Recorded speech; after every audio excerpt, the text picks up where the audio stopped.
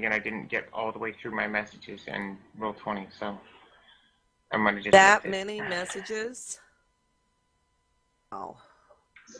Yeah, I've been so busy the last couple of days. I got logged in to start getting my preps finished today, and I had over 30 messages in Roll20.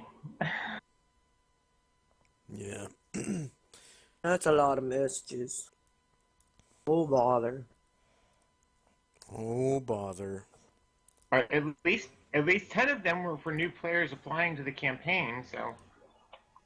It's always nice having new applicant. Holy shit, I dinged. Yay! Nice. New spell for antics, so bother. How long till you can get lightning bolt, dude? New spell level also, isn't it? No, I'm just level 4. Oh, bother. Okay.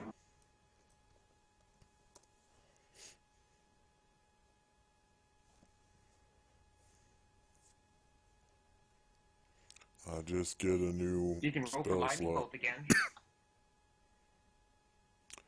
I think I successfully learned lightning bolt, didn't I thought you missed that one. I? Maybe I did. Maybe I'm thinking of Shannon's lightning bolt. Oh, fireball? No, he was going for lightning bolt. I remember that. I thought, now that you mention it, I do think you got it. I have to look back. Yeah, the lightning bolt was in the Joggerald's tome. I think I failed it. Not fireball. Yeah, I remember that you'd failed it, and you were complaining about the wasted pages, and I said, no, remember, I don't consider them wasted pages. Just when you re-roll, if you roll for more pages, you have to add those extra pages to it. Hmm. That's nice. That's generous. I mean, the notes are still there. Yeah.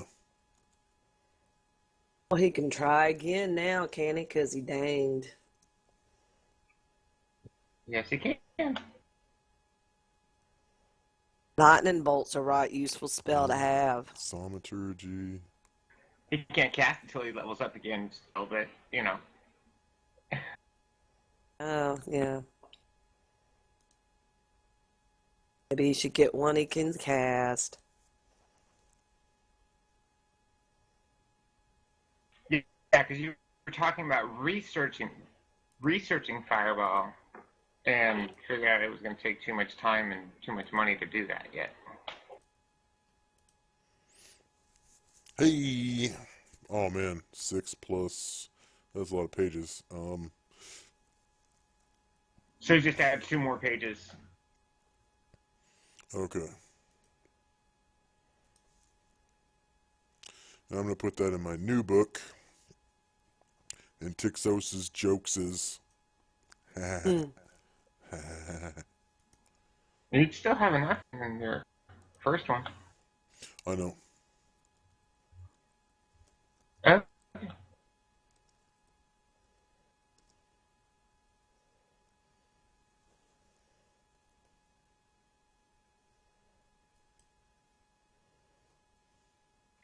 Got some other first and second level spells you want to put in that? Yeah, probably eventually. I like to break them up. Usually I only put first and second level spells in my initial spell book.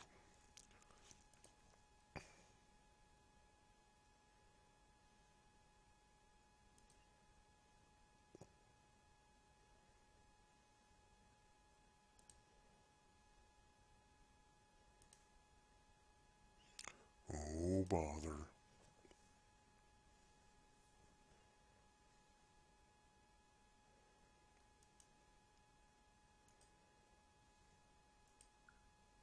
Okay, so where were we at? Silpha, you had just spent the night in the safe room underneath the Yeah, I just Temple made of my save Pain. versus polymorph. Yeah. Right. Kvik and Arendelle, was Edward staying with you, Kvik? Edward will So show up his in the token morning is looking still for up there us. by the temple. Yeah. So. Okay. So yeah, Kvik and Arendelle slept in a couple of the bowers that were near the Temple of Attain. And Edward, Zed, and Tixos went back to his parents' house. So you had gotten a request from the High Priestess to Nice. Rats. kind of a lead on something that would help with Zilpha, and also a request to retrieve a sacred tome.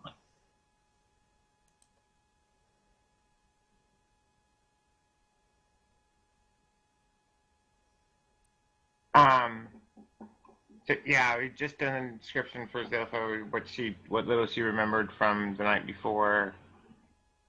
Um,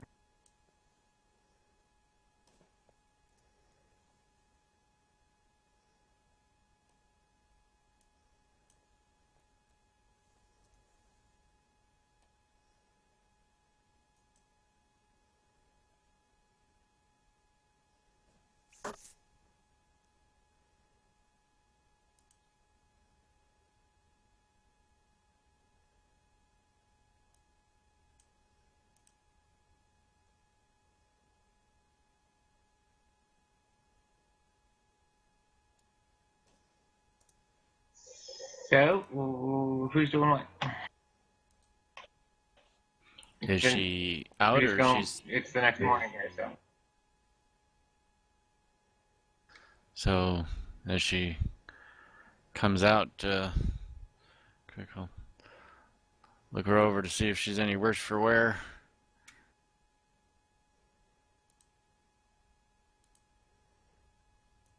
That wasn't very much fun, Kvik, but I feel like maybe I learned something and maybe it's not going to be as bad as I thought it was. I think the priests of Attain helped quite a bit with that ceremony. That's good. Looking her over, does she look any different? She looks a little bit more solid, if anything.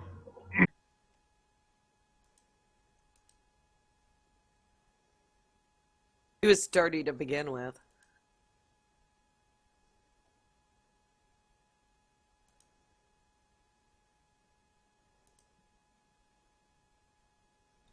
Nice. Say that again? She's always been sturdy to begin with. Sturdy was the adjective I always used to describe her, so yeah. Now she's sturdy Yeah. and solid. I was gonna say, yeah, she looks a little bit more solid. Um, a little bit,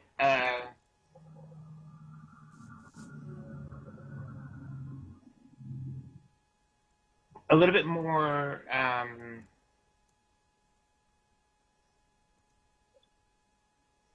the lines of her face are just a little bit less soft. You kind of notice that, where you can see the muscles in her arms and stuff, they're a little bit more defined than they were. Okay. Am I hungry?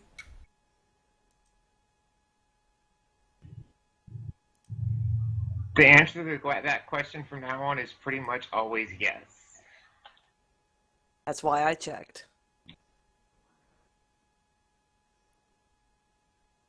Is she cleaned up or does she look like she's ravaged? I mean, Yeah, she's cleaned up, dressed again, and all that. I mean, you know, she's not doesn't look like she's waded through a slaughterhouse or anything like that. I'd have cleaned up no, before no. I came out. that were the case. Anyway, I don't want to freak out the animals. Right, right. Okay. Well, let's go grab some breakfast. I'm a Ah, little hungry myself. you read my mind. Let's go. Hey, Arendelle, how's it going? How's your bow treating you? Blah, blah, blah.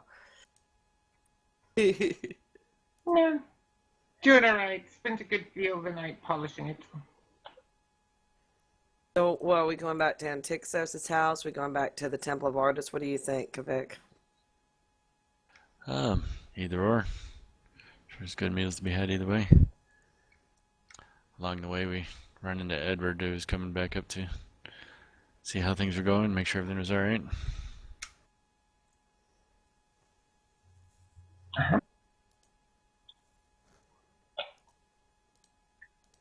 Okay. So Edward comes up, meets as you're deciding which way to go. There's a ferry sitting here waiting for you to take you back to the other side of the barge dock.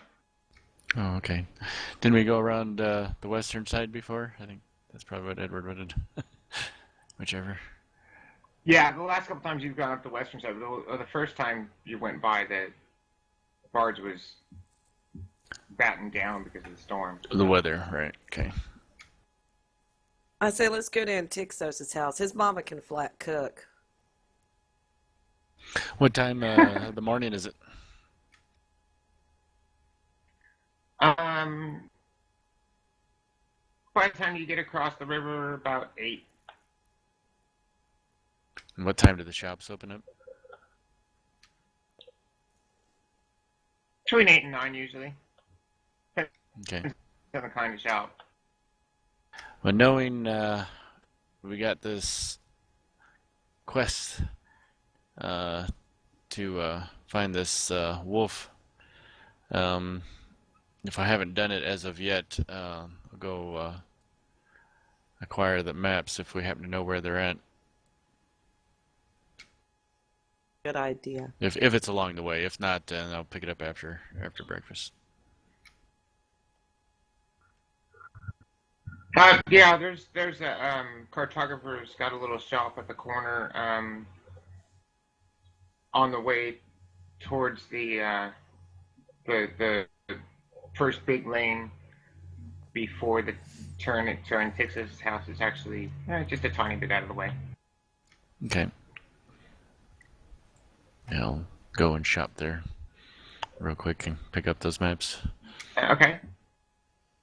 Uh-huh. I don't have all those digitized yet, so That's fine. Yeah, just I'll get them to you when I have them. yep.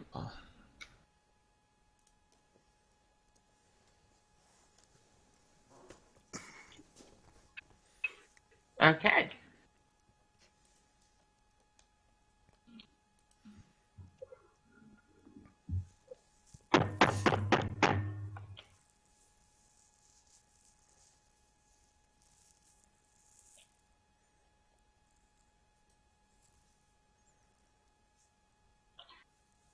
Take it that was us knocking, right?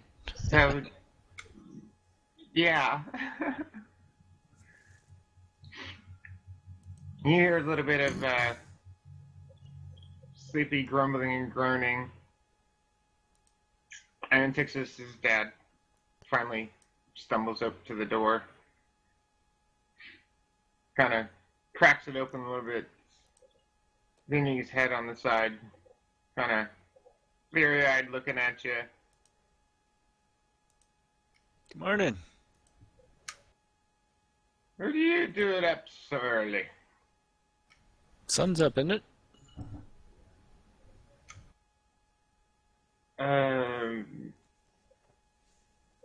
He looks up at the sky. I guess so.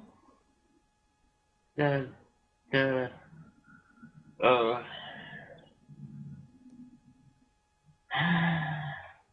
I'm sorry. Did we wake you? Don't apologies. mind me. I was up till moonset working on something. And kind of stumbles back from the door a little bit to let you guys in. And then just kind of waddles back upstairs and disappears. Whispers Zilpha, maybe we should have gone to the temple. How are we supposed to know Didn't they realize they wouldn't slept be? in so late. How are we supposed to know they weren't up at a reasonable hour?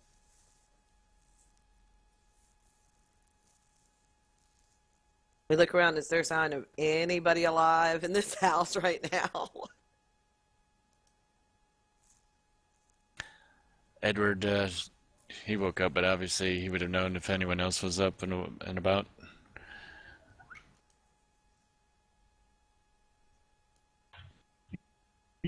When he headed out to go look for you, no one was up yet. Right. Yeah, so he'll relay that. Everyone was asleep. Sorry, I should have said something. Thought maybe they'd be awake by the time we go back. That's fine. There's plenty of places in this city to eat. I know a great little souvlaki joint down by the water. Oh, they got seafood down there too. You like seafood? You eating a lot of seafood? Vic, I bet you haven't because you've never seen the big water. Well, not before, but no, it's would be interesting. Oh yeah, we got to get you down there and let you try some. Let's go on down. For this open sea fish and not any of that river stuff and pond stuff. You know, it tastes different when it comes out of the It's sea. good food. Thanks for a good breakfast. Let's go. I like my trout. Good catfish. As you're talking about all this, Antixos, are you getting up for the morning? I'm already up and I'm going through my books of magic. Oh bother. Oh, okay. As you guys are talking, deciding to head out, you see Zed kind of with his a little bit jolting stride coming down the stairs. Someone said breakfast? Okay, so the the attempt where it says in the chat log that I tried to learn lightning bolt was actually for fireball. I put the wrong spell in. I remember now. I typed out the wrong spell. That was actually because it's 4 pages, and I put fireball 4 pages, and I spent the money to research the spell, and there's no roll to learn fireball.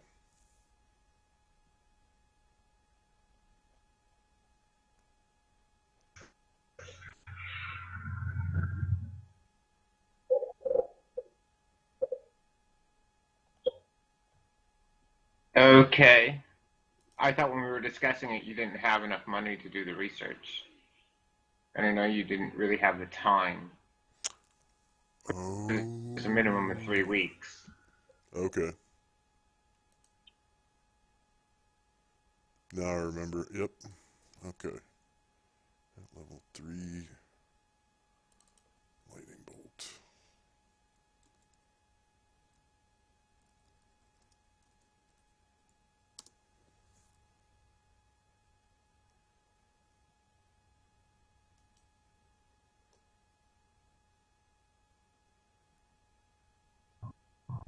Uh-oh.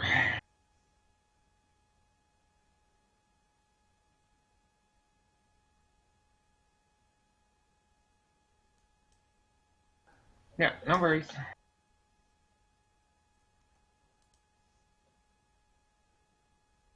Oh, And I no, just go. changed it in my Okay, so book you're to gonna head reflect it down was a towards. lightning bolt rule rather than fireball.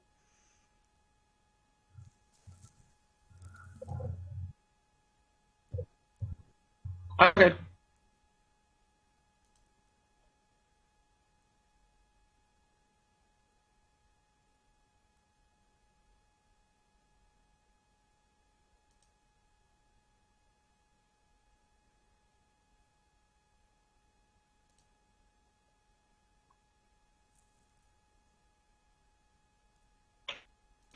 Okay, so you hear everyone else talking a little bit downstairs, talking about heading off to breakfast.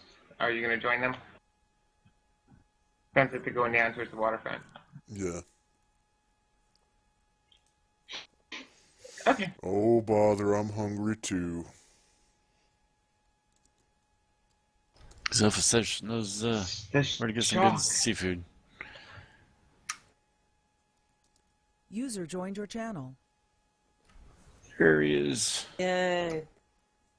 Yeah, if somebody just wants to move the party token, that's fine.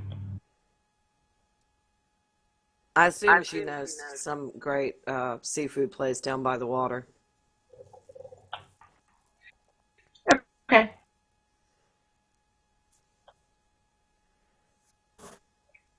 There's the likely.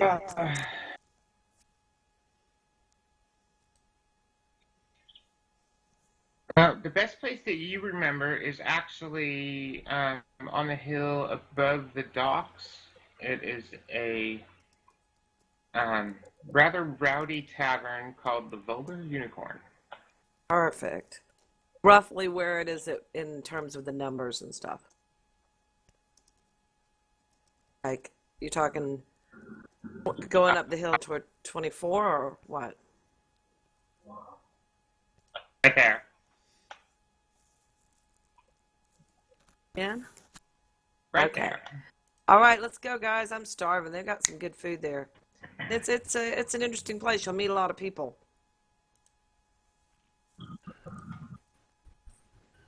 Oh.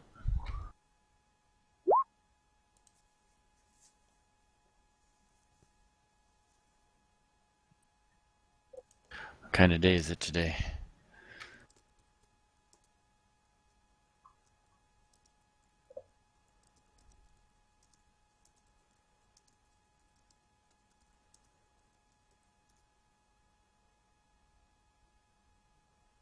At the Vulgar Unicorn.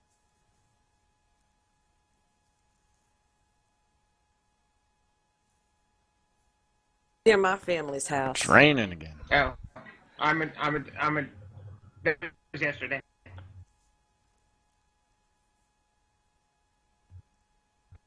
Actually, day before yesterday. I forgot to advance it after the ritual.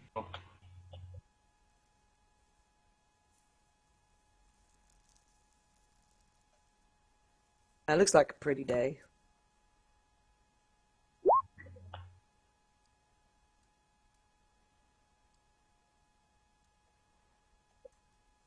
All right.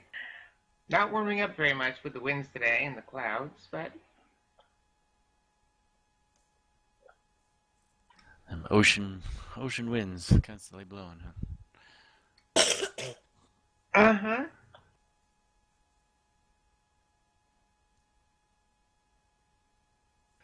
Alright, so go in. Okay. Said it's I'm rowdy. coming. Zip will lead you up to this tavern called the Vulgar Unicorn.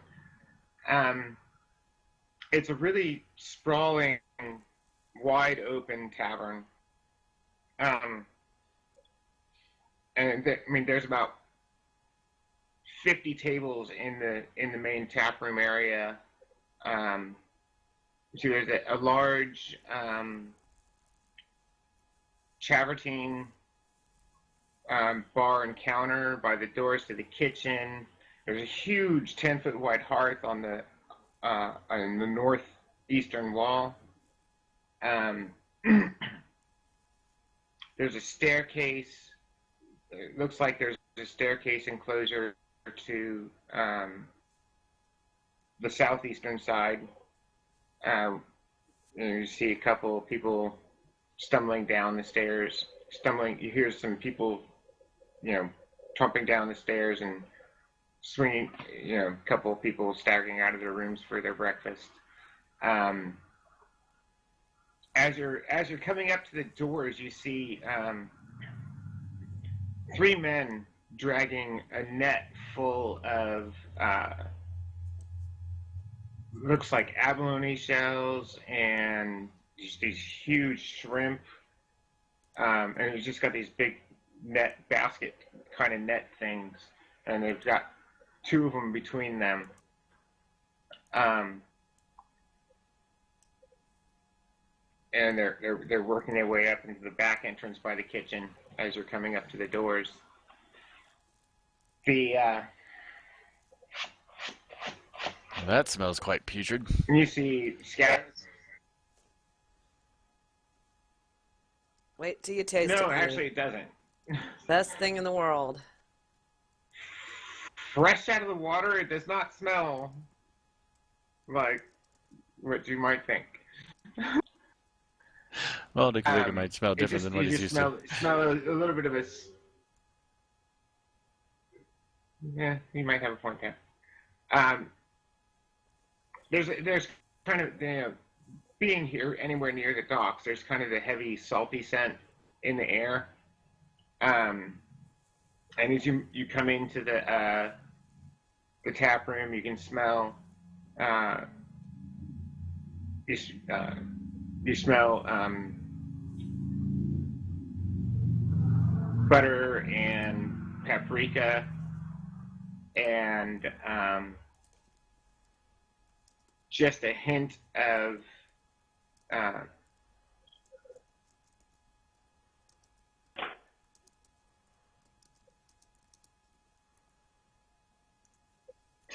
think you're not quite familiar with it. It's a little bit sharp, almost like anise, but not. It's a little bit sweeter than anise is.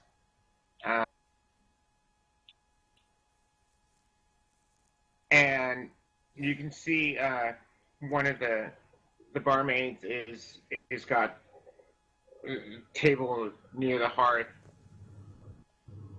She's got this platter with this big bowl full of grilled shrimp and mussels, and there's a little bit of dusting of some sort of orange spice, and this huge little this big bowl full of melted butter, and then there's another big bowl full of spiced fried potatoes, and it looks like and then another one full of with a bunch of scrambled eggs in it. And she goes and she sets out plates for the 6 people. It looks like they look like traders probably, and then sets the 3 big bowls with the bowl of butter in the middle of the table, and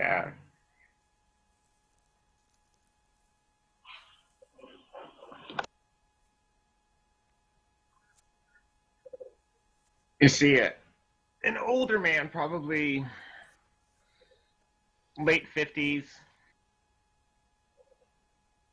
um, leaning against, sitting in a chair, leaning back against the wall near a kind of plain door in the far corner. He's got a half apron on, not stained. It's pretty clean. But his tunic has got a little bit looks like maybe old beer stains or old wine stains in it here, spots here and there. He's just kind of leaning back, watching the people coming down for their breakfast, and as you're looking around, still you see another barmaid coming out with another big platter similar to the first one. You see another group of people gathering at another table, sort of in the middle of the tap room. Well, the first one has gone back and grabbed up a couple of pitchers of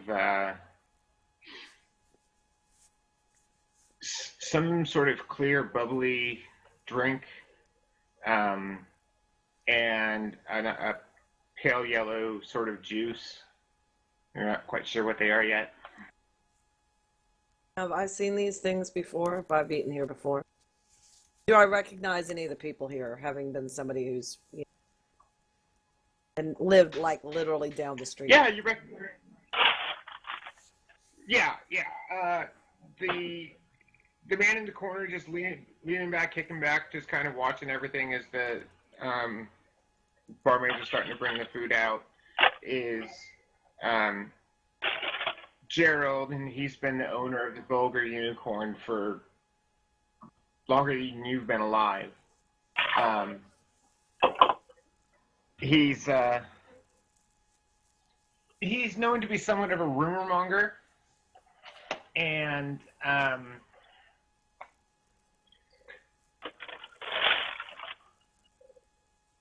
The Vulgar Unicorn is actually infamous as a place where scoundrels hang out in the evenings, but during the daytime, Jared keeps it clean and doesn't let any riffraff in. But once the sun starts to go down, all bets are off. Yeah.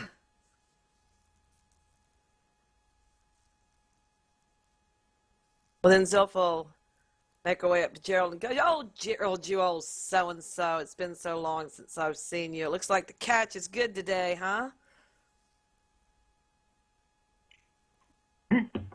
Oh yeah, yeah. You think you've got enough to feed me and my friends? We're quite hungry, honey. Them We shrimp, them shrimp have been feasting real good this summer. That sounds Getting big perfect. baskets full every day. That sounds perfect, because my friends and I are hungry. We could pack it away today, I promise you, my friend. Oh, Big bother. shrimp. I hope you have no shortage of butter then, 'cause I'm a hungry hippo today, A growing boy. growing sideways. Well, then let's get a seat and get some of these shrimps and taste them up. We'll see how he's doing. I bet they're good today, Gerald. They're looking good. They're smelling good. I can't wait. I've missed this. I sure would like some scrimp. Definitely smells better in here. Shrimp. Oh Well, yeah, look at you. the smells are great. Not anything you're really used to, but being growing up and living in the woods and all that, the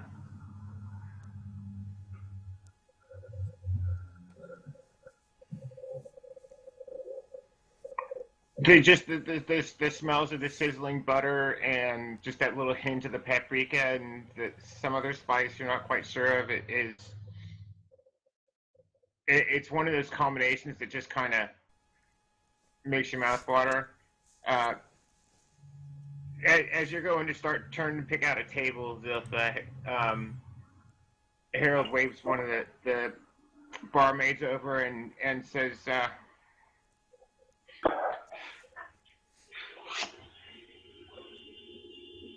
y'all want the turkey eggs or the chicken eggs for the scramble?" Y'all have a preference? I'm kind of partial to chicken eggs. I'll leave it up That's to what you. that's what I tend to go for too. So we'll take the chicken eggs today. I totally want to try the turkey eggs. All right, All right, Yeah, Zed so wants does the Edward. turkey eggs, all right, and Edward does too. He'll convey this over. okay. Yep, he waves the barmaid off, and he kind of looks at you for a minute. Been riding hard for a while, huh, lady? I tell you what, when you get out there on the trail and you Damn. start working with the caravans, you'll put some muscle on. That's not work for a weak person. Damn, pal. You never ask a woman that, I'm whether grateful to she's not been have known that for 35 years. rode hard. I was gonna say, I think he's coming on to you. As we're tucking into the food, Zelfa's going to dive in. She's got a hearty appetite today, and while we're doing that, I'm going to run take a quick bio. I'll be right back. Y'all have fun. Okay.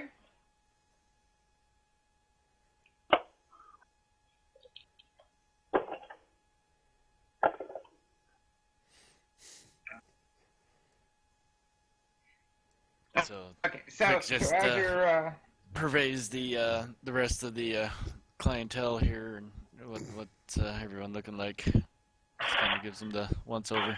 Oh, bother. I sure do want that scrimp. yeah, they mostly look like merchants or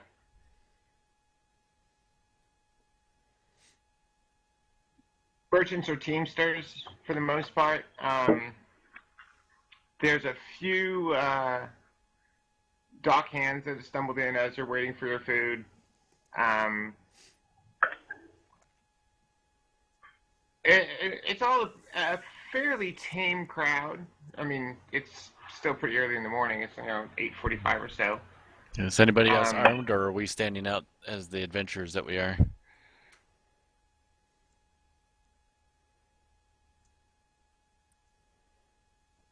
um, the only other person you notice that doesn't fit in with the rest of the crowd really is the one guy that Zilfid tried to talk to while she was checking down near the docks the other day, looking for a sellsword. The sailor that was complaining about his captain taking the woman away from him and beating him. Oh, he's back. Or here. That guy. Great. Okay. I need a percentile roll from you, Shannon. Percentile roll. Well, guess what? I can do that.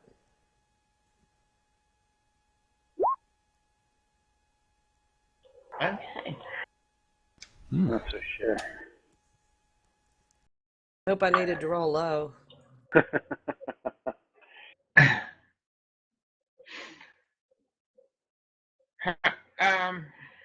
As you're settling in and waiting, you're smelling wolf in the tavern. Uh-oh. Really? Cat I'm fight. a, And you're also specifically werewolf, but you're also smelling a shark, but you're not getting the were scent with it. well, if there's a shark this far from the sea, I'm sure it's not a threat to us right now. So, I'll look Unless it's a land around shark. and try to see if I can land. Ding dong, land shark. Oh, you all are nowhere near ready for a land shark. One of my favorite Saturday Night Live skits, though. I love that one. Hey, Von Lady. The land shark, isn't it? No. So, Candygram. Candygram. Yeah. So I'm going to start looking around and just kind of seeing if I can spot any wolfy characteristics, very subtly, not, sticking my head up in the air going sniff, sniff, sniff, but, just kind of being attentive to the smells as the breeze blows by me so I can see which direction it's coming from and try to see if I can ascertain who it is. They're probably doing the same thing to you. That's what I figure. If you picked up with it, because different races don't always notice each other. The best you're getting is if it's somewhere near the door. You do notice that the guy that you kind of started to interview as a sellsword sailor that was griping about with all the lash marks on him, that was griping about the captain taking the woman that he away from him and throwing him off the boat after giving him 100 lashes, is tucked into a corner, a small table in the corner by the door.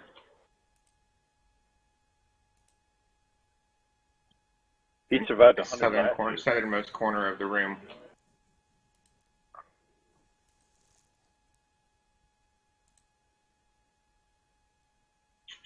Yep, and they don't look to have been done gently because he's got just massive welts and scars all over.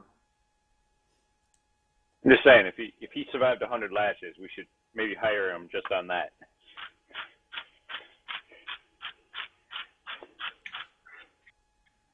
That's a lot.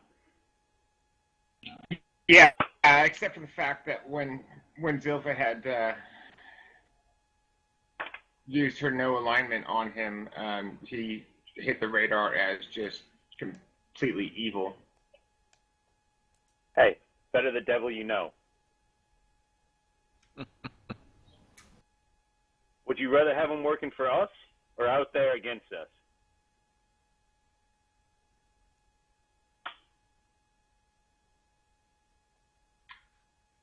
Or not at all. Waitress comes What? bouncing up to the I'm table. not against that. If you want to kill the Barmaid comes guy, bounding up to the let me table know. as you guys are starting to discuss this, and says, "I'm Trey. I'll be bringing you your stuff. Do you want juice, or do you want juice and akavate, or just akavate juice?" And she starts laying the plates out for you all and setting the bowls of the shrimp and scallops and abalone that look like they've just been grilled over on a hot plate. They're all nicely orangish. You know, they got that nice color to them. The abalone and the scallops look like they've got just a little dusting of some sort of seasoning salt on them. The shrimp it looks like it's dusted with paprika. She sets the big bowl of butter down, and then Oh, that's a good idea. fried potatoes with a little bit of mushrooms and onions in them. A bowl of a larger bowl of scrambled eggs, and then a smaller one that she sets between Zed and Edward with the kind of a little more orangish colored scrambled eggs. He said, "Those are your turkey eggs, eh?" Thank you, ma'am. Thank Are you. the shrimp pre-peeled? What? Yeah, there's just the tips of the tails on them still. Okay. Oh, you get high cholesterol. Quick will pick up one of the shrimp and eat it tail first. It's a little crunchy. The meat's pretty good though. Is it supposed to taste like this? You're a landlubber, huh? First time eating shrimp. We don't normally eat the shell or the tail. Oh, well, Just eat the that's meat good part. because they're not Oh, very Kavik, good. it's like this. You watch this closely. Oh, that makes more sense. Just for the record, Asia is very common to eat the shrimp with the shell on. Legs and all. Yeah.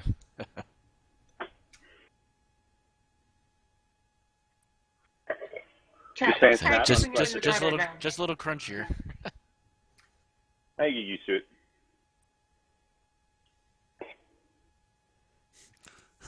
Oh, bother. It's got lots of fiber.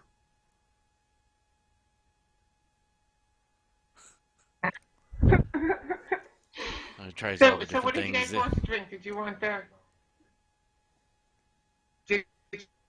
the papaya juice and some akavate, or just the juice? The juice. Don't look like you Oh. all are hungover, so you might not Edward- want the akavate. Edward wants a big glass of milk. You got milk? Don't eat milk with seafood. Oh, Edward does. What are you for? For my breakfast, I like a big glass of milk. When you say juice, do you mean ale? Because then, yes, I want some. She said papaya juice, actually.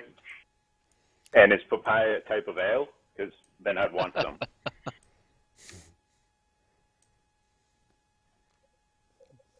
Well, we can I'll- bring you ale, but Yep. didn't take you for a hardcore drunkard. I'm not.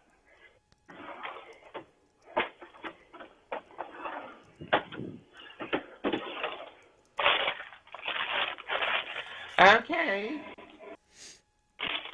What do the rest of you have? I'll take some of everything, thank you. I think we'll have juice.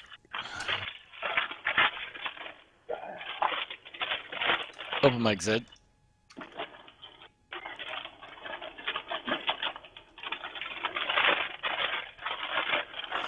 Is that potato chips or? Where'd your token go?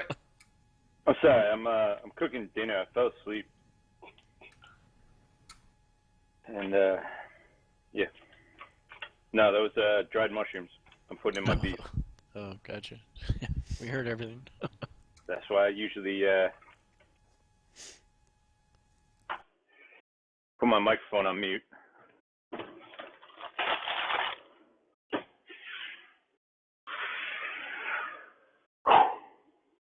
Just realized my microphone had been muted. I'd muted it because I had a nasty cough coming in.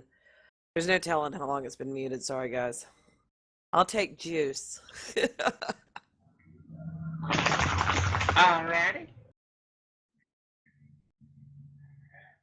So a pitcher of juice and an ale. All right. Did you want the dark or the light? Oh, definitely a light ale, please. Okay. Be right back. She is bouncing Yeah. off.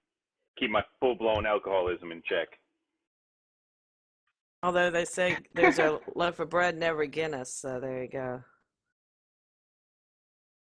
So Zilpha's going to keep her eye on Lashy Man as she also just kind of looks around and sees if there's anybody else that might be a likely target or a likely suspect for the Wolfie person. In the infantry, when we're deployed, we had a thing called recon by fire. Yeah. As you're watching, you're keeping an eye on the man in the corner. You notice his behavior's a little bit odd. It's much less of that sense of someone who's kind of coming back from a hangover. It looks like he's trying to pretend to be hungover, and kind of keeping his head down.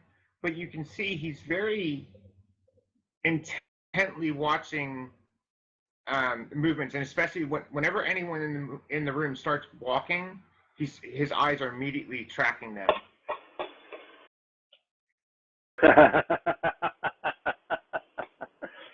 But someone's having a hard time with the full moon. Well, the full moon's over now, right? Isn't it just the one day? Well, yeah, but I mean, if he lost control of himself.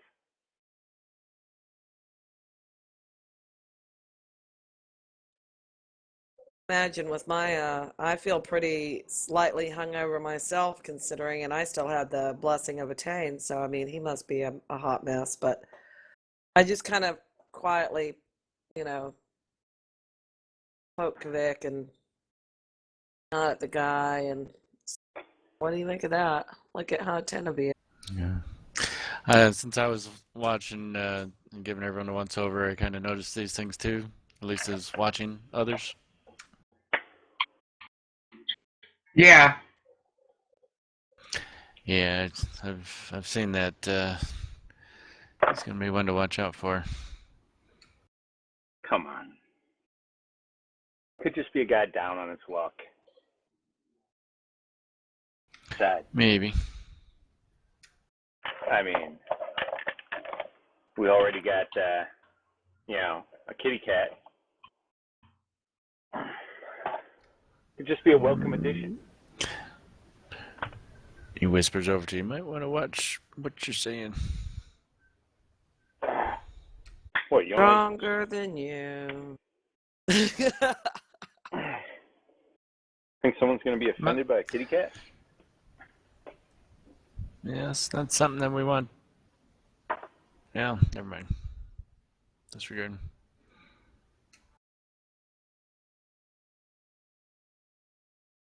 Their ears. So goes back to Little pitchers enjoying. pour out what they hear inside. Goes back to enjoying the meal.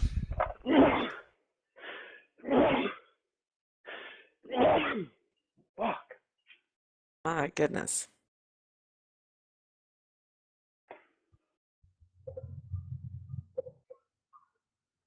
Okay.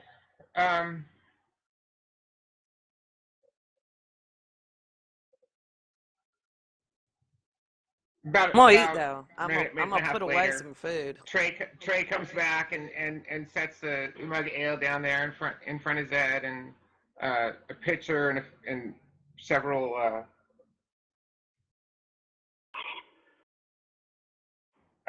ceramic goblets on the table with the pale yellow juice that you guys had seen one of the other barmaids taken to the first table.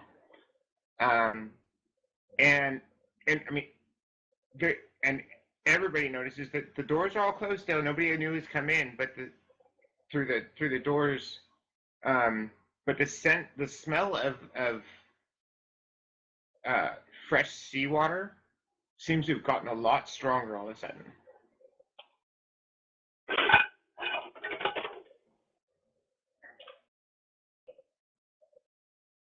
It smells I the food. experienced. Is it the food? Is it we're all noticing it, or just? Yeah, it's strong enough that everyone is smelling it. Have I ever noticed anything like that before, having grown up next to us, having spent so much years in training next to the water? Has this ever happened to me before? Nope.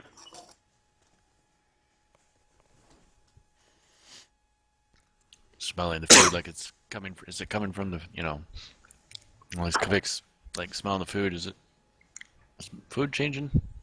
No, I'm gonna start looking around see if I can detect that sharky smell. Okay. Oh my goodness! Let's Just in time, see. Elena. Um, very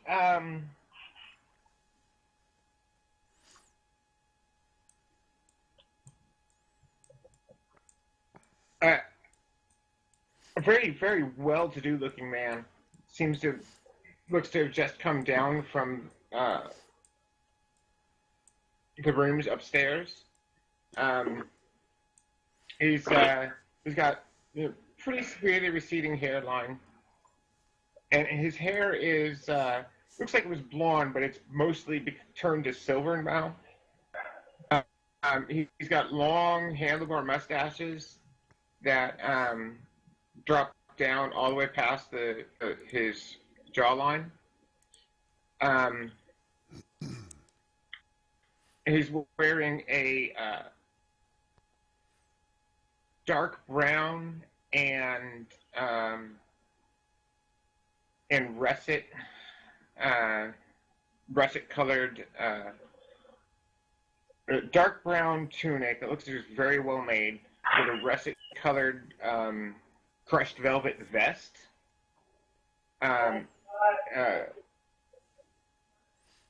really thin looking black leather pants and boots, and the pants kind of got a funny shimmer to them. Like they're Like not eelskin? from a sort of creature that any of you recognize. Is it like eel skin? Say again? Is it like eel skin? Oh, almost, but you said eel skin, right? Yeah. Almost, but not quite. There's the patterning's a little bit different. Yeah, and growing up seeing this in a port city, you would recognize eel skin.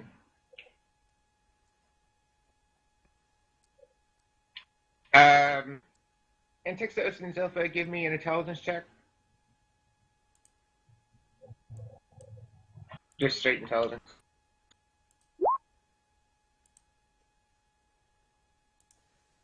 Oh, I have to have my token out.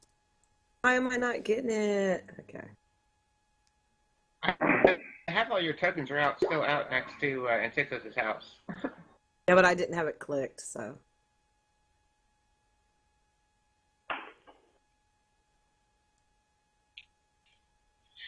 Okay.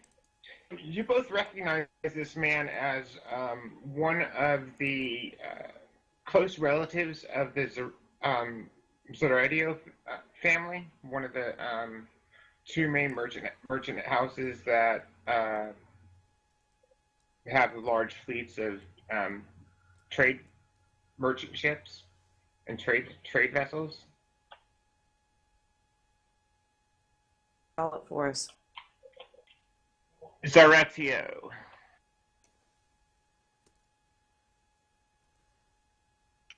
Yeah, I mean the hairline, the hair color are all very typical of the family. It's kind of a very rectangular face, and but a very narrow nose, which kind of gives him a little bit of an odd appearance. Um,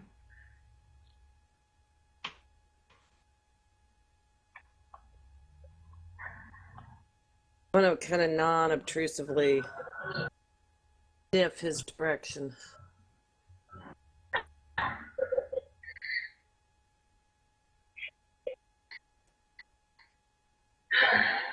okay. And he comes in.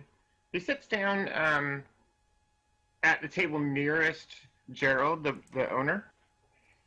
And he just raises a hand and waves to Tess, and she goes right back in, and she brings him just a big plate full of Drum? the shrimp and scallops. She doesn't bring him any of the eggs or potatoes though. She just brings him a big platter full of the shrimp and a bowl of butter. And she sets it down with him with a small pitcher of juice.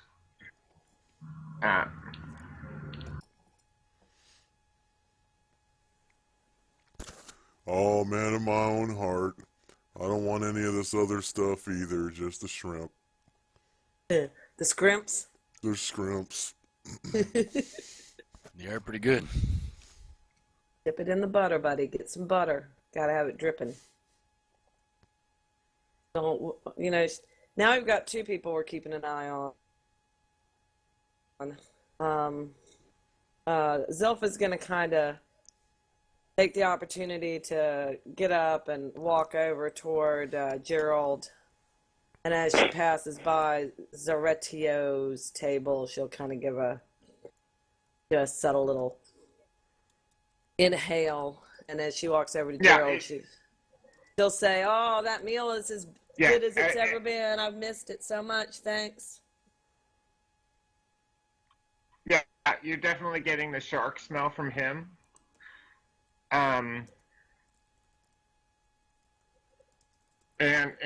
he's watching you, and you notice a little flare of his nostrils as you walk by, and as you're walking up to Gerald, and start talking, you kind of catch it. He gets a little bit of a quirky smile for a second. As he's starting to eat, but doesn't really give you any special attention other than that. Once I just, pat Gerald on the back. "Oh, I've missed this food, Gerald. You make the best shrimp and, 12 continents or whatever. And good to see you again. How's old Bessie?" Just gossip a little bit, and then make my way back to the table and relay it to Kavik that, yeah, that dude's the reason we're smelling the seawater, and I'm smelling a whole bunch of shark.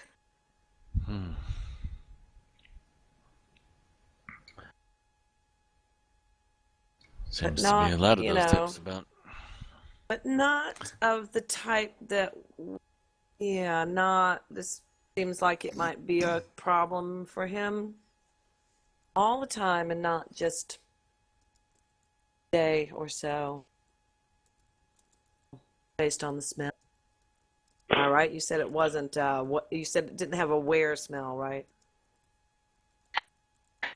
No, it does not. You don't smell lycanthropy with it, with the shark, like you do with the werewolf. Unusual.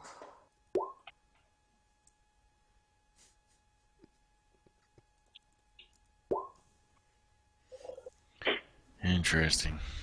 Very interesting. say as it thrills me much. Try to talk to Antixo about it, but he seems to be full of scrimps, so.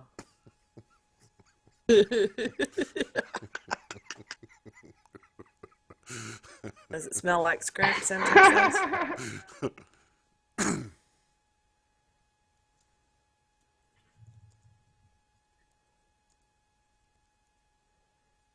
Yeah, I figured that. Since you weren't smelling the shark anyways. Yeah, I haven't even had a chance to mention it to him. He's been too busy stuffing scrimps in his face.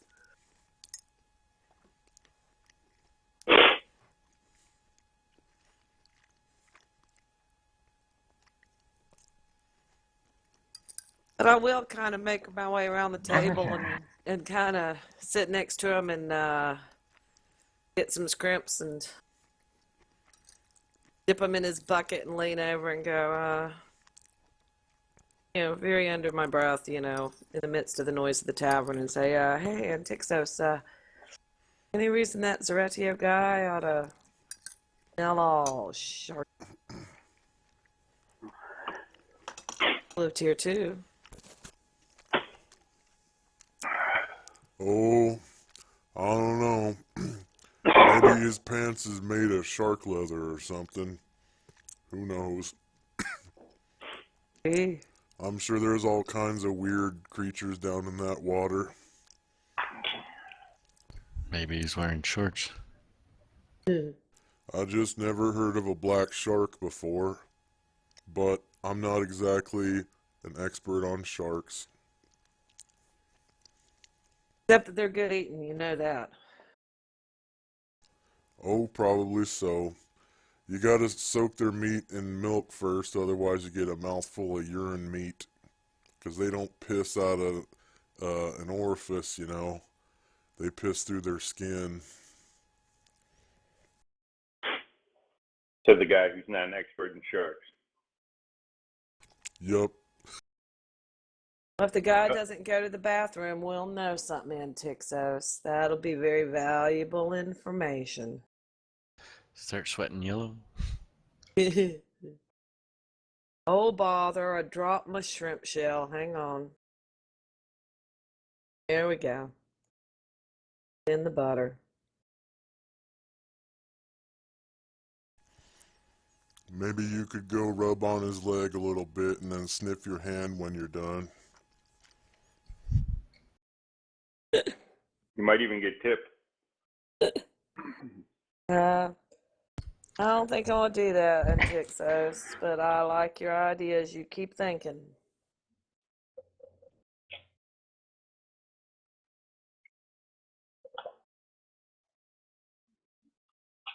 Did you delete your token again in Texas? Yeah. Okay, I was keeping it on the map so I could target your token.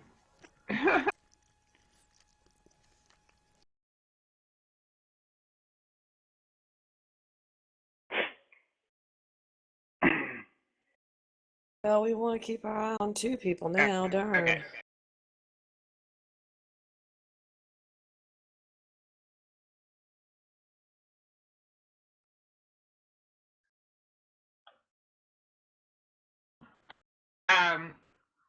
Rick, as Ziff is heading back to the barrel, you notice that the guy with all the scars is really glaring very intently at the well-dressed man that just came down, and once once the barmaid sets the plate down for him with all of his Sherman scallops and his bowl of butter, he kind of shoves himself up from the table real abruptly and storms out the door.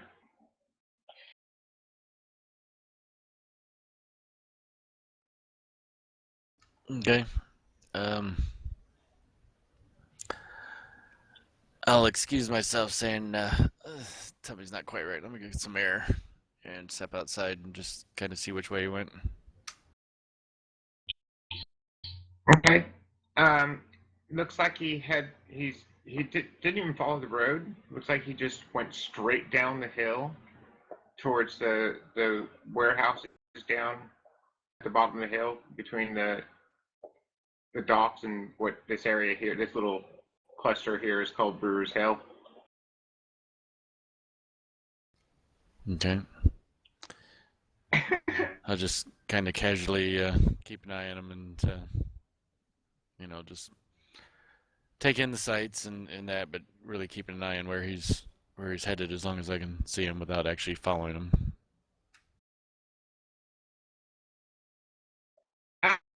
As you come to the edge of the hill, you see that he is, yeah, right about there.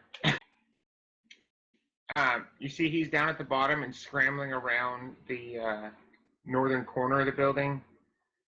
Looks like he turns and dodges down. A minute later, you see him nonchalantly walking up the road right about there from your high vantage point. Okay. Is he still empty-handed? Is not carrying anything or like that? Yeah, he's got I mean, he's not carrying anything in his hands. He's got a cutlass slung at his belt, and a thin dagger right next to it. But other than that, he doesn't look like he's got anything on him. Okay. I'll enjoy the sight. Uh, um, being up on the hill a little bit, it's got a good view of the sea, right? Oh yeah, you got a great view of the harbor. So I'll enjoy and get some, well, Oh, not so Kvik, fresh air. maybe we should get back inside. Those scrimps aren't gonna eat themselves. No, I just needed to stretch a bit. It's got kind of full there, so loosen up the belt, stretch it out a bit.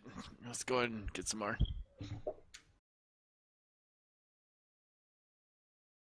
So I go back inside. Did Zilpha notice Mr. Fishy Pants Okay. having any reaction to Mr. Lashy Man storming out, or was he just didn't seem to care or notice? Um, you see him glance up when he hears the chair being shoved back abruptly, and then once the man with all the scars goes out the door, he kind of shakes his head. He's got a little bit of a disappointed look on his face, I guess. That's the way to describe it. And after that, he seems to dismiss him and goes back to his breakfast.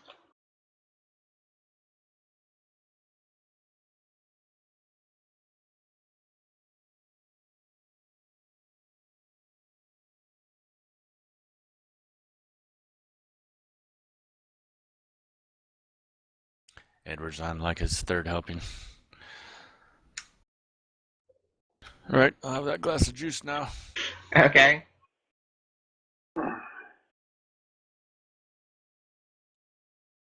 Is this somebody I would have met before, or just known around town because of their family's reputation? Fishy Pants. It's not anyone you in particular you would have met, but he does have the very strong family resemblance. You do know that many of the many of the people in the Zeredio family have quite a few of them actually are captains of the merchant some of the various ships in their fleet, and or serving as like a second officer while they're learning their trade. Only the main family with uh,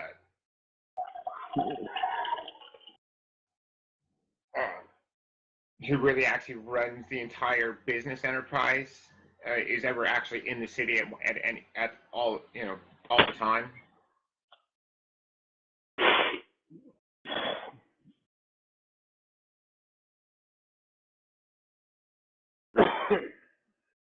Well, I'll just keep it eating. I'm gonna pack it away while we're here. I mean, I know Gerald makes the best shrimp in all of Port Haravan, so can't waste it just because there's a sharky dude in the room.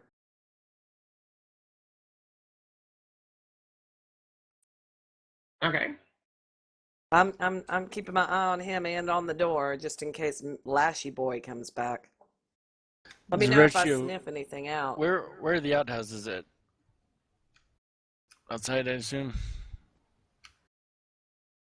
Or is there Uh, like an inner room? Zorachio wouldn't be on the way, would he? To the doors or anything?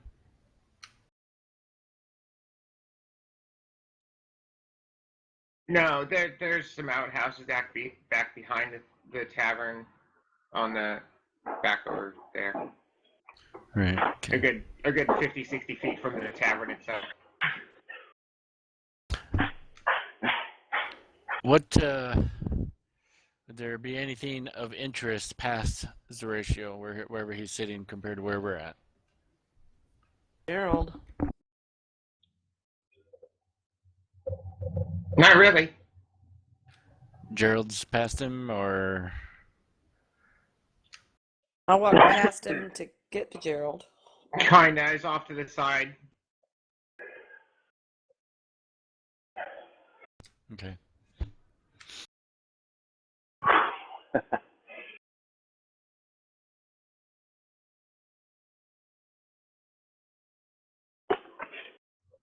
Yeah, you guys seem to be on the tail end of the breakfast rush. The few people that didn't have to be up early for something or other are just, getting the last of the breakfast, what, the breakfast run, and most everybody else.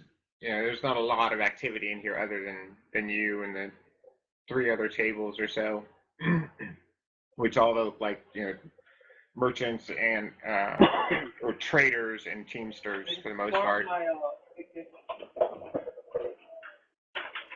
Well, Kvik's What's never more? been the most social type. He's just gonna get up, walk right over to Zorachio, and say, "Those are interesting pants. Where'd you get them?"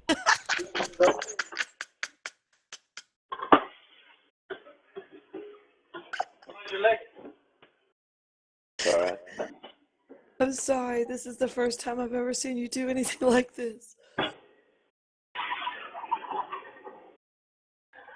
Silpha sits there with her eyes wide open We and got grabs them a from. mollusk and is like,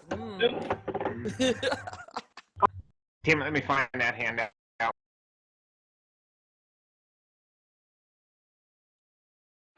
Oh, that's why I don't see it. It's because it's linked out now.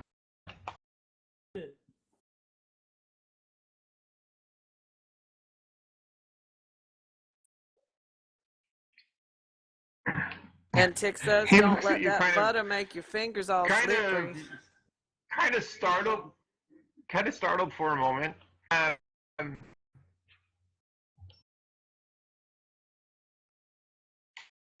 and he says, "I got them from a gnomish craftsman on the far isle of Barati." Rati, where in the hell is that?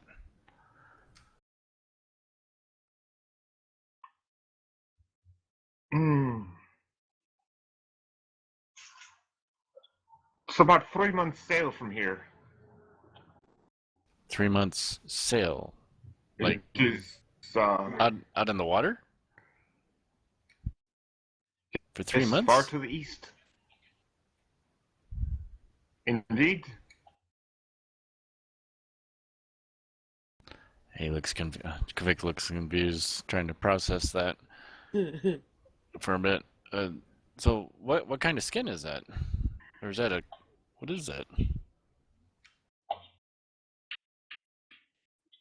It is the skin of a eastern reef shark.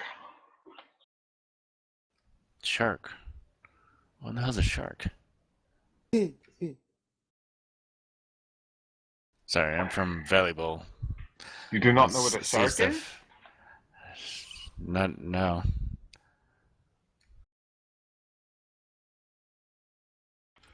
Looks like an They interesting. are.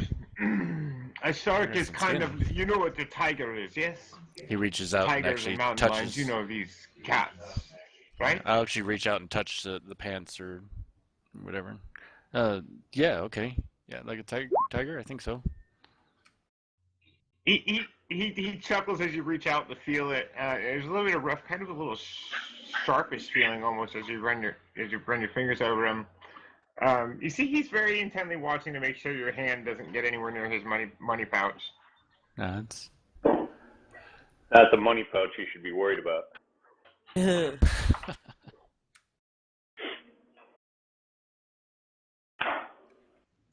it's got an interesting texture.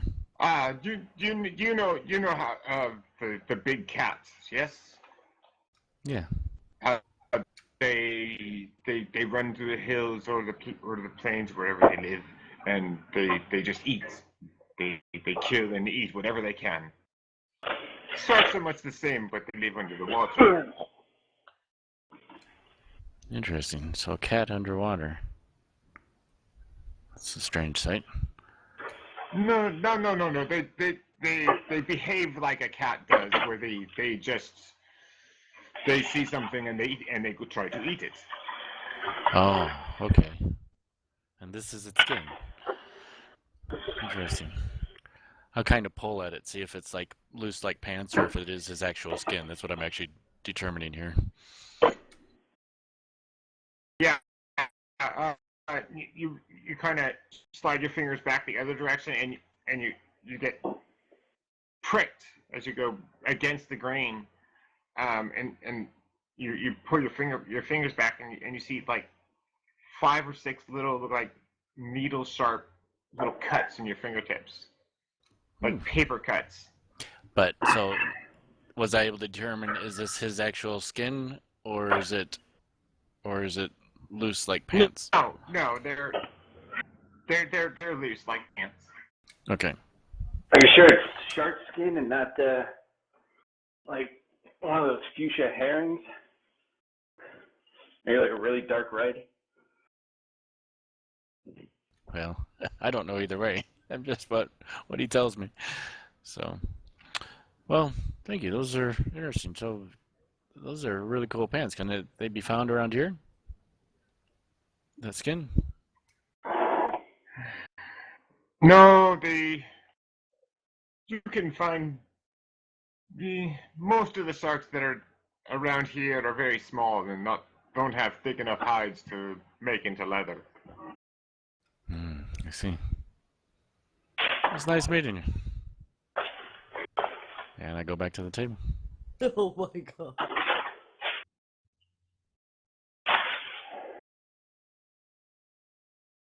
Love you, man. You're definitely getting the impression throughout the exchange that he's had more than you're not the first person to ask him about the pants. Probably the first one who's been pulling at He's it to see if it's very, actual pants very, material, though. very,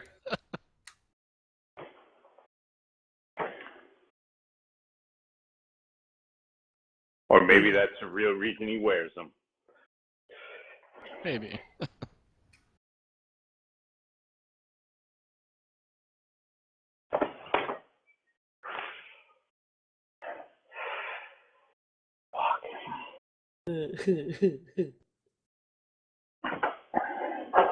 I'll just lean over to Zoph and say, well, it's not his skin.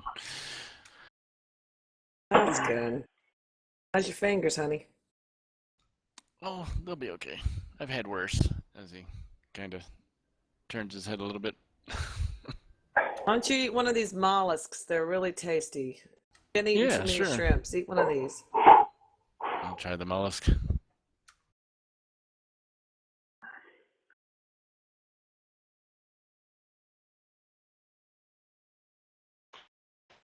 no, the mollusks. It looks like they're fried and they're seasoned with basically what's like um, sea salt that's been steeped in like a vegetable broth, and then left to dry out. Kind of a homemade seasoned salt. Good. And This is good. Tixos, you getting full yet, honey? Got things to do.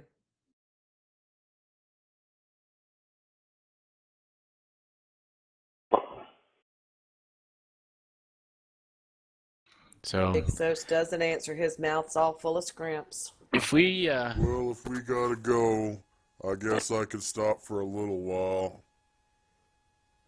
I'll eat a few more. We got a minute. Go did I ahead, have to Quebec. order the maps or do I have them? No, the merchant there on Moneylenders Row had some had Right. various maps in stock. So It's actually a knowing cartographer's shop. He has right. you know So what I'd like to 5 or do 6 of is each.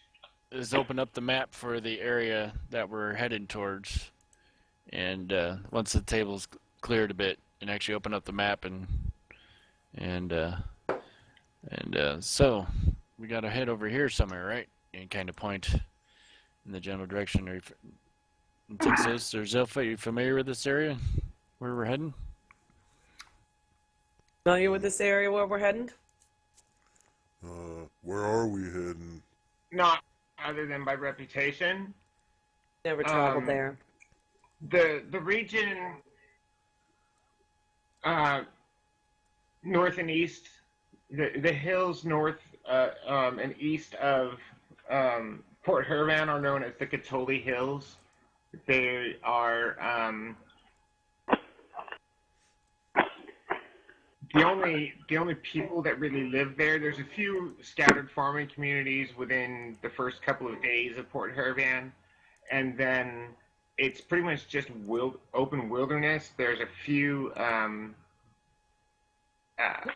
tribes that live in that area. Only actually like a couple of dozen, and they're semi-nomadic, and they are they don't have any written language. They're still existing on strictly an oral tradition, and they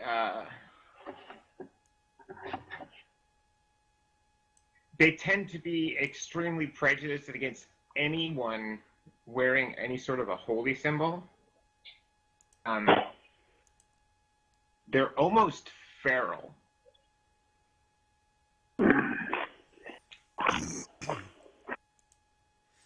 So how rugged a terrain is it going to be going up through there? Is it, or what travel preps might we need? It's just rolling hills, kind of a mix of rolling hills and plains for the most part. There's scattered little patches of woods and this and that, but mostly scrub and brush. Similar to the Duregi Hills, the trees are a lot sparser, and it's not quite as rough.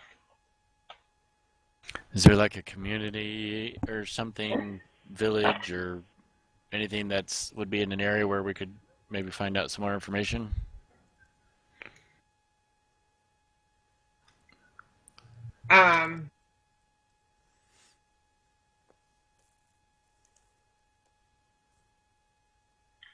The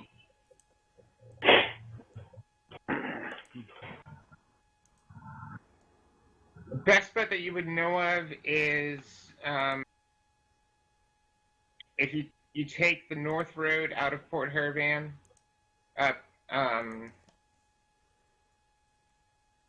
which actually goes out the East Gate, oddly enough, and then follow the North Road to Carbon Village, which is actually about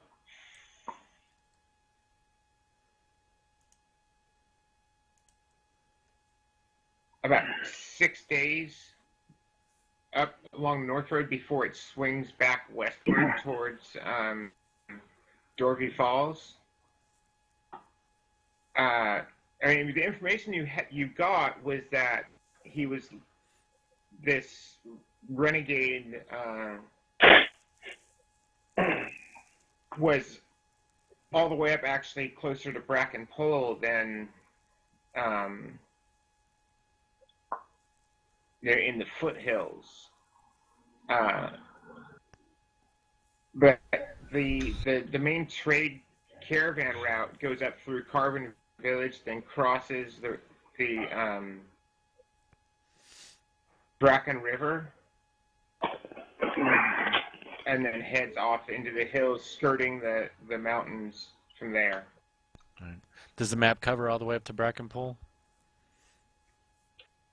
The map that you have that I've actually got digitized.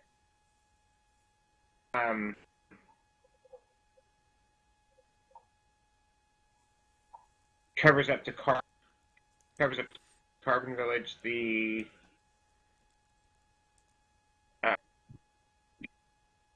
new map that you got does not go all the way up to Bracken Pole. Okay.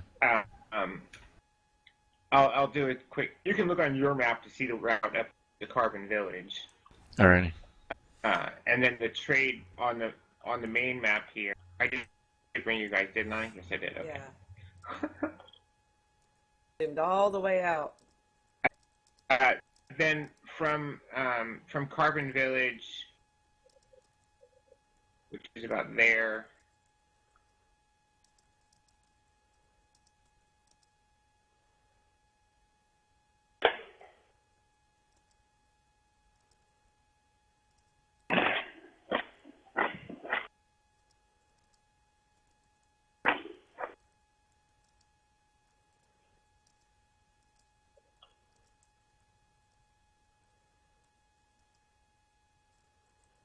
Okay, let's try that again.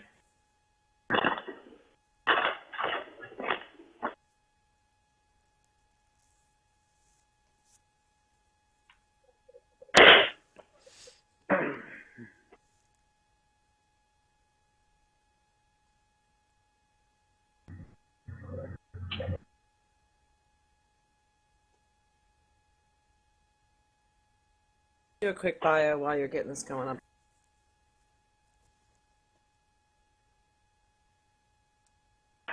Okay. Okay, so The the rumor is that he's all the way up near Bracken Pole? right, the new map that you got for the Katoli Hills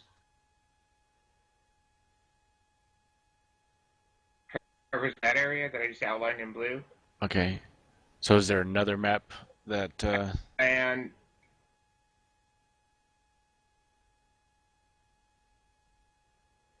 not that the cartographer had available. Gotcha. Okay.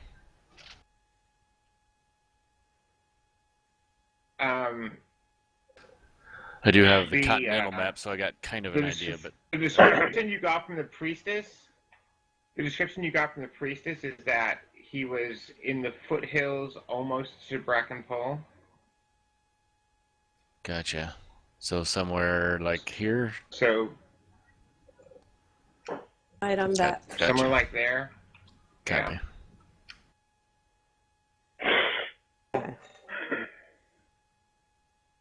So asking Zilpha and Antixos if they're aware of any villages that are in, 10, 20 miles of that area, other than Bracken Pole. Smaller. Oh, Kavik, I've been here my whole life. Only other place I know of is that one place you talked about, that Fort Benson. How big is each? It's never been northeast. Weird. Yeah, how long is this travel that we're looking at right here?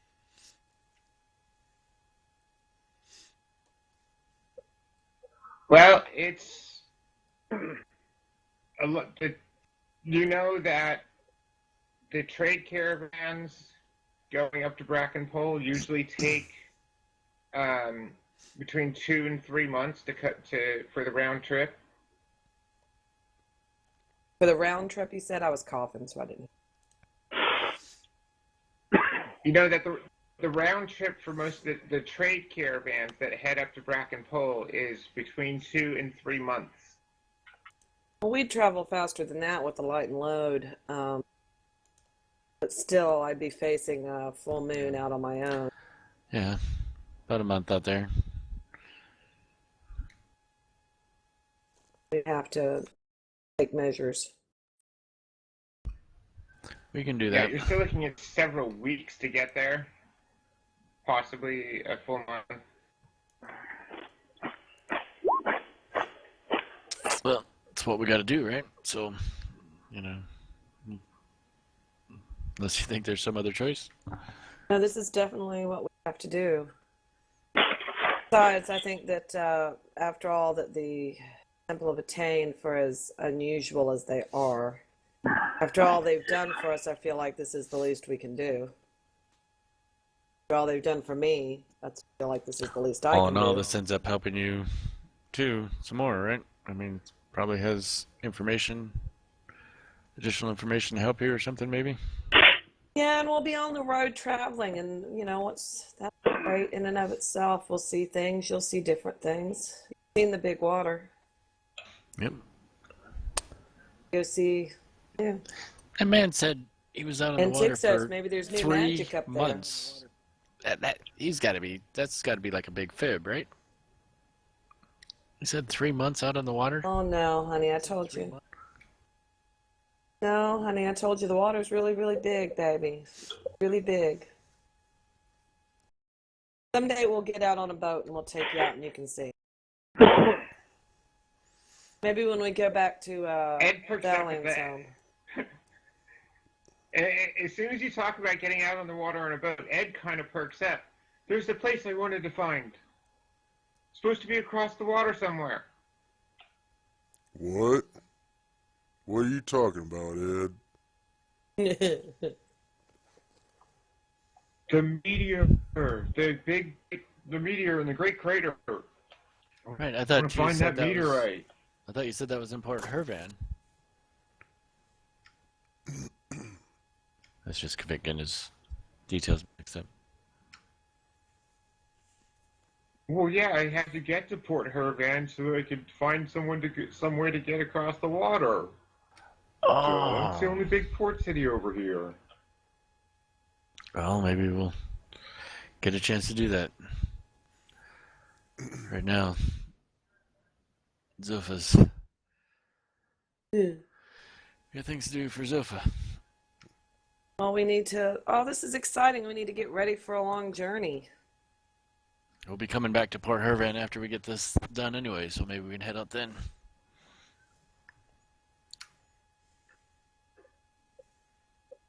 All right, so guys. What about what the big stone face said about finding the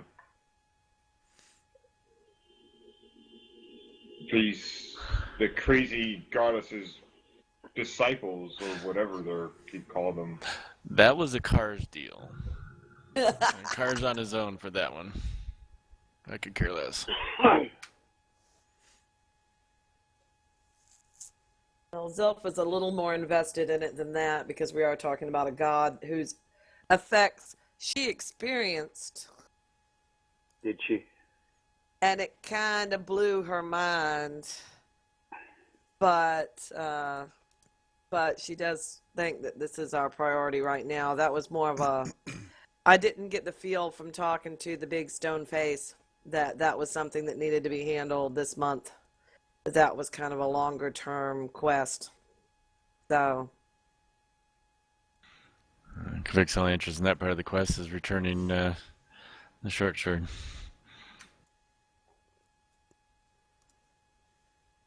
And seeing new lands. you and I, we're a lot alike. I love to travel too, Kvik, just to see it.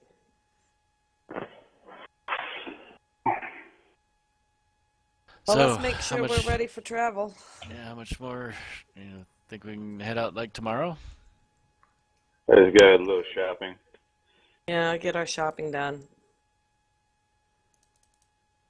Feel like I need that much more. Just refresh our rations and such.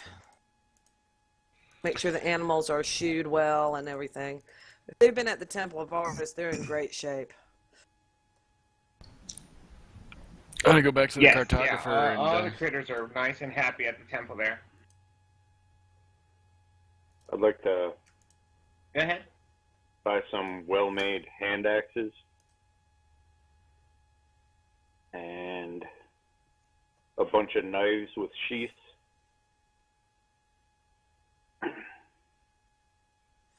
And I don't see it on here. I'd like to buy a bunch of bolts of brightly colored cloth.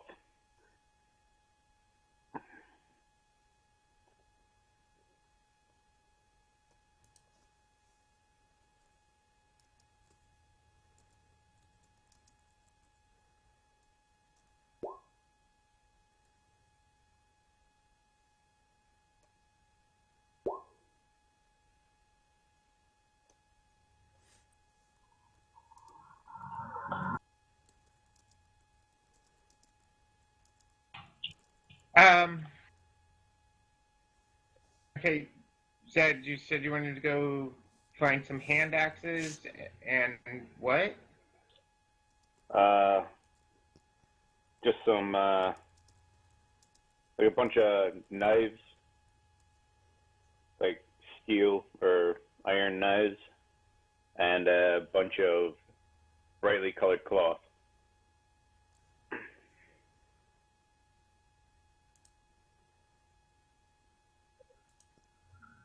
Okay. All that sort of stuff should be in the equipment list. You're talking about knives and Yeah, the only thing I'm not seeing some is fabric, bolts of cloth. some axes. Oh, no, I got it. Wow, that's expensive. I found the cloth too. Okay. But just to let you know, you're putting all that stuff on. Not a problem. Yeah, you guys find you're doing most of your shopping in this area of town, just north of the Trade Guild Hall, which is down here. This is most of the small shops and things like this, the shopping district kind of, the market district.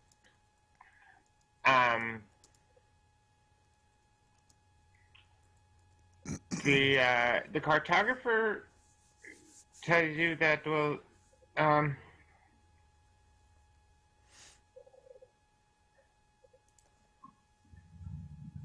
what Quebec, what sort of maps are you looking for exactly? maps and places I have not been. So whatever maps that you don't have here, I'm basically interested in about anything you got. Well, you've got to tell me I what like you to- want before I can tell you if I can make it. It's like, well, these are the maps I have. What maps can I get a hold of that aren't here?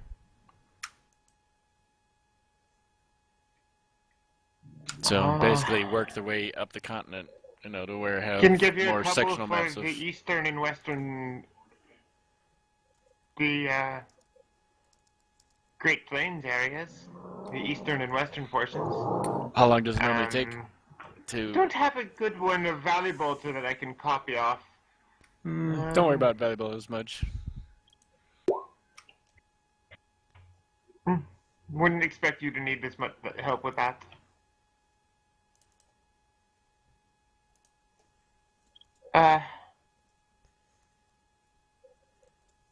The dwarves won't license me to make copies of their maps, so I can't give you one for the Bracken Pole in the hills eastward.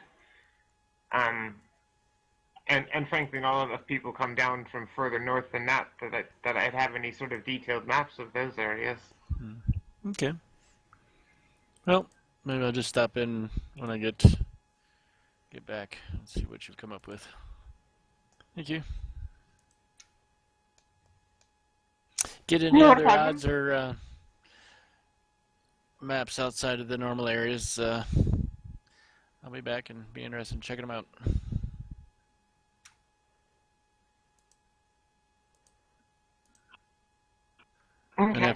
after that, I'll go back to the temple and check Uh, and see how Shigo's doing. right. She goes kind of starting to get restless because you haven't been spending a lot of time with her. Um, doing any Something sort of else. training for her or anything. Well, it was only the yeah. Um, so she isn't settling in at the temple, helping out any.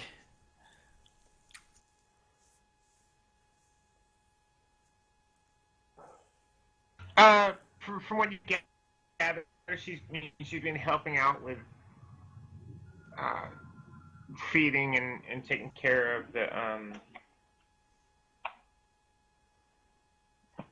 of the animals that you all had left there.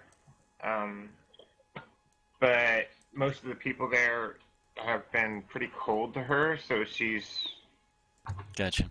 Okay. getting really frustrated about now, Mm-hmm. just after a couple weeks of this. I'll end up. Will I be able to find studded leather that'll fit her in town? Oh yeah. Okay.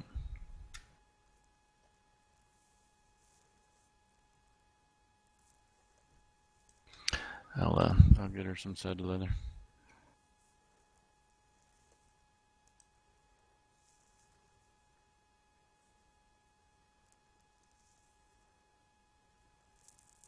Which is what, armor class 8, right? Studded leather is 7. 7. Okay. Yeah, regular leather is 8. That's right. Thanks.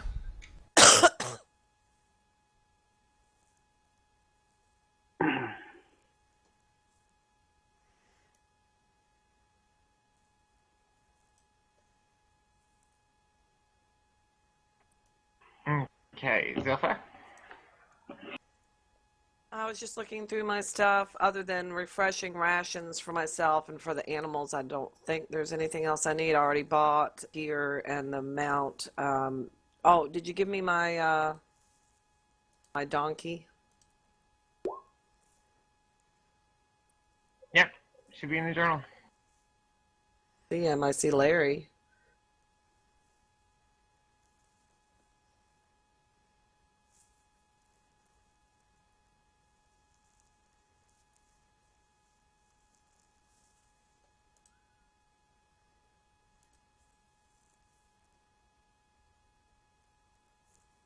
Transfer everything over to the pack animal. I already Okay. bought all of his gear.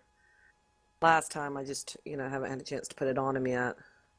I'll transfer gear over so Larry's less burdened and everything's set to go for tomorrow. Go talk to my buddy priest at the Temple of Artists as we're getting ready to set out on a new adventure. Tell him how everything went at Temple of Attain. Just touch base before I leave. Okay. Those are all I need to do. I'm good to go otherwise.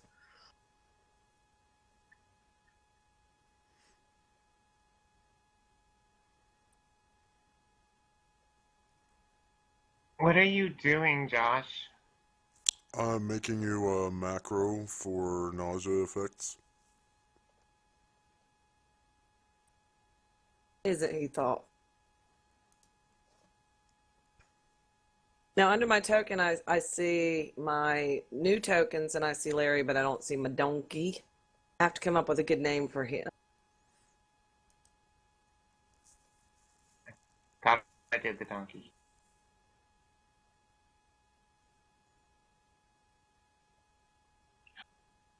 Under my I token? lost track of that in the process of getting all the, yeah, I lost track of that in the process of getting the other stuff. Well, you know what? It doesn't really matter. I can do it next week if you want. We'll just assume I've transferred all the heavy stuff over from Larry to the donkey. I don't really care. As long as I have the donkey and Okay. he's with us, that's fine. Can I have a token for him at least? Yep. So when we leave, I can lead him along. Make sure I have all the stuff I need for the animals. But a lot of the stuff in Larry's packs are not in Larry's packs. They're on the dog.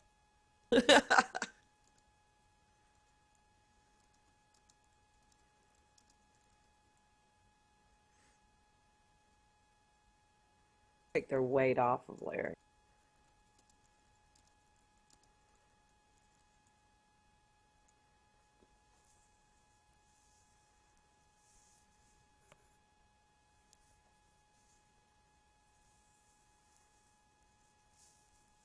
You can get like some dye to dye the leather darker to help with the hiding, or get it that way. Yeah, you can get it that way. Larry has banded mail, y'all. Look at his pretty new armor. Got this last time. I'm not sure I showed you. That decreased his AC. So his AC is now what?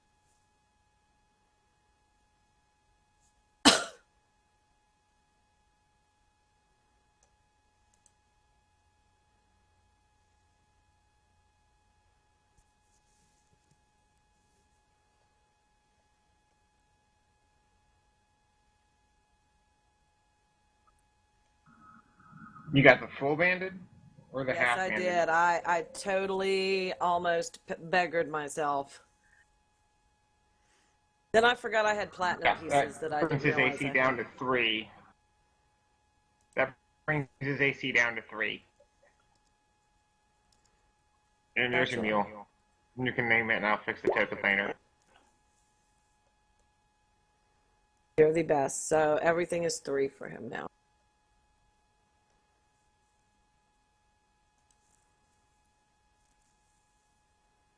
Only the best for Larry. I didn't get anything for myself other than a lance. So all for Larry. He'll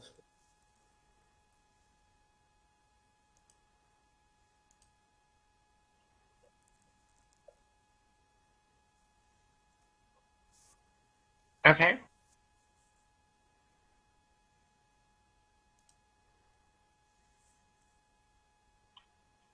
So everyone's bought and accounted for their rations and such. And you saw that I added a section on their character sheet for consumables, not just for ammo. It's right next to the ammo. Okay. A couple people already have the rations on their sheets. So. How many? What are we buying in rations? I assume we're like getting some along the way. Like, what's everyone else equipping for? A month, 2 months? I have no idea. How about a hunting dog?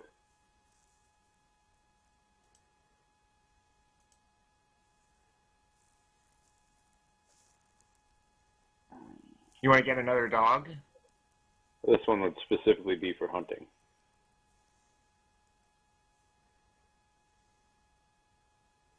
So that might help take care of my rations problem.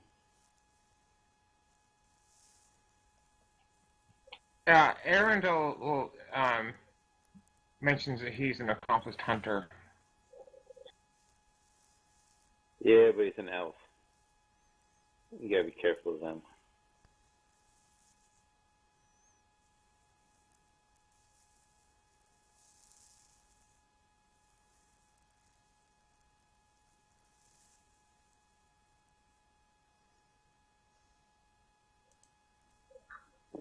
Kind of gives you a little bit of a sideways look with how Are there many of dried us rations on and here? all the animals. I'm sorry, go ahead. I apologize.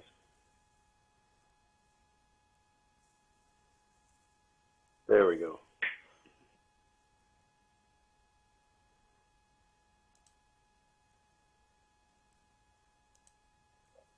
As long as we've got fodder for the animals, I can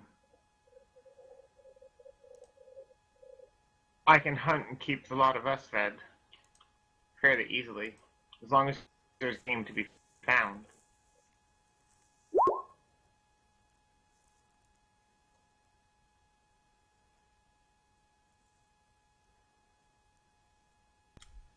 Would 30 days be too much?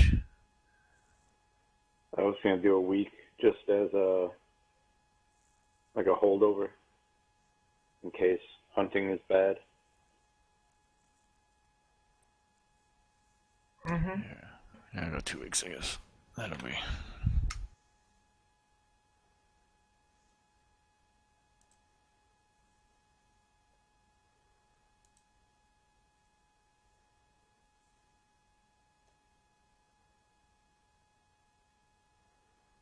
Wait.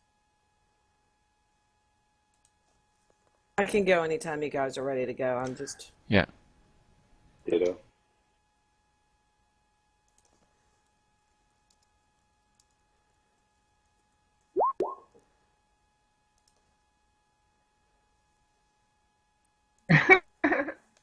Yeah, this will be something a little different for you guys. You're not traveling, a couple days at a time back and forth between places where free meal. Hence. Or with a trade caravan or whatever.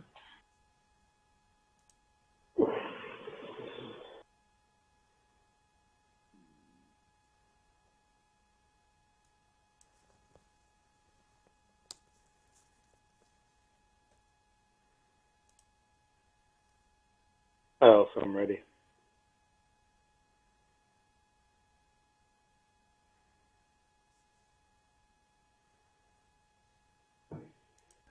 Yep, I'm ready. So. Filling in the last things on So you spend the day. the animals, but other than that, I'm good to go. So you spend the rest of the day gathering supplies and last bits of shopping, figuring out how you're going to settle the pack animals and what's getting stowed where. And then the next morning you're heading out, right? Yep. That evening, in prepping, I'll spend time with Shigo. Show her some tips on hiding. Okay. So, nice fine day to sit out. Did my priest have anything to say to me before we leave, other than have fun? No, he pretty much just told you to keep an eye out, be cautious when it's coming towards the moon. Make sure you've got what you need.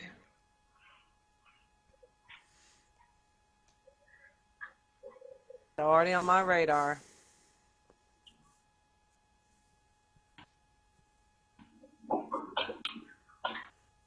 How much do rations weigh? That's the last thing I need to.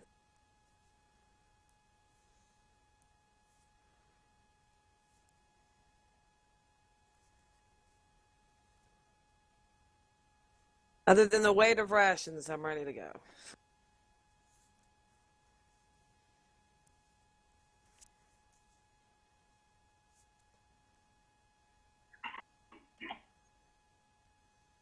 Okay.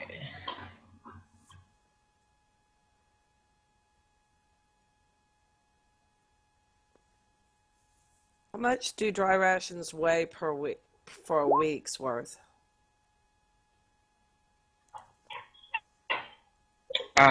They're a pound per day, 7 pounds for a week's worth.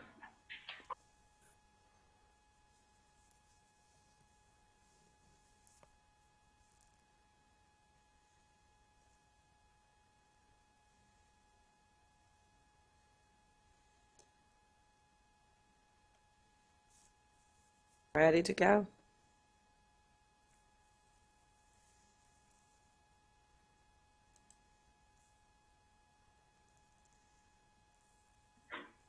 Okay. Woot woot. First couple of days are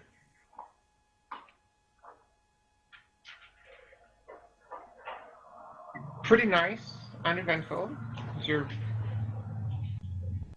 cantering down, canter out of the city, the eastern gate, and the road swings immediately to the north, and works its way around the city. You see, this is where most of the caravans that gather on the northeastern side of the city, where the caravans are outside the sinkhole that the city's in.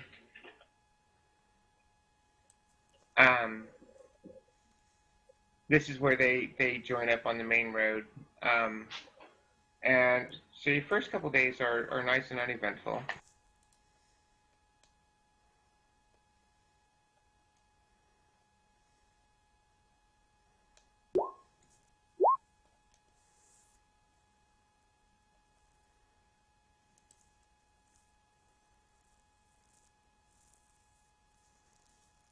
And winds sure reach inland quite a ways, huh?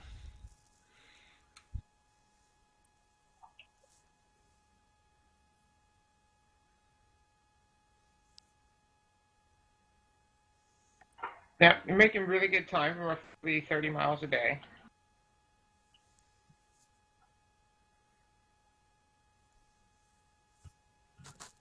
Okay. Is Larry the only warhorse Wow, we have really? with us? No. Edward's got his warhorse now, Hesher.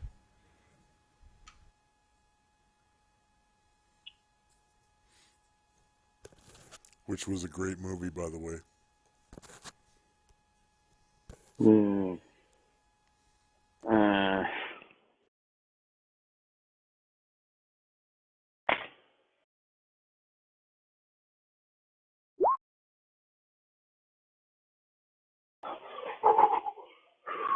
Finally got it all added up. Yeah.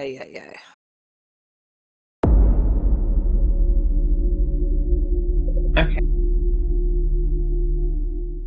These dancing lights around me.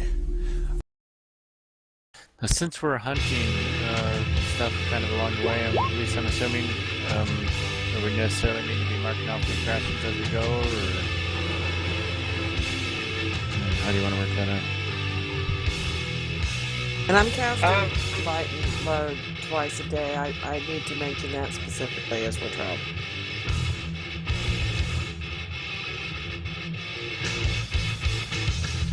Okay. That should lighten things up for us.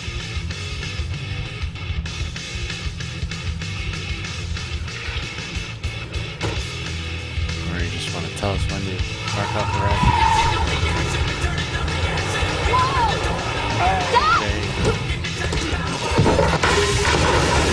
Okay. What's your spell routine, Shelfa? My spell routine is that Life at is the like end of the night walking when in I'm the on rain. last shift, I You can memorize my hide spells. and take And I've chose the spells I was going to use before we left Port Haravan, and I'm pretty much keeping them the same unless I tell you otherwise. And it's going to be light and load 2 times per day. The create campsite once, healing, and Okay. dark fire. If you're doing the create campsite, then that actually covers their rations. Yeah, it produces a not very tasty food, but I do have salt and spices to help make it a little tastier for Antixos. I know he likes it. And if you do, he does have, and if Arendelle does happen to come down with some kind of game, then that can be used to flavor it up a little. Make some jerky or something. Right. Or just tossing some meat into the porridge. Yeah, he went up a level. It lasts longer now, Zed. cool.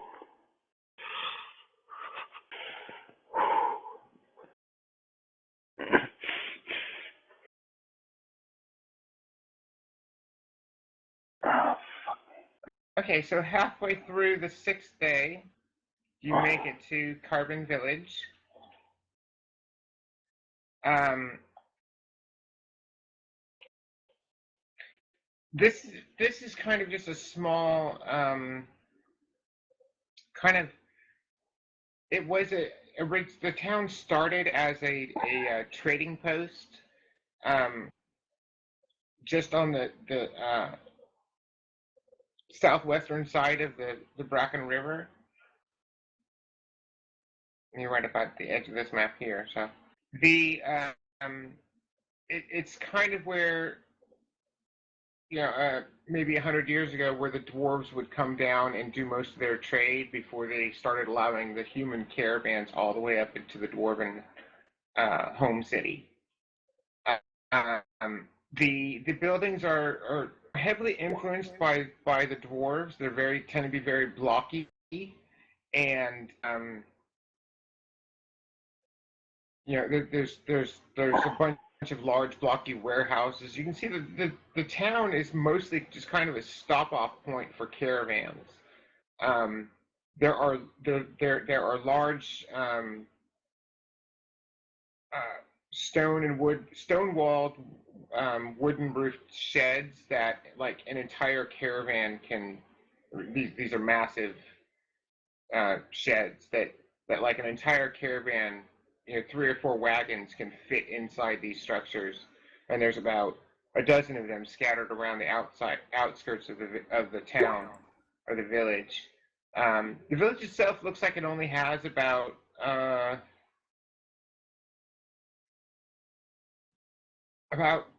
500 permanent residents, and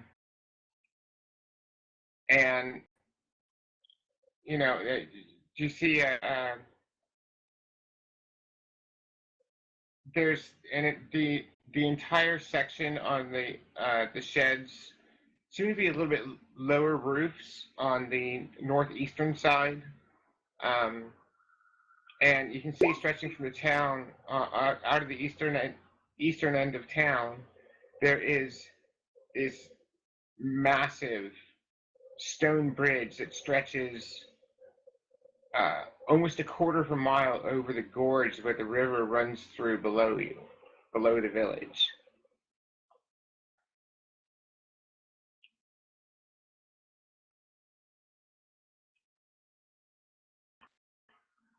And anybody that's played Skyrim, think Dragon's Bridge. It's that big.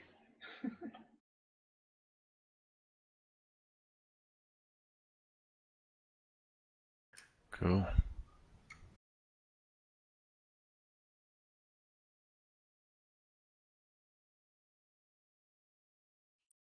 Sorry, I got excited at this Stopping, riding revelation through. about armor, so that that was exciting. This brand new news to me. I had no idea.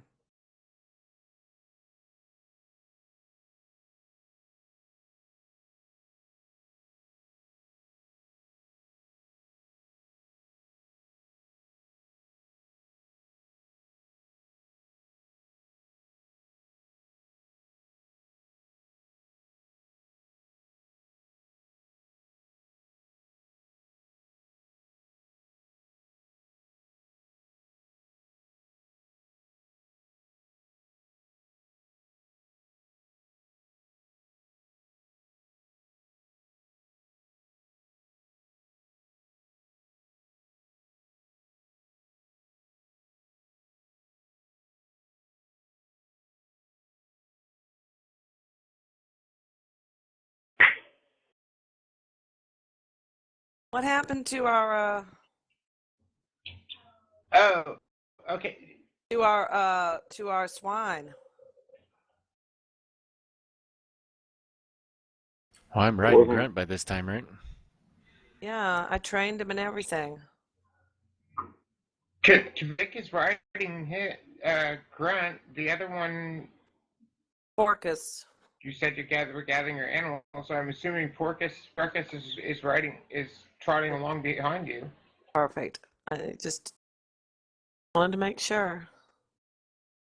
I don't see him on the list. Is he under somebody in particular, or does it really matter? Doesn't really matter. He's just with us. Can he attack? He should be in your folder. I don't see Porcus. Oh, I didn't. I didn't set the access. My bad. Remember last time I trained both him and Porcus with the same commands that Kavik had asked me to give, so then if something happens to Grunt, then he's got Porcus as a backup. I like it. It's a good idea. Yeah, you can do that in success. That's fine.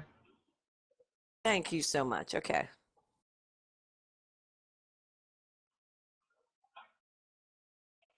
Well, shall we settle in? This is a civilization. Well, Porcus is Zilpha's control. Grunt, no, I did not do barding with Grunt. I wanted to keep him quiet, so his AC is already 5, so how would that affect him? Work at all. It's better than the armor spell, so it wouldn't affect him. Mine is, and Porcus's natural armor class is 6, so it wouldn't affect him either. Oh, you know what? I gotta back that back down. It is 6 because I decided not to go. I still had it listed as you had it on there. It's back off. Oh. So still armor class 6 though. Right? Yeah, that's right. Is he a wild boar or is he a giant boar? Yeah, that's the natural. Or if he's a giant wild boar. High spirited, wasn't it? It's a Or giant boar, yeah. Because I think their natural AC gets increased when they increase in size to giant size. that would be nice. Wild boar is AC 7. I think they get a bonus of 2. Oh, giant boar Elothere 6, AC 6. Never mind. It is 1.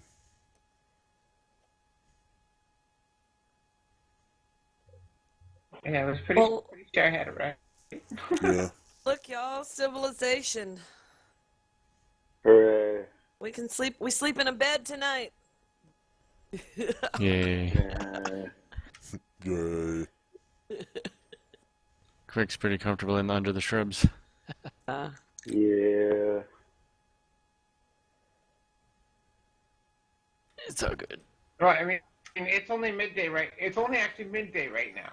So Right. So really? You kind of saw the town as your first light and load wore off, and walked the last half hour into town. we can grab So it's midday at this good point. meal. Stop by the Absolutely. inn, see what's going Want a on. bender? See if anybody knows anything, seen anything. Get in a fight. Start a fire. Give Zed some ale. It'll be fine. Okay. Yeah. As you're moving into the town, you're seeing there's high summer. The caravans are out and trying to cover as much ground as they can. It doesn't look like too many of them are spending any sizable amount of time in the village here. And most of these large sheds are actually empty at this point. You see, kind of a cluster of men and a few kids pop out when they hear the sounds, of all the hooves and feet of your group approaching the town. And it looks like, basically at each of these sheds that isn't already occupied, someone is coming out, kind of looking hopefully like you're gonna come on over and give them some business and stuff. Nobody's being pushy about it. Most of them are used to. They've got certain people that they deal with on a regular basis, etc. So.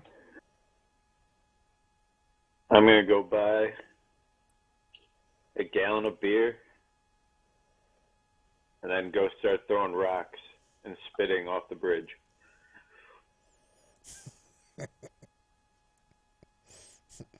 Oh, bother. I think I'll join you. That's just something an asshole would do, and I'm the biggest asshole there is. Look at this ass. Does this ass make my ass look big? That's what I thought. In that case, I'll get 2 gallons of beer. And I'll get one. That way I'll drink your second gallon and my whole gallon. There you go. And we Make will. sure you get some pork rinds. You need some pork rinds for these kind of adventures. Hey, they got any scrimp out here? I sure would like some scrimp. See if we can drop a rock on a bird. What's a scrimp? Oh, you know, them little sea bugs that live down under the water, and they got a little flipper fin, and when you kill them, you got to pull their fin off, pull out their butt plug, and then you can steam them, right? And then you dip them in butter, and then you peel them and eat them, and they taste good. There's a lot of things you can do with the shrimp, by the way. You can make a gumbo. If you say so, I'll assume from how big you are, you know about your foods. But never heard or seen of such a thing myself. Oh, sometimes they get real big, and then you call them a lobster. They taste even better, though. A lobster? Yep. That's when they get so big they just lop things off with their claws. So they're just called a lobster. But those claws are super tasty, though. Oh yeah, kind of like a big old scrimp. But richer. Yep. You need a lot more butter for it, though. And they shells turn red when you cook them. Sometimes they're blue.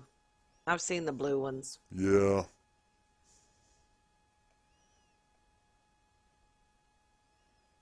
Well, most of them are blue when they're in the water still.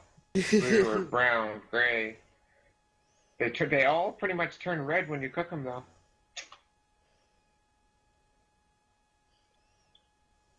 All right. I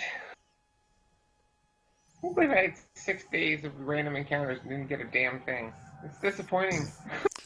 Yeah, because Sounds like we didn't at get sea anything. you only roll twice a day and it's only a 10% each. Yeah. It's usually pretty plain, safe. but- Yeah, same as planes. Neener, neener, neener. Do not taunt the GM. Except on sea, it's at noon and at midnight every day instead of like 10 and 2 or whatever for the planes. We were talking about that today with my friend. Yeah, but I have it randomizes the time in a range, so Oh, that's yeah. cool. So it's not always at noon or not always at midnight.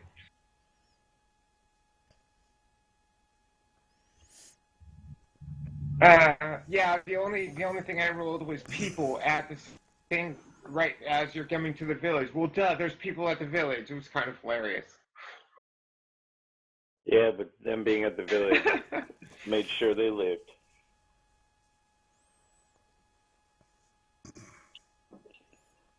Okay. Everyone give me an intelligence check or observation check if you have it. Alrighty. I'm smart. I'm gonna fail. Oh, I was already at the bottom. Sorry. Yeah, the tokens are all at the bottom Yeah, corner of the yeah. map. I realize that. Let's get rid of it.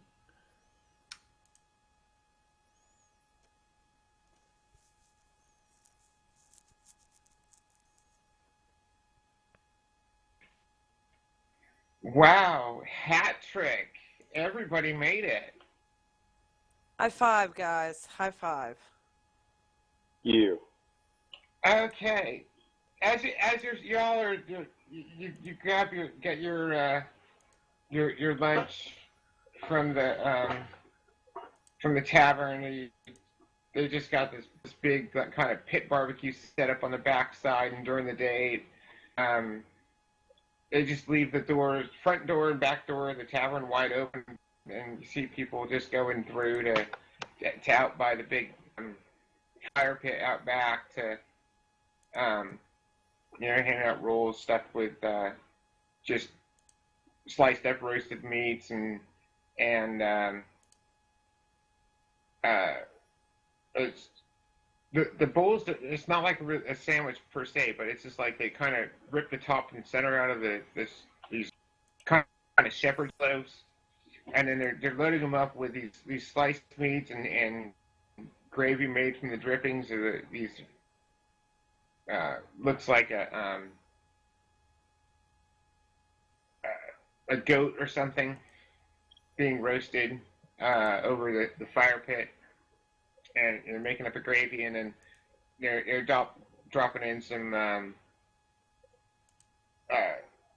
roasted peppers and carrots and peppers on top of, so you kind of got this bread bowl thing full of roasted meat and with some gravy and a little bit of veggies on top, kind of as an afterthought. You get a couple jugs of beer or ale. You're sitting up there on the bridge, and you're hearing. There's a couple of, like I said, the eastern side of town, the northeastern side of town, closest to the bridge, it mostly looks like these big caravan sheds are much lower, not as tall, like more size for the dwarven carts and the rams that they use for their beast of burden. And as you're sitting there drinking and eating your lunch there, you're hearing a low grumbling. You're kind of overhearing from one of these sheds the couple of the dwarves grumbling about how beat up the last caravan that came back south looked, and that they didn't have any damn guards left. Catch a little bit of after this and that about the little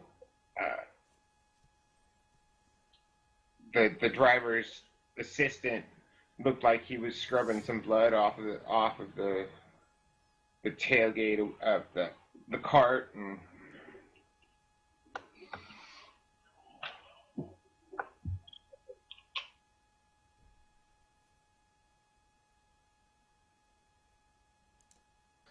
So you all just came down from up north?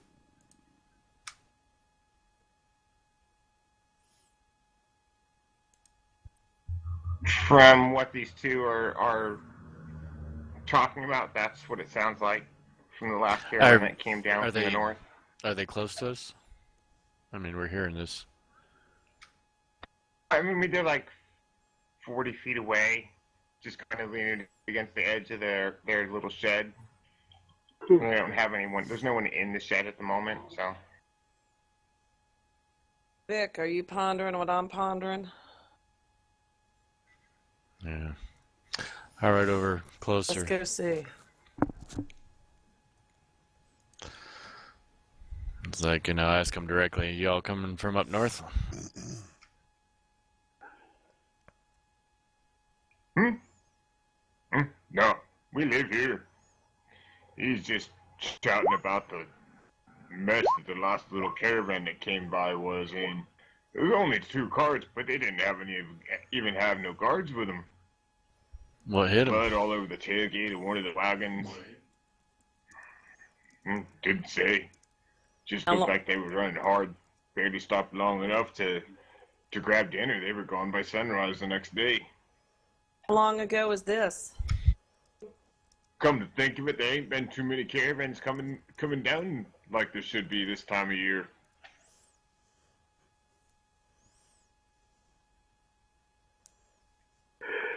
When that last caravan come through, how long ago was that?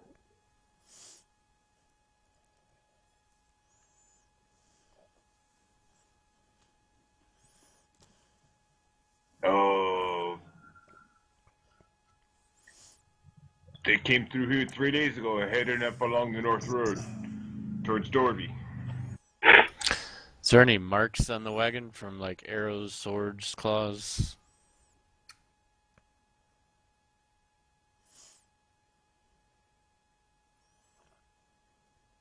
honest, didn't look too close. Saw the kid scrubbing at some blood stains and figured I didn't want to know. Oh, the carts aren't actually there. I thought he was actually cleaning one of them.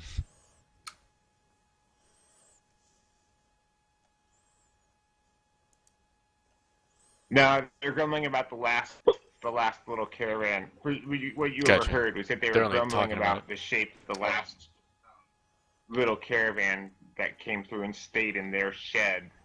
Gotcha. With how bad a shape it was in.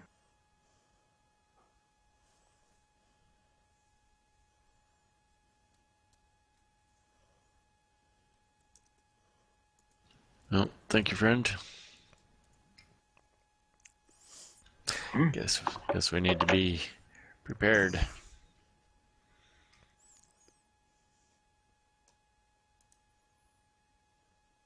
Played sharp, my friend. Zed, are you there? Yeah.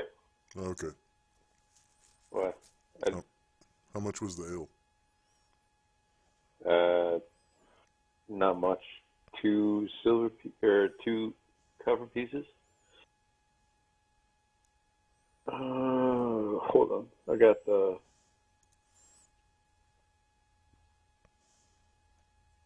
I didn't get ale. I got beer per gallon. 5 copper pieces. Oh. Then that's what I bought. Ale is 20 copper pieces, and I'm just not doing that. You're one of those people who drinks Milwaukee's best, aren't you? I'm from Wisconsin, so actually, we drink a lot of Miller. I do know because I spent 6 weeks in Milwaukee studying Latin with world's greatest Latinist who lives in Milwaukee, actually. And I found out Miller is the thing. Yeah, I didn't know that Budweiser was as big as it was till I left Wisconsin. I didn't even like beer until I went to Milwaukee, and I learned to love beer, and shortly thereafter found out I could never have it again. All right, so you guys ready to continue on traveling, or do you want to investigate here some more? I don't know, but the only thing is trying to find out what might be hitting the caravans. Know what we're getting into. Hit the inn and talk about it. How far across is this bridge?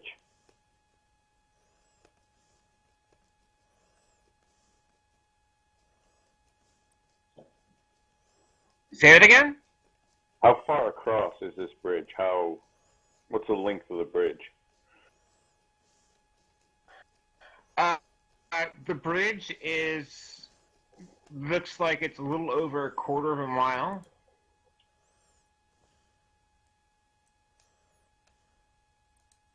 From end to end. And how deep is it, you said?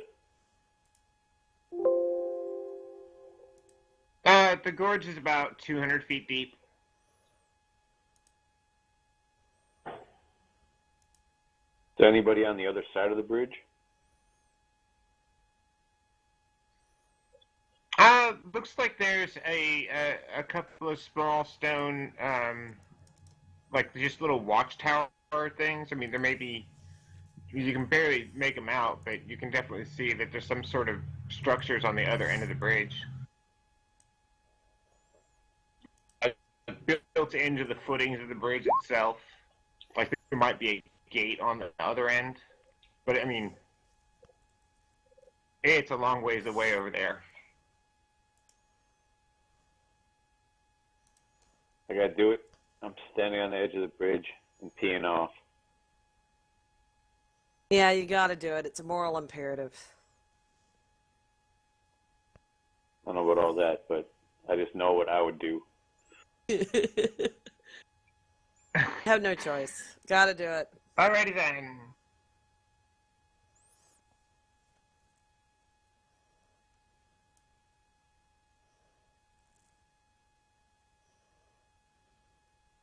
One woman traveling with a bunch of guys. I've seen this before.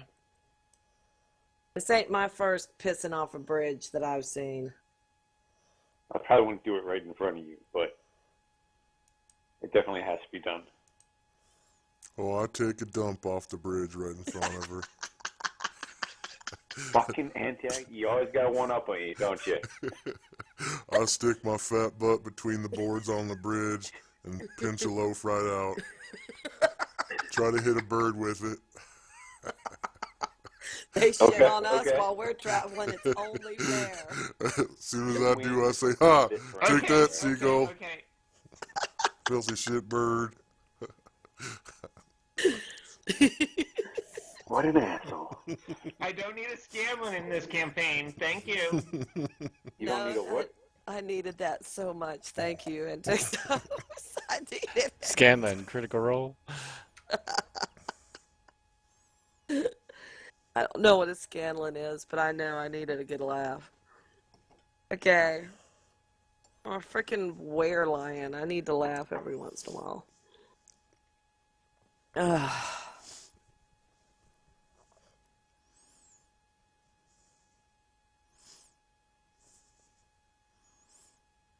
Are we ready to go?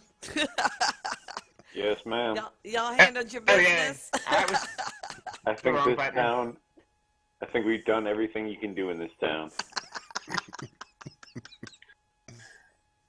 Alrighty excited then. out of here, you'd have to go Vic, visit yes, the there's sheep. a small general goods store. You can buy a piece of hide, Catching. a piece Thank of you. leather for that.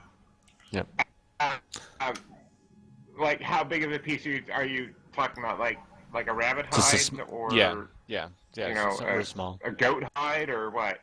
No, real small. Okay. Rabbit hides are like 3 copper a piece, so. Yeah. Okay. Thank you.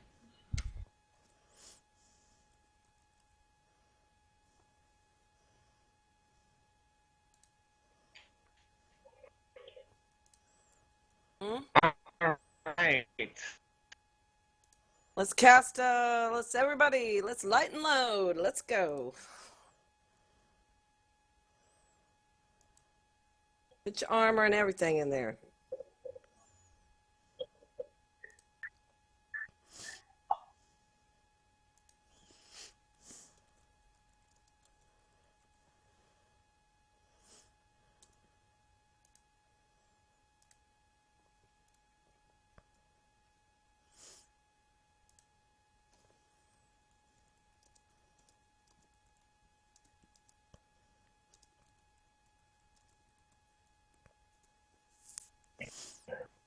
Okay. Yeah, Antix is already lighting his load. I don't get it. You knew that was coming, right? I walked right into it. So did the bird. Well, he might have flown into it. Flown into it.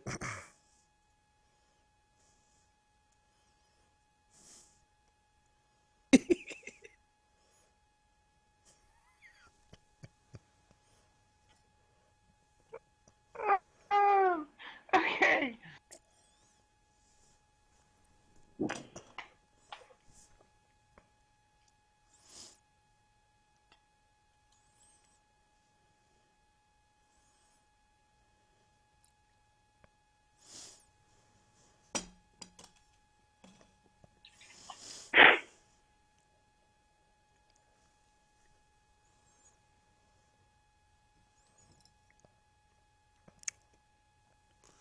And Tixos, don't you wish I could Alrighty lighten the then. load from your fat ass? Wouldn't that be good? Then you could eat some more scrimps.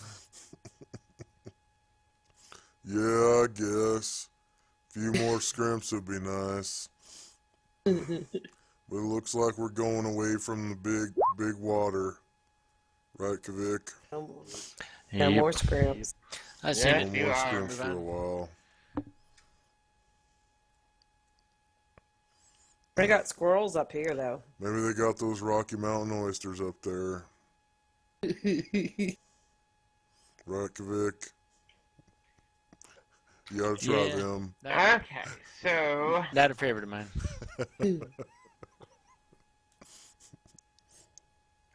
Tried them once. Here we are. I haven't done a head count. how many people and critters are there with the group at the moment?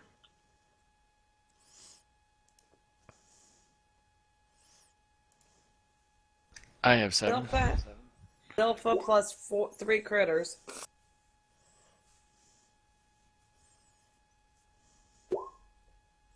18. Okay. We're a big group. We got a lot of critters.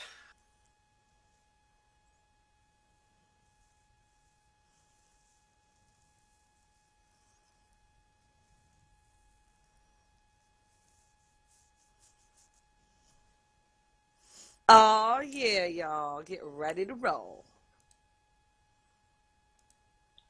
Okay.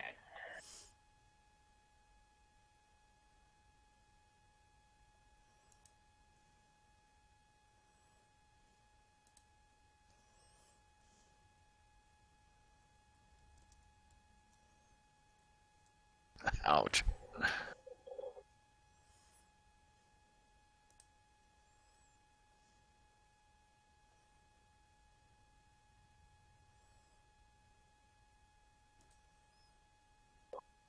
Okay, apparently I'm still loading the map. There we go. Okay.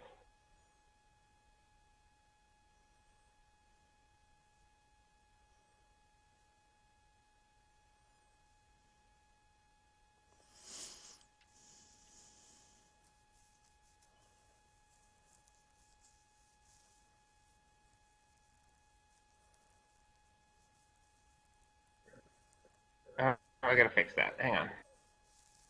Oh, no, it is good. Okay.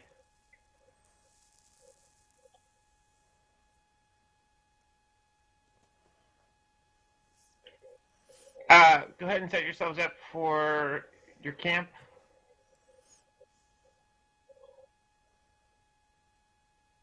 Hey. That's a lot of critters. And who's on second shift? Yes, you guys have a lot of critters.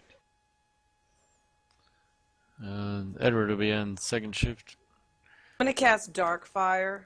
That's another thing I've been memorizing every night for when we camp is Darkfire. Did you buy the brazier for it? What for it? The brazier. The brazier? Oh, did I have to have that? That I guess I don't have that.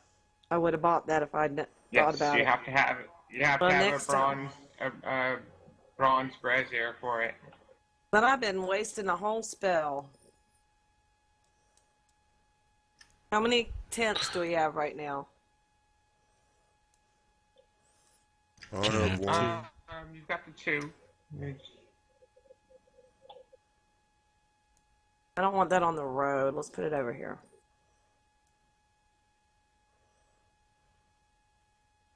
On the campfire to burn.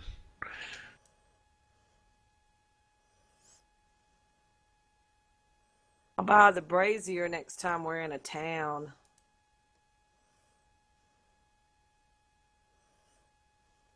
Boy, Larry and Beef have become good old friends, haven't they? Yeah, I guess so. They are horsies together.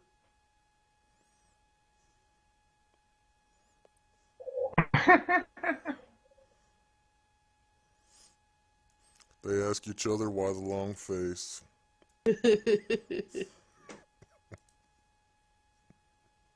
Grunt's hiding out in the shrubs up there.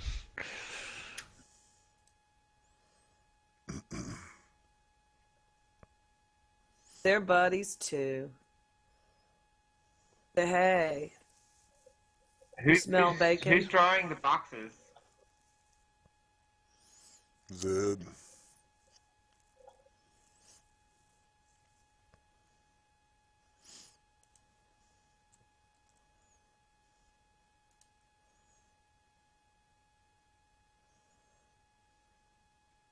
Itself would be sleeping with Antixos if Larry and Beef are going to be up here together.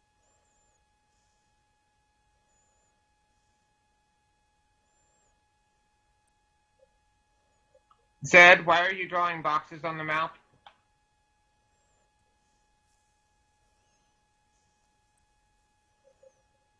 Dad, why are you drawing the boxes?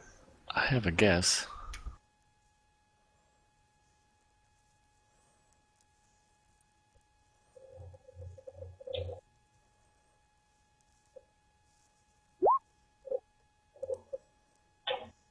Bear traps. Oh. There is a bear trap token.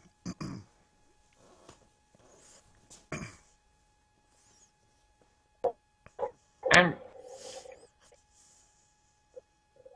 did I make one for that? It does look like a pretty convincing bear trap, though. The token that they have. It's free. I think it's made by what's his name? Devin Knight.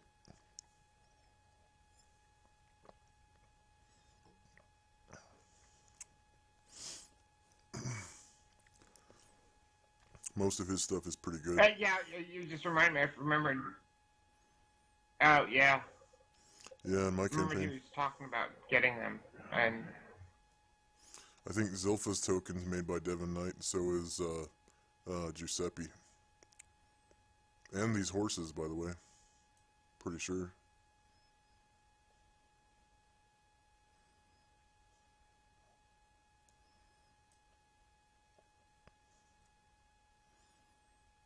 And I'm pretty sure Arundel's made by him, too.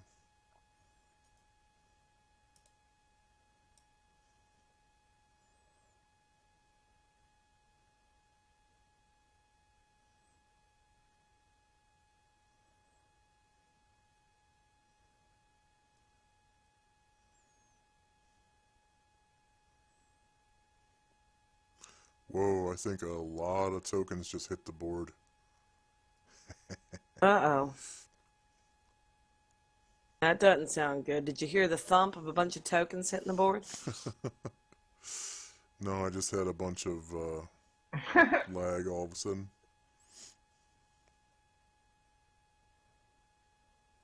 Who has second watch, by the way? Let's see. That would be Edward. yeah, I was trying something different with making this map, and I think I might have made it more difficult than it needed to be as far as the loading and stuff.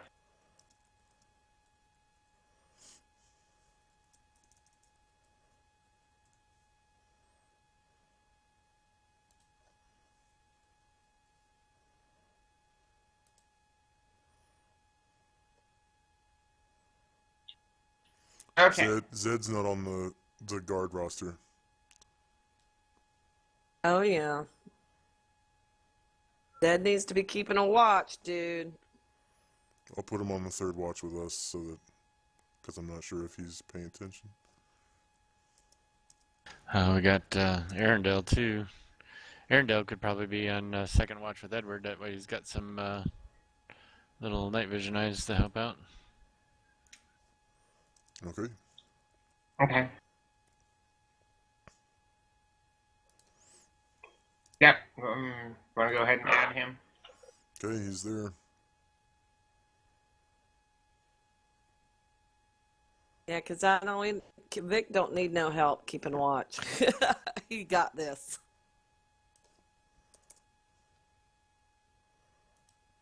What about Shago's horse, Kvik? He wouldn't be just out there in the middle. Nowhere's. Yeah. Thought we were kind of cradling the tents, and then they got moved around again. So.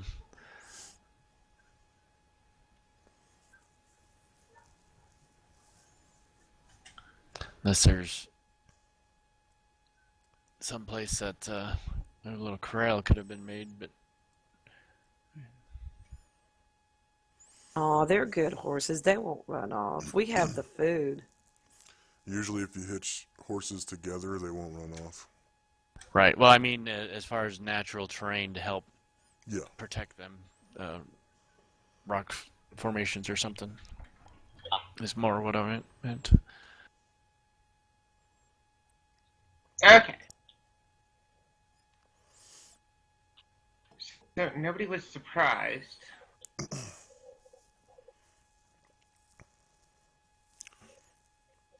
Some of us are asleep, though. So, Arundel hears something from that direction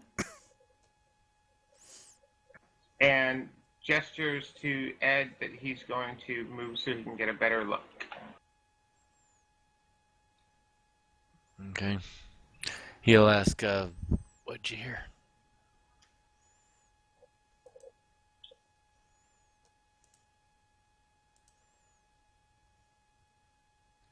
And Edward will Checking my. go and nudge Zilpha. Arendel's checking on something. And go over to Kvik. And do the same. Zephyr will go poke in Tixos and say, shh.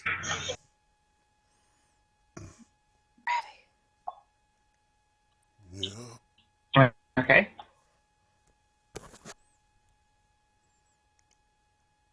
Oh, yeah? Uh-huh. Uh-huh. Okay. So as you're starting to wake up, you see Arundel over by this tree, which is kind of growing real low to the ground,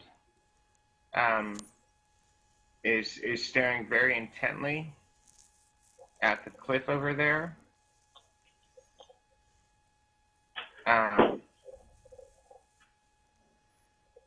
And you hear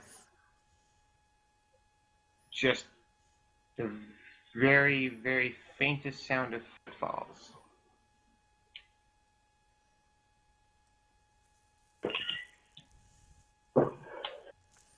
Initiatives.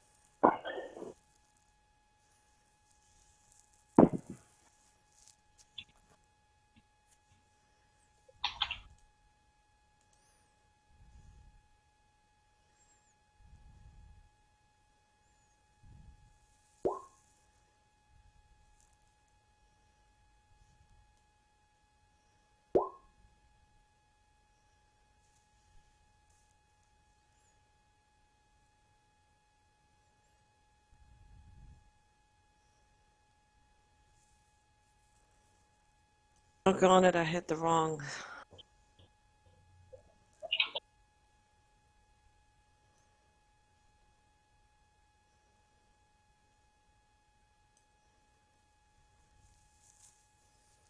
My speed.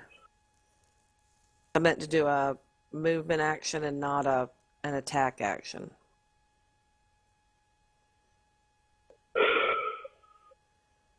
Okay. I just took 3 off because my speed with my weapon is 6 and my speed as a medium creature is 3 less, right? Yeah. Kvik and Edward will need 2 attacks, or 2 turn orders.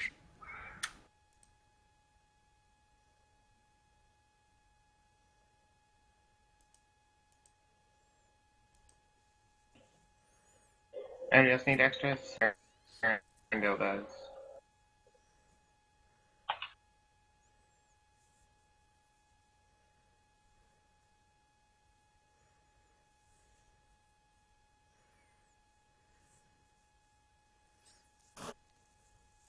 And Edward, please.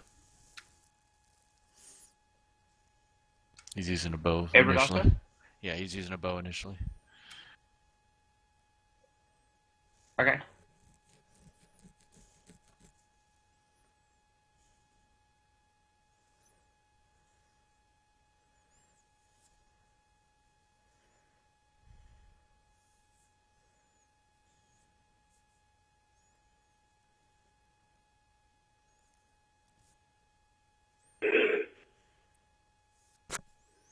Everybody's initiative set? Yo, yo.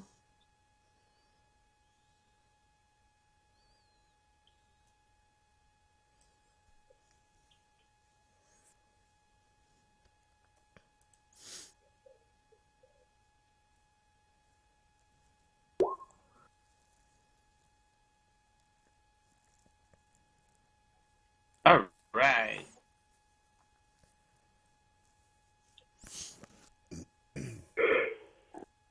Kvik, you had a 0? Or did you not change your second yet? I thought I had them both set. I see you at 11:51 and 0. I had Why? the other one. Oh, well, I had it typed in and something zipped it. Sorry. I swear. That's all right. I swear it Yeah, took. sometimes it doesn't take when somebody else is updating the initiative order also. Right. Yeah, because I had to do it like 3 times to get it, and I thought it finally set, and then when you shuffled it, it wasn't. So sorry. No, no worries. Episode first. Self is Now, gonna come. yeah. Only the people that are awake on guard will have full armor on. No, I'm unarmored, and Larry's not got his barding on either. Right. So adjust your ACs accordingly. Quick's okay. Self is going Yeah. to. Can I just change it on base AC, or do I have to change it everywhere it appears in my character sheet? Just on your base AC. All right, I'm at 10 right now. And Larry is at 7. All right, Zelfa comes out of the tent. She zips over to Larry, and she mounts. Riding check.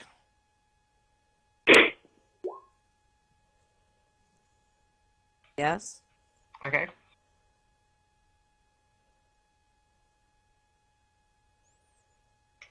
If you want to move with him, yeah. Okay. Which direction was Arendelle looking? He's looking towards the Hit me with an arrow, that'd be good. southeast, towards the cliff.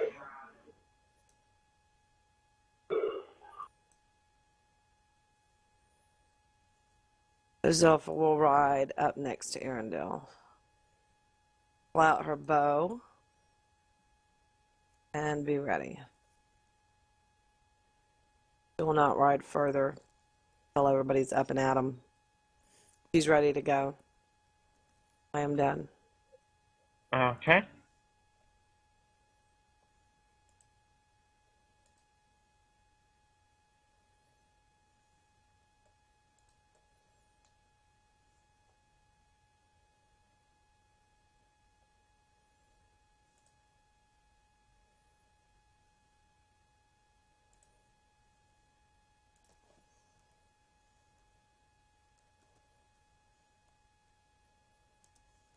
And take Larry off the turn order.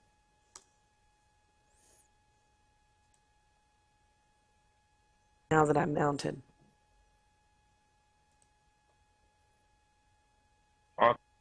Are you done? Yeah, I'm done. Other than holding attacks? Okay. Zed?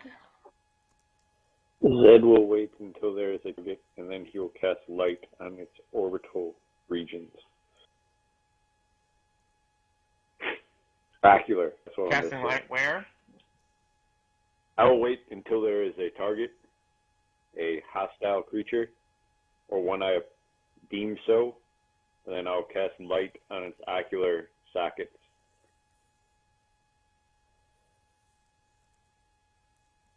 Okay.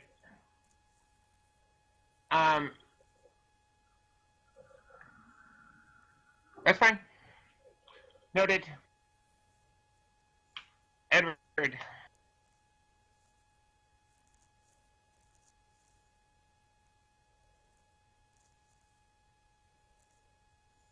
Edward is going to move forward. 1, 2, 4, 5, 6. And ready his weapon for a target that may step into the light.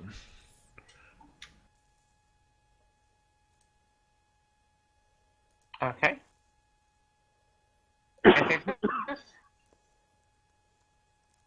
Did you say Antixos?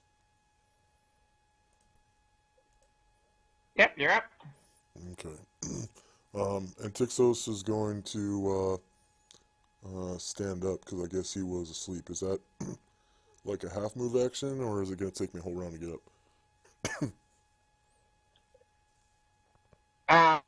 Half your movement to get up and out of the tent.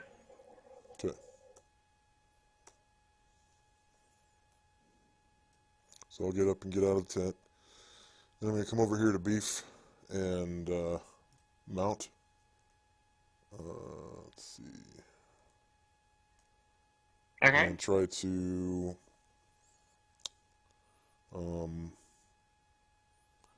take off. And I fail.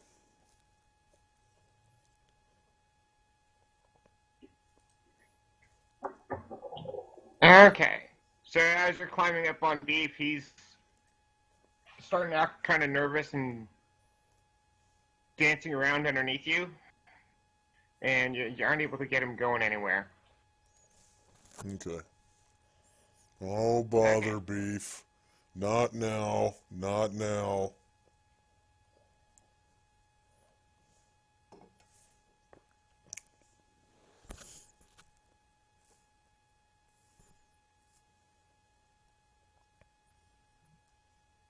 Now, those with readied range actions, do we get to shoot as soon as we see it in the light, or?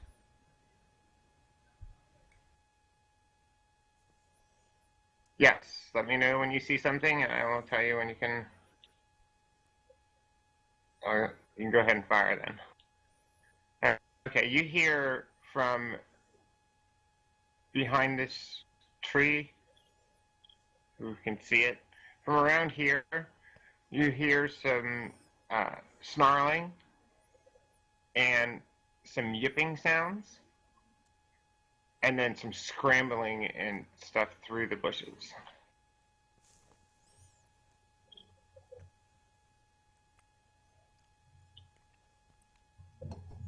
And then from where you saw earlier, there's a massive tree on top of a fairly sharp rise here. There is just an ear-splitting howl. Everybody go ahead and make a save versus petrification.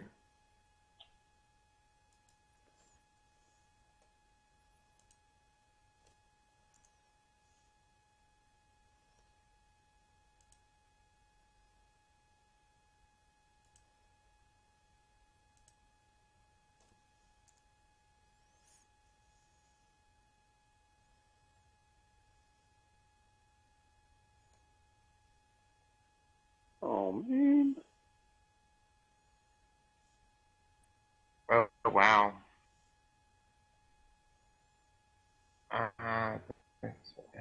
Texas. Okay.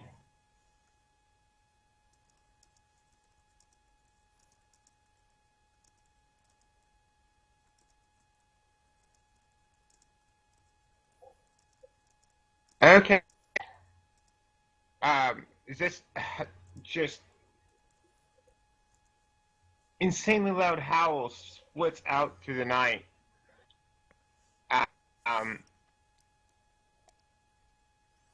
Kvik, you're kind of able to shake it off, but everyone else is just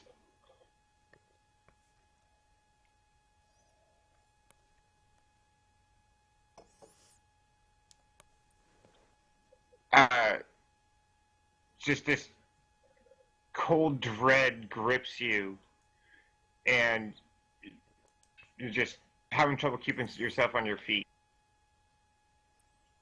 I need to Aaron still safe.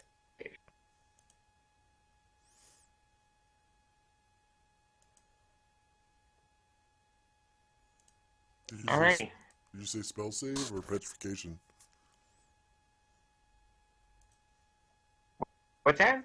Did you say petrification or spell?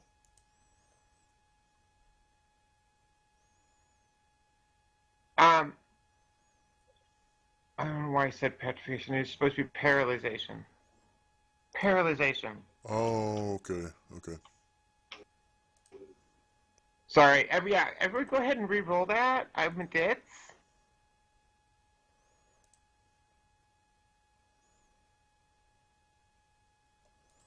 Actually, let me check my saves. Okay. It's not looking any better. Well, I mean, I would have rolled to save it on the first roll, but yeah,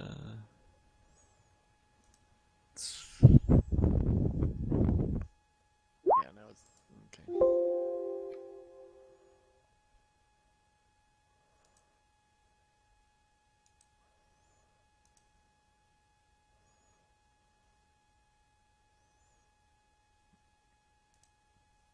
Okay, I got Because off my Zed, first roll, Vic, 15 would. Zilpha, Aerodale, and Tixos.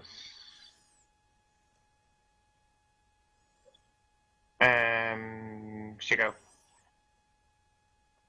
Well, she was still sleeping anyway, so. Oh, it didn't wake her up? Okay. Yeah, I still would have liked my first roll. Okay.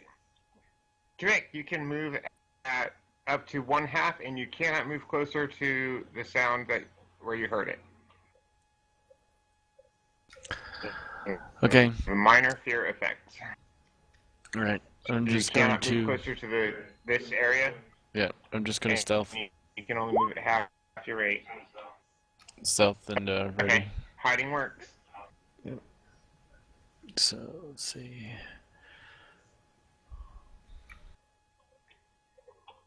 And ready my weapon for anything that seems to come out.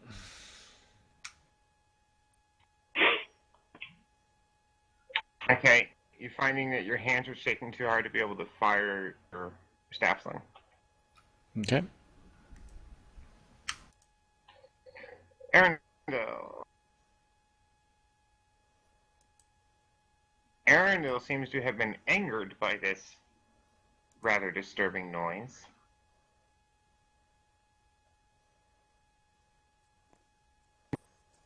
To the tree and climbs up about 10 feet into it. You can try to get a clear view and then start shooting at something on top of the cliff.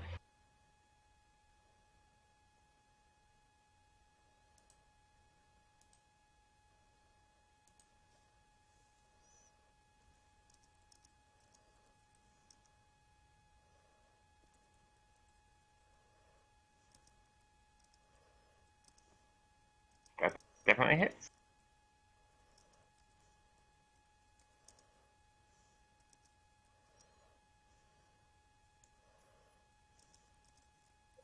Okay.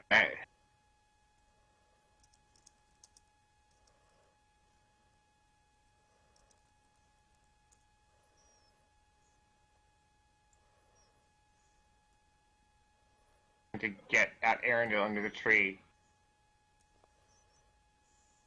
Is Edward able to fire or no?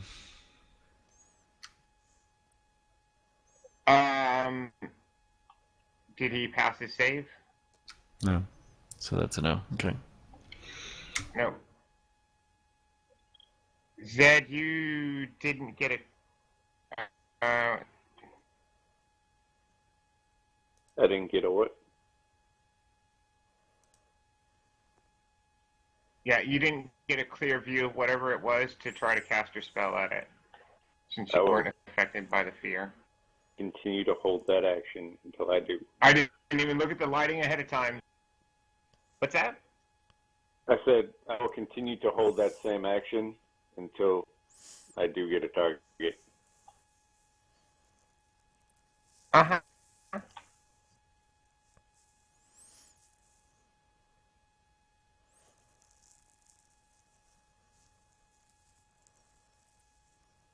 Okay.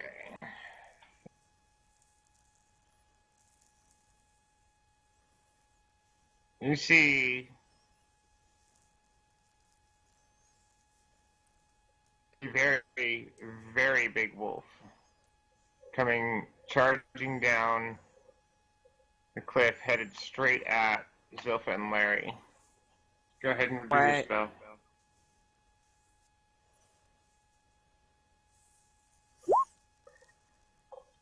Is that This thing is negative one? easily twice the size of any wolf you've ever seen.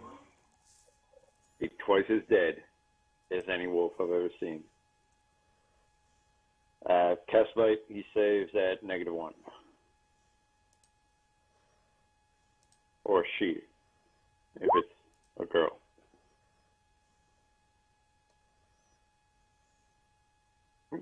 I think you spelled dead wrong.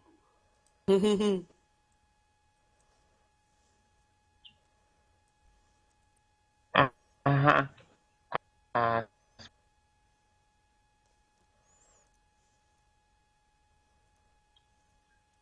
all right.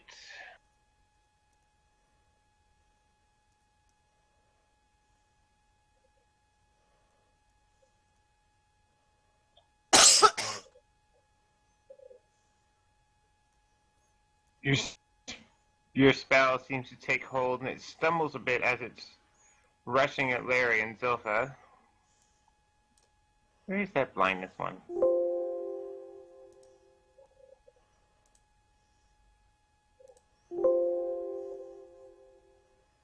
What? Sleep blind.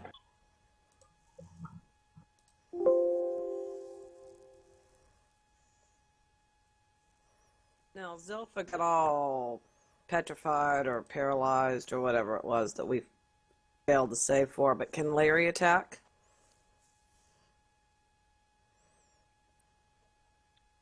Um,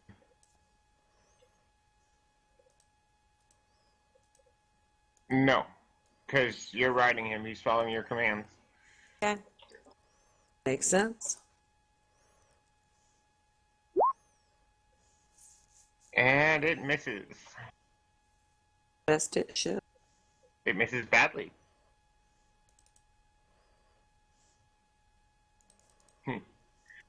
It missed without the penalty.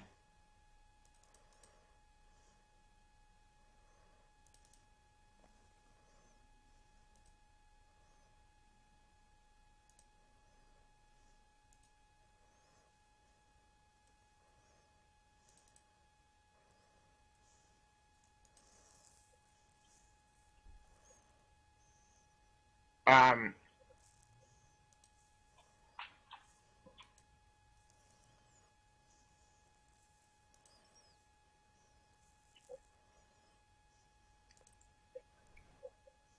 I kind of give. I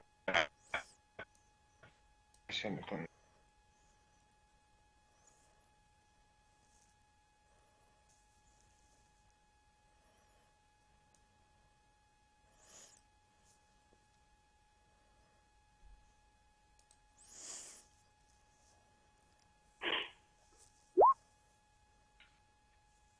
Which misses. Edward. Okay. He's got his bow out. Would he be able to drop the bow, seeing that he's going to be engaged melee, and draw the sword?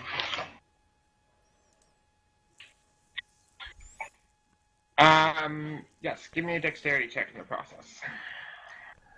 Okay. That'll be interesting.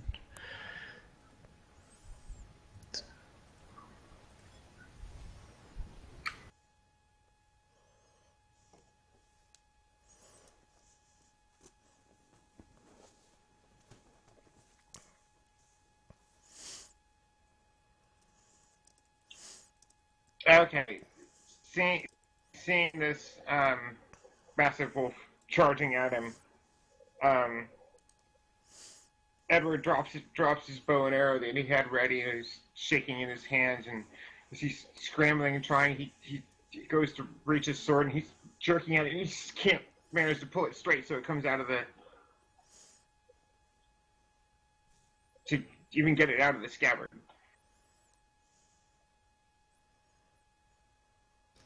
Okay.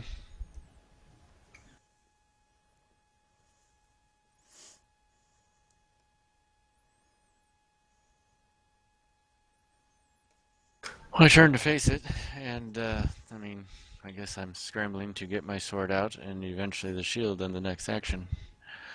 So, I guess I'm done.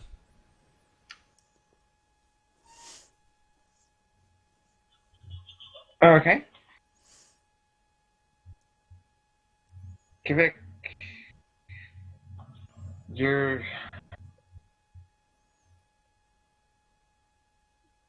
Can I Can fire? Vic actually see the wolves down there? Yeah. Can you Yes. see the wolves down there? Yes, the Okay. one at Edwards, because Edward has Um, light, um, so it's illuminating that. as you're turning to face these wolves that came leaping off the cliff, um, you're not feeling so uncertain, so you can make an attack, but with a -1 on the attack roll. Okay. Let's run on short, medium range. Okay, is that medium range? So that's -2, so that's -3, but it's a hidden attack, so that's the +4, right? So Yes. if I do the back attack's already accounted for, but then I got to do -3. Let's see, standard sling bullet. So put in -3. Um, I like it. Like it. Okay. You managed to steady yourself, planting the bottom of your staff, sling it firmly into the ground, and staying nice and stable. You snap a shot at the wolf next to Edward, and it catches it right in the throat, and it kind of gurgles, gives out this gurgling growl as it stumbles backwards a little bit, and then shaking its head, turns back towards Edward, ready to snap at him again. okay. Come on, Arendelle. Come on now. Come on. Okay. Arendelle. Not so much worried about the one who can't get through the branches of the tree. Turns to charged at Zilpha and Larry. And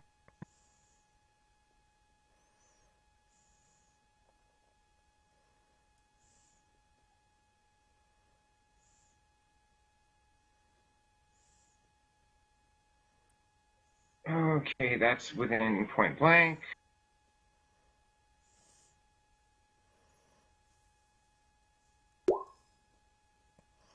Well, That definitely hit. And snaps last arrow. Yeah, you think it hit? yeah, 19. Nice. Although, did he make a called shot?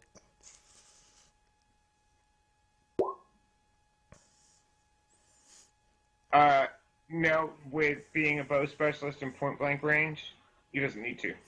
Oh, yeah, because it counts as a melee And he's attack. aiming at the. Yep. I forgot about that. Uh huh. Okay, his second arrow just as the first arrow sinks into the haunches of the wolf in front of Zilpha and Larry, its hind legs it staggers and its hind legs collapse underneath it for a moment, and the second arrow goes right over its rump.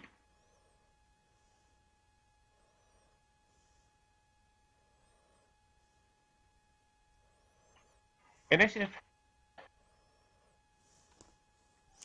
What are the effects of the fear? Is it just you can't move towards the sound at full move? Yeah, you can't move towards the sound, and it was only for the one round. Okay. So the fear is fading as action is starting to take place.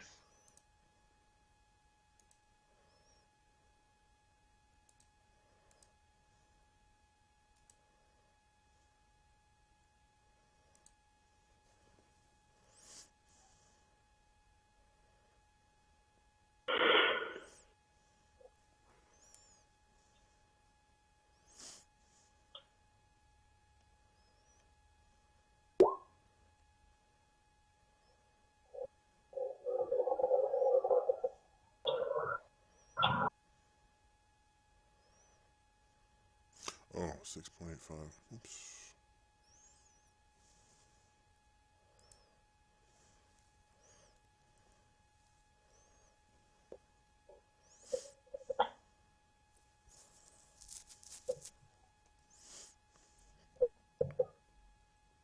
It's more of a stun than a real true fear effect. But okay.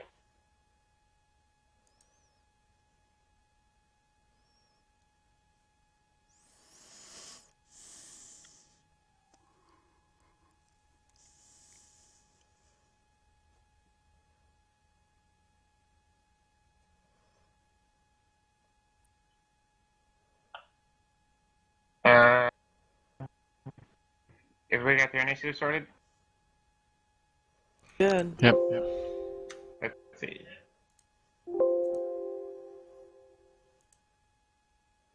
Jed, you're on the initiative twice. I only rolled once. I don't know what to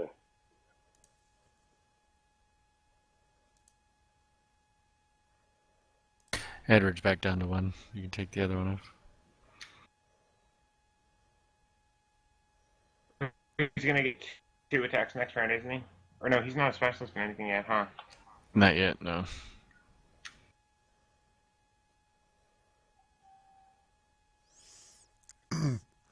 Which symbol do you want for protection from evil? This skull one inside the circle? Or no? That works. Okay. I'll just stick a 2 on it so you know it's -2 to hit me. And I get a +2 for my saving throws against spells made by evil creatures. And it lasts for 8 rounds. Uh-huh. Might want to put it on the turn order tracker. I'm not sure if you... Okay. Okay.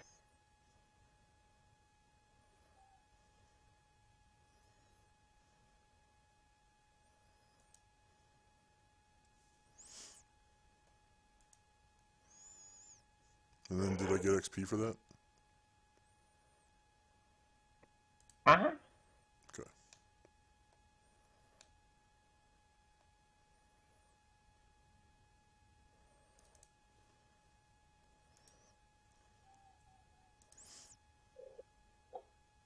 You certainly did. Is that all your turn's done? Okay, you cast Yep. the spell. Yeah, I cast spell.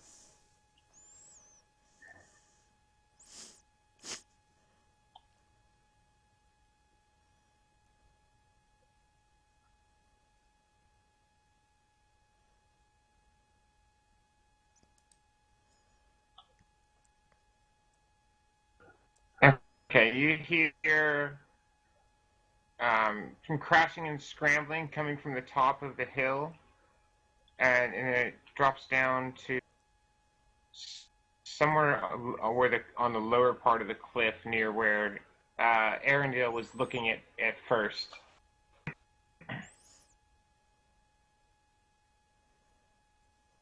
And then from coming,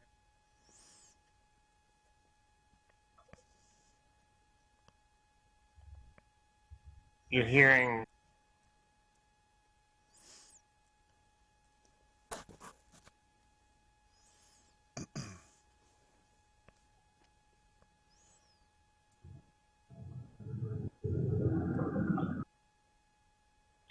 Arendelle's first. Okay, he's gonna keep punishing this wolf by Silpha. Yes, please do.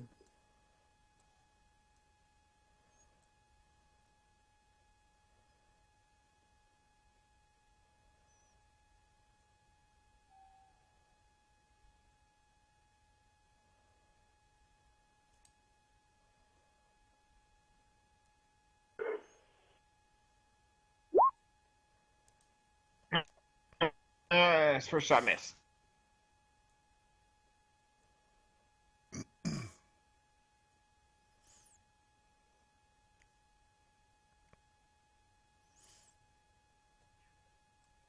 Zed and all of his critters I will. Bear trap? I don't remember that it's a dex check or to avoid a trap. It's Bear trap? completely house ruled. Didn't have that set up. What's that? It's completely house ruled. You could make it a dex check. You could make it a saving Oh. throw. Make an automatic hit. Yeah, I can with the say dumb versus roll. causation. This makes more sense to me. For NPCs, yeah.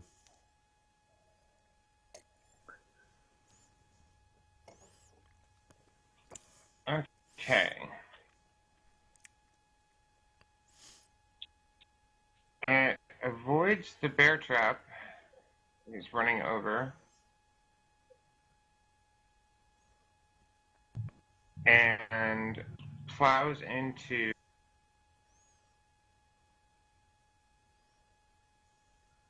just trying to bear your donkey to the ground. Just completely overbear it.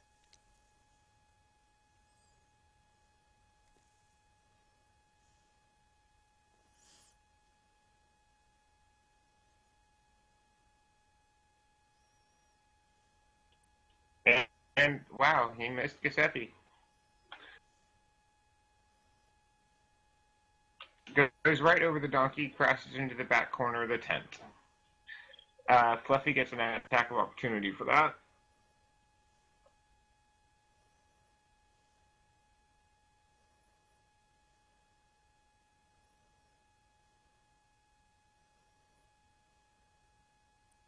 Oh wait, oh no, Fluffy's facing the wrong way. You know what? I'm not going to stress it. Dead? Yes, ma'am. Yeah. Fluffy gets an attack of opportunity on that wolf.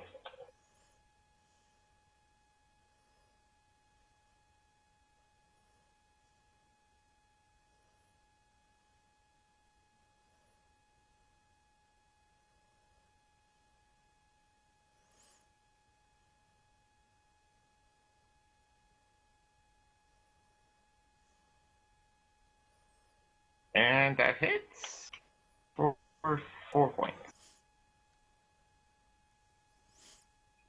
Okay. So as the wolf comes charging, leaping over where you had the bear trap set, Fluffy turns and jumps up and sinking his teeth into its haunches, his attack pushes the wolf clean over Giuseppe, and the wolf tumbles on the far side into the tent. Dead. I would like to blind that same wolf.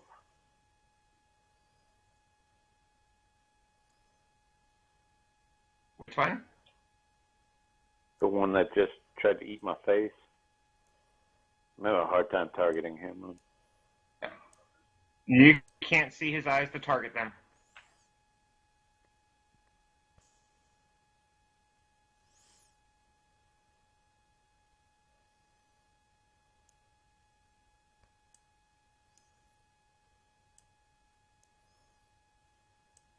I guess I'll hit the...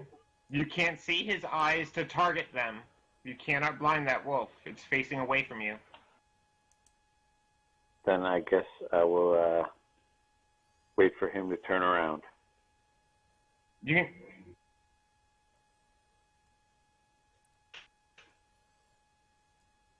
Okay. Can Fluffy chase after that wolf? Yes, you can.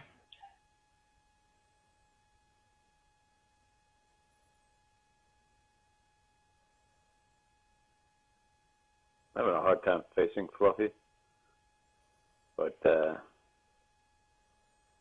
want him to attack.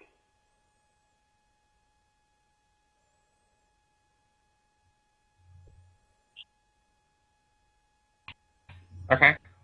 Make an attack roll. +2 for being for rear attack. Oh, I did not Yeah. add the +2, but Not so I don't good. think it's going to matter.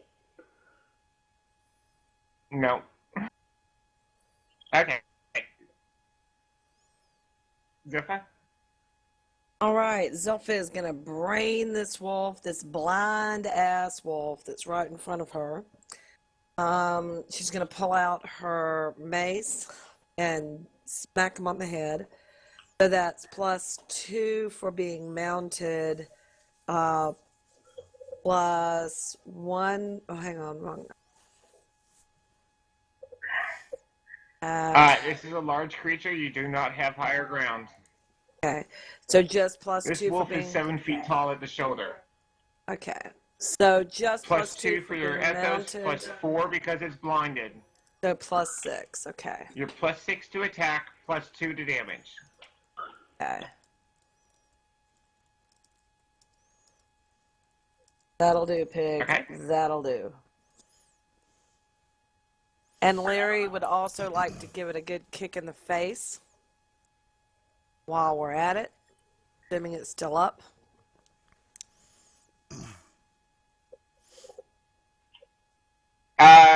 Yeah, it's starting to look pretty ragged, but it's still up. Kind of tapping back and forth, trying to guess where the next some attack is coming from.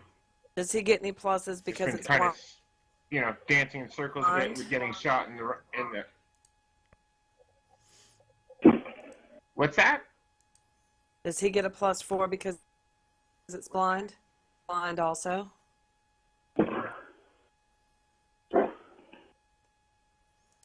Yeah, +4 to hit. +4 on the attack roll because it's blinded.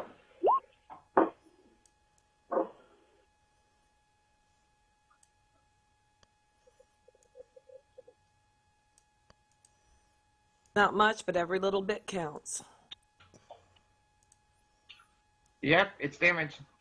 Okay, so as the wolf is dancing around with all the air and sinking into it, you're leaning over and out of the saddle, catch it square across the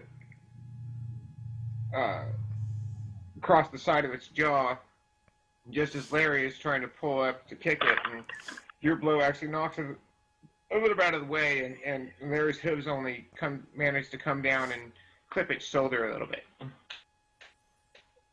You have a second hoof attack. Oh, do I now? Well, then I will use it. I will kick its little booty.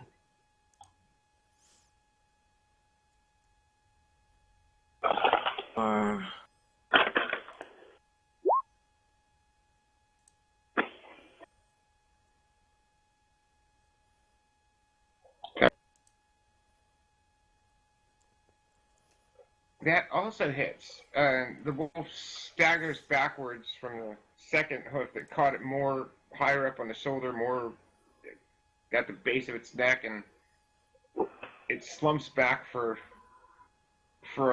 a moment, completely staggered by the blow. It's shaking its head really slowly, trying to find any point of reference. It's in really bad shape now. Yeah, dog. Trick.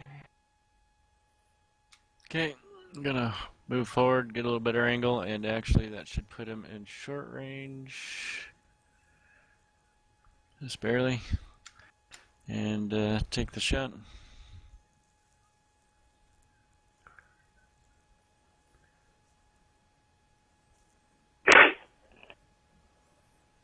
Okay. Go.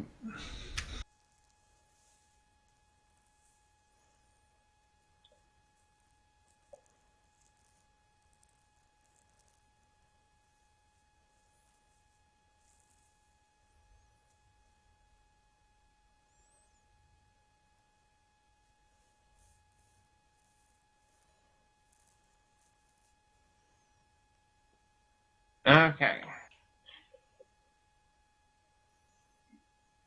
Shot kind of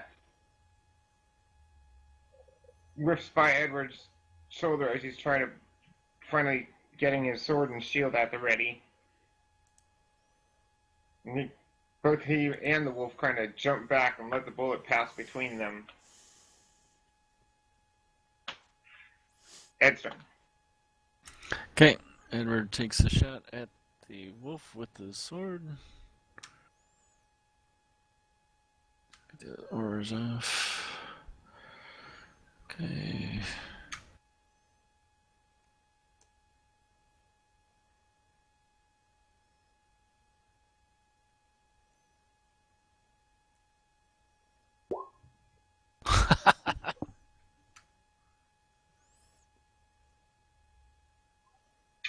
Okay. Well, there you go.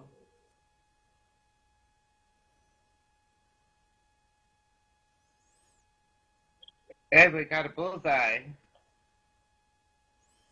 So Edward rushing trying to get a swing at this thing, rushing, manages just yanking. He's having trouble getting his sword out. He yanks it, and his whole belt comes out. The sword doesn't even come out of the scabbard. He tries to club at it, and swings down and buries the sword into the ground.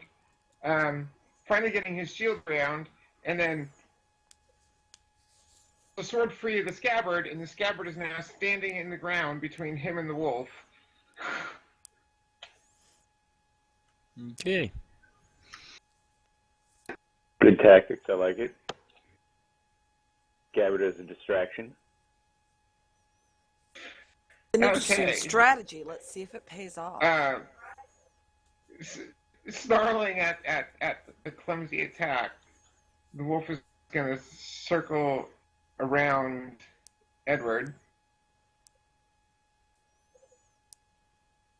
to kind of put him between, so that Edward is between himself and where the shots are coming at him.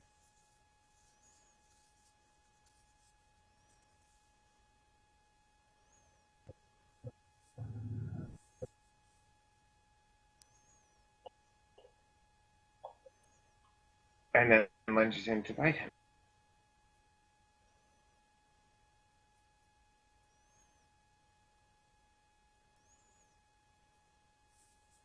Oh, wow. And wolf circling around, tumbles, Trips on the goes scabbard. to lunge at Edward, and yes, trips on the scabbard and face plants at Edward's feet. That interesting strategy did, in fact, pay off.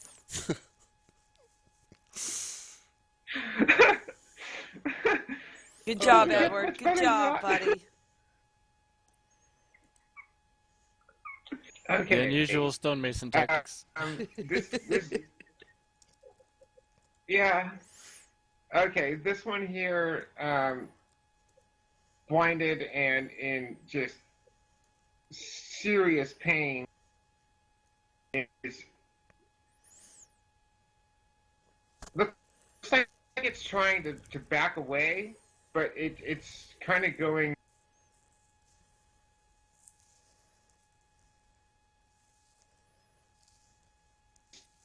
stumbling around.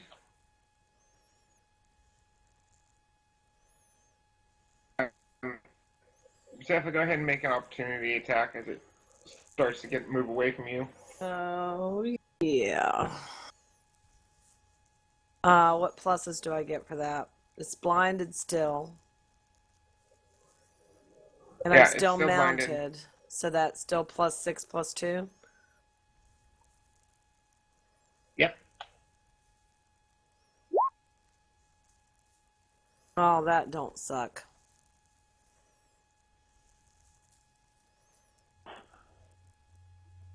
That's a nice roll. Okay. So as it's staggering around trying to get away from all the sources of pain and figure out where the heck it is, as it finally actually starts to move away from you, you catch it on the you catch it with a blow across the spine, and it collapses into the road. Well, there you go. And that's what you get. And Arendelle.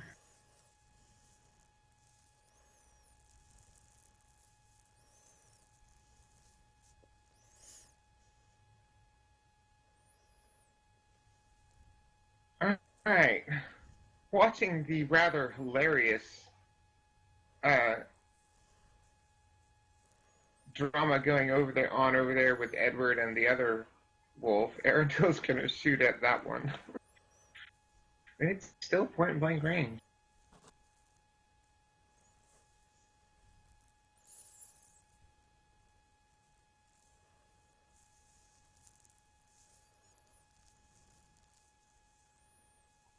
Okay, that's +3 cumulative.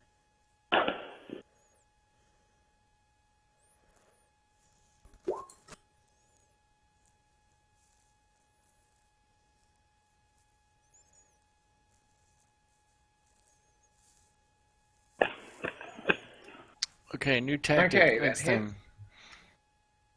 We just all get shields and build a wall and just let Arundel pick up everything. Yeah, he's my new best friend. Alright, Kvik. There's All right. second attack. What type of movement do I got at this point in time? The second half of the, and having already attacked once. You haven't moved yet, have you? 1 square. 5 feet. Okay, but it still counts as a half move. Plus, especially with you being in difficult terrain, crawling through the bush there. Okay. So, if you want that second attack, then you can't move any further. Okay, if I don't attack and just move, can I do the other half move and not attack? You can use the rest of yeah. You can use another half move. Okay, so it's what 3 instead of 6. Yep. Okay. All right, I heard some rustling over around the tents area, right? So Yes. what I'm going to do is, as I'm going, stashing the staff sling and getting out the sword, and I'm going to head in that direction. Okay. Arendel's third shot at the same wolf, just kind of putting the wolf and Edward out of their misery for this point.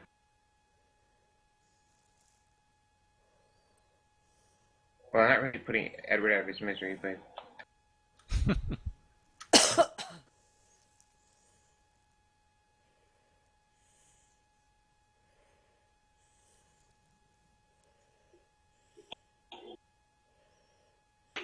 okay. And now that wolf collapses in the road.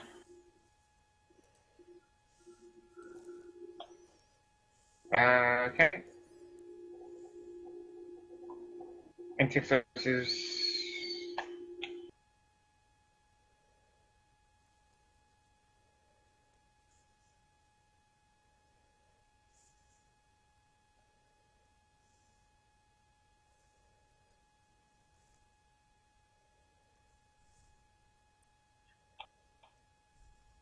Yep. Whoever hasn't rolled initiative.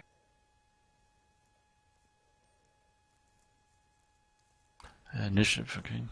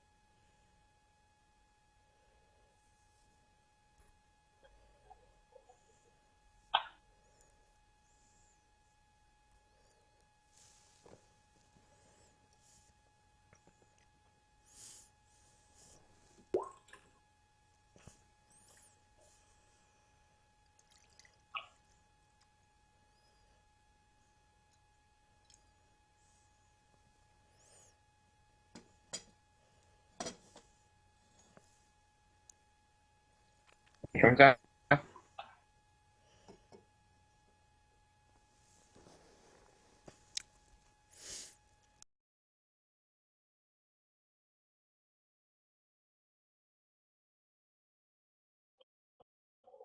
Everybody sorted? Yeah, I should be good. Ready.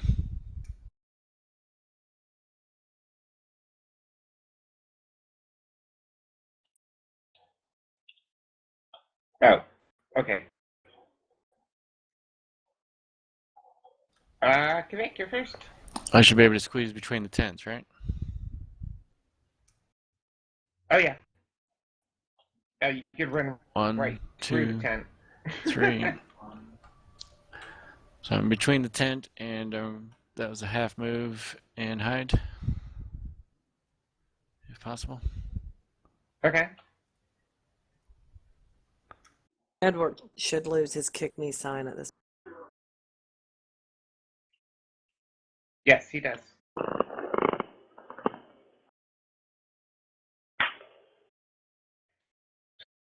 That was awesome. That was just awesome.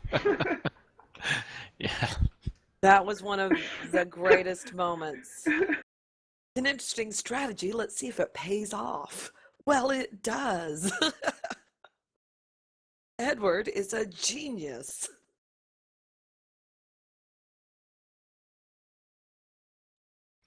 Okay, so that's his Okay, is that where you're movement. stopping? Yeah, movement. Yeah. Well, I can't move anymore, right? In hiding at the same time. Well, you can do the hiding during your movement. It's part of your movement. Okay. So that's So you used sorry. half your move. You can use the other half of your move at your stealth speed, which is only 2 squares per round. But yeah, you can move one more square stealth if you want. Okay. Okay, right there.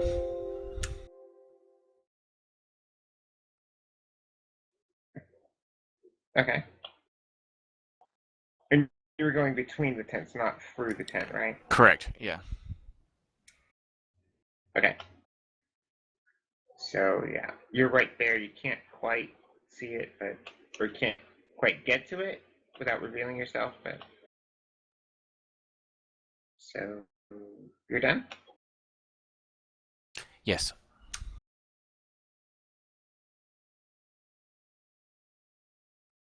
Edward. Edward. Um. Looks around. Does he see or hear anything still out and about? At the edge of the darkness, edge of the light.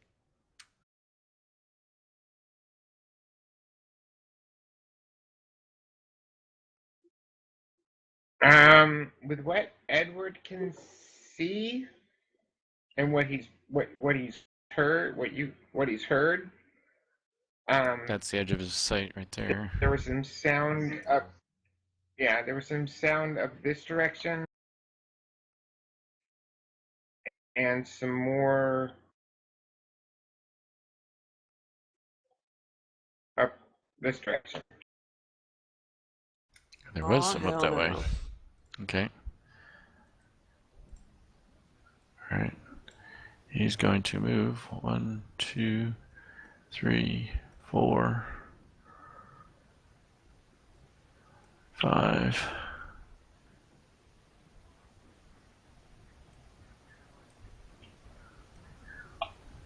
6. All right. And sees something there and just stands at the ready. Okay. And Texas?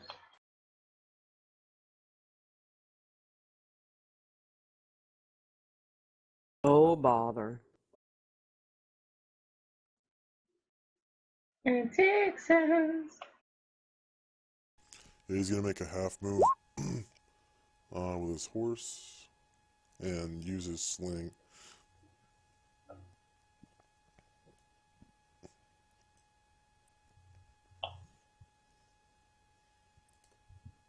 And use what? Use his sling.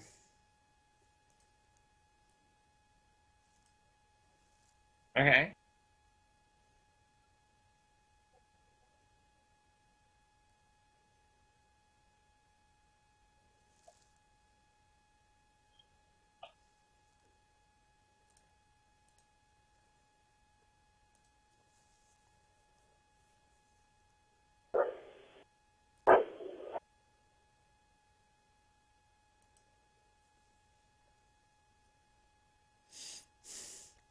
I was going to shoot this thing right here with a sling. Okay.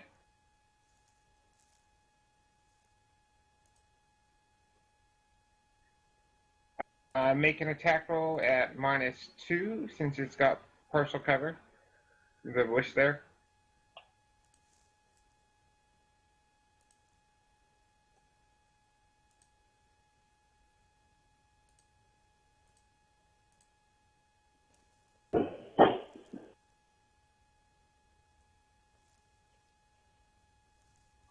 Oh, damn.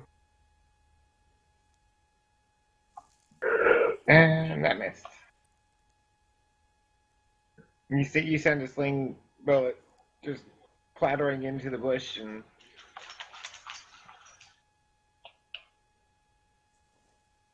you see the little bit of reflection of the light from Edward's torch on a pair of eyes through the bush.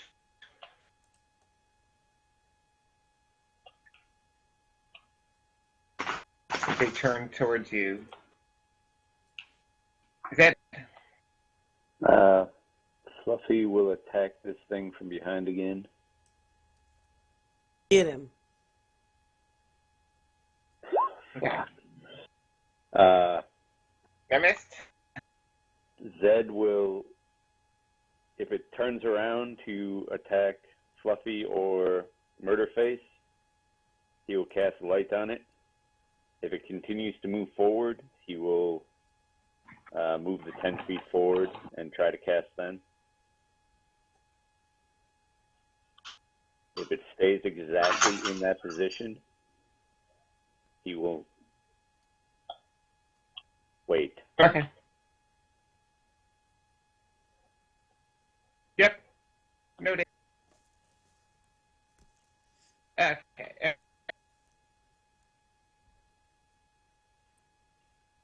Check exactly what he sees.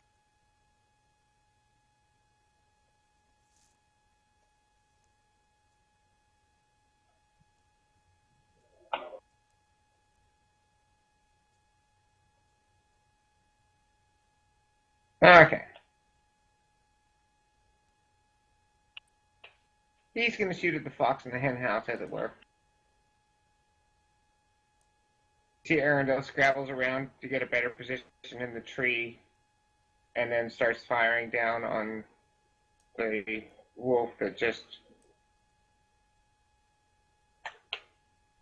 went after Giuseppe.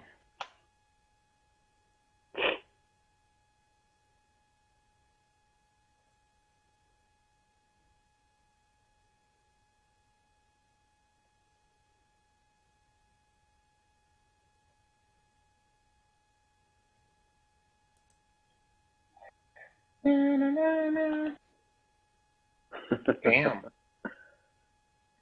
That's good. And What he the drops hell? Arundel, man. Kicking ass and taking names. At some point in the future, it. Zed Oh, shit. might have to reevaluate his thought on elves.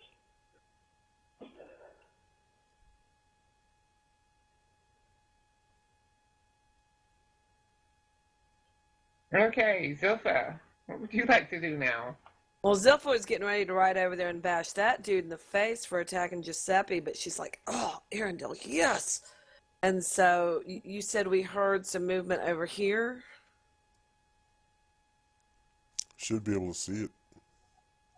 I don't see it. Oh, you're not talking about this one up here? Ping again, please. I do see that one. But I also thought you said we heard something coming from the southeast as well. This Yes, you did. would be a light source. So what Zilpha will do is she'll scooch forward a little bit,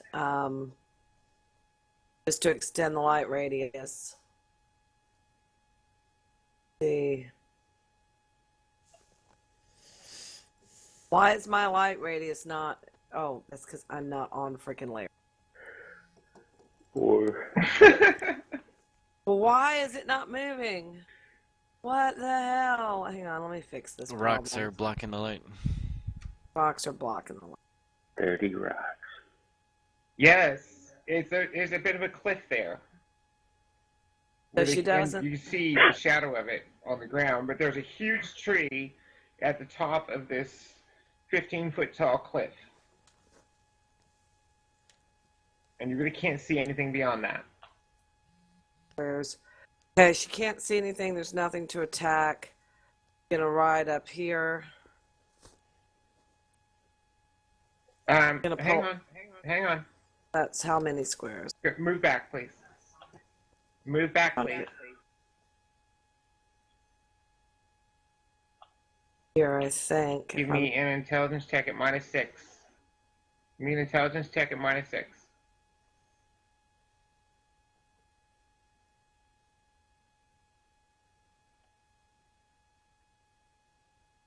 Gonna fail because she's so pissed off somebody would attack Giuseppe. Oh wait, no. Or maybe she has clarity of battle. Okay. From just behind the tree here, you're hearing the sounds of what it sounds like the heavy bark of this big maple tree being crushed. It's like grinding sound and a low snarling growl like Do I smell anything? You do not. Okay. Well, if it's right there, that close, then she's going to back off. Back over this way.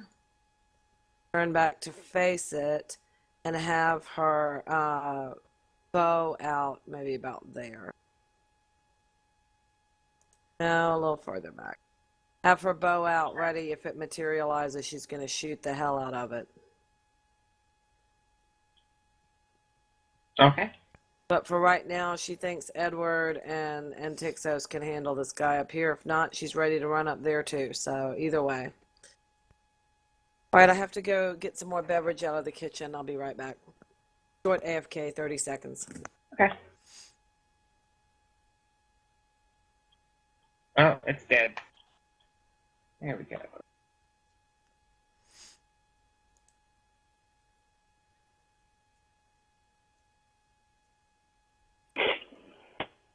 Okay. And Tixos, can you pop up the protection from evil again?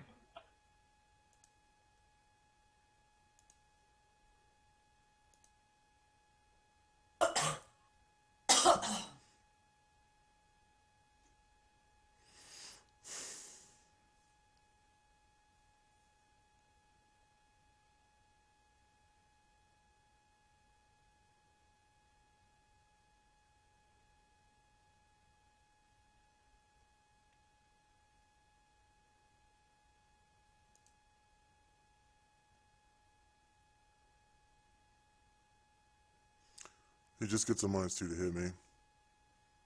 Unless it's like, Yep. yeah.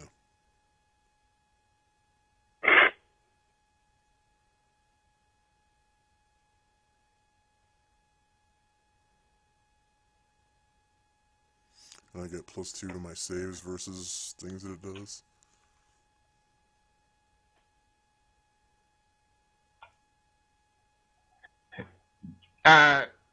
Come charging out of the bush, you see what almost looks like a werewolf coming rushing down towards you.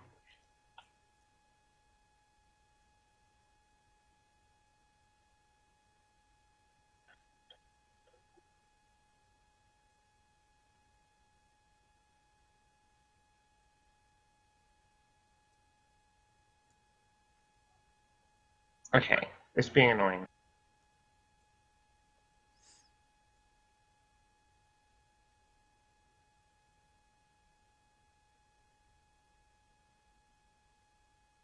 The annoying part of these rules, Edward had only used half of his movement rate, seen him and was preparing, and then the rules just allow him to run right around without him being able to use the rest of his movement to react to it. Did you say Say you what? were guarding? Well, I mean, it's a full minute round. This is all supposed to be happening at the same time. He only used half of his movement. He held up short, so he didn't run too far out. He would have still had half of his movement, and then the mob is able to just run right around him, even though Oh, Edward still had movement to yeah, go for it. I didn't. No, he didn't run around. He ran straight at it and takes us. You got Edward gets an attack opportunity. Okay. Sorry, because he passed through a threatened square either way, Right. Okay. Thank you. or passed right through it.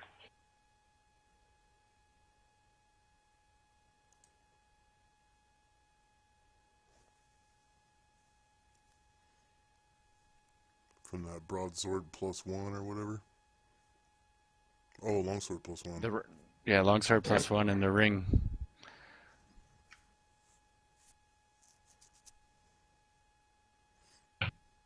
Okay. Catches him, staggers him for a moment in his rush. Uh, he keeps going anyways, and he's got a big gash in his side.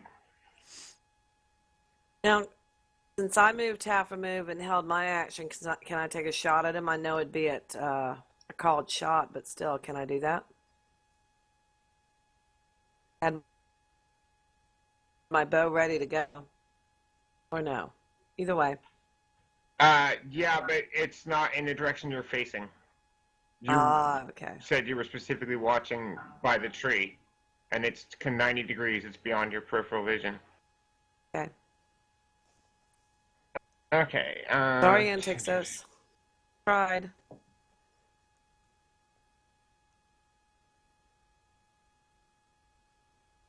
Oof. Oh no.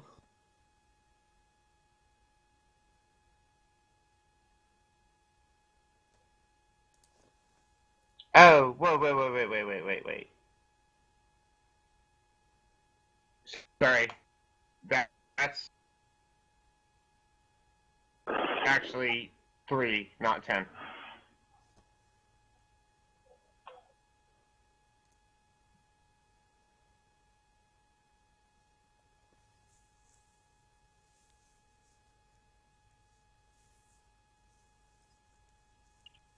I forgot. I forgot about something.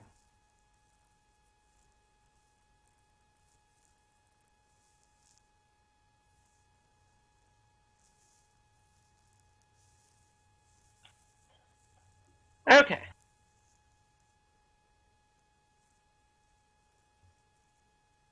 Fixed.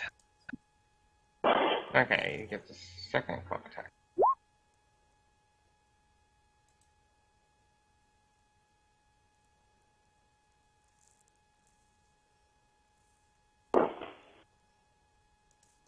And ding, ding, ding, ding, ding, ding, light him up.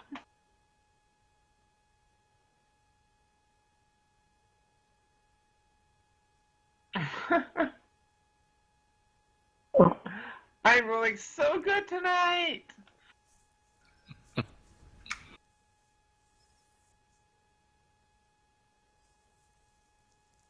Okay. Arundel.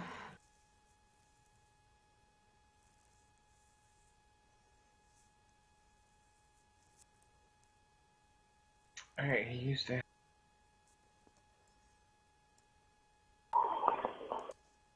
I need a Zora.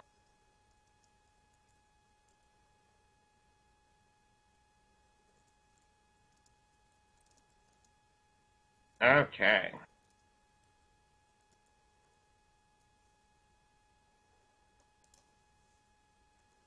Alright, since it's a little further away than he likes, Arundel is going to jump down out of the tree.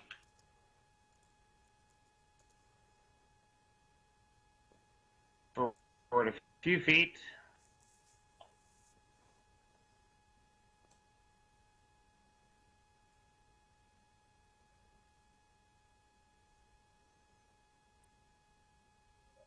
And start shooting it. Okay, -2 for cover.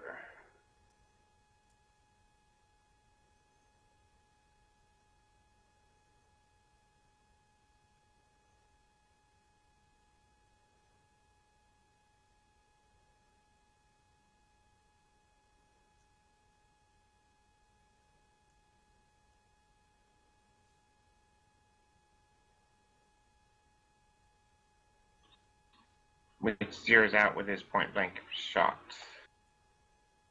And he hits.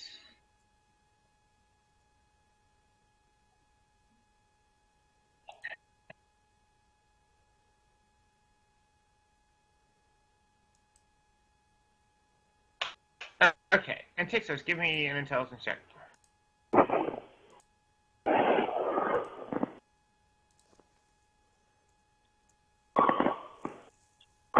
And the movement killed Erdo's last shot, so. Okay. You notice, looking at this thing in front of you,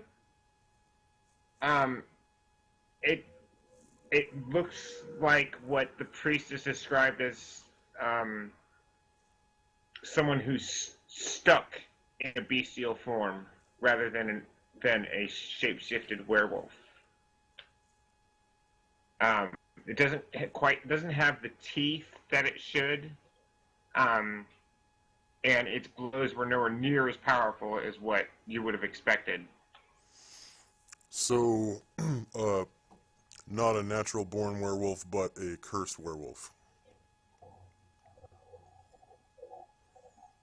Like, it looks like someone who was infected and has been forced to stay in their hybrid form for so long that they can't shift back.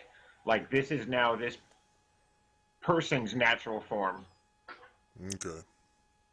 So just not a natural werewolf. Looks like it's a werewolf, but it doesn't have the... Yeah, definitely not a natural werewolf.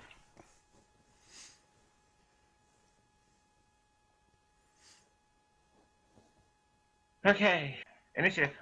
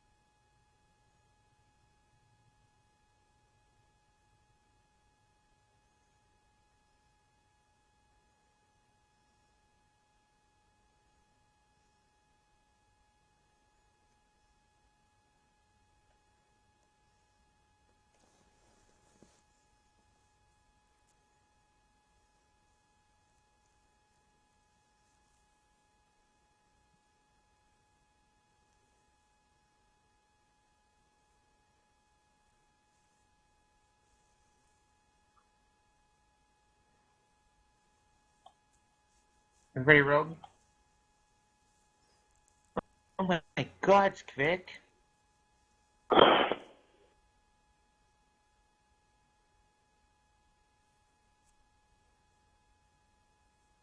Yeah, don't get a whole lot lower than that, does it?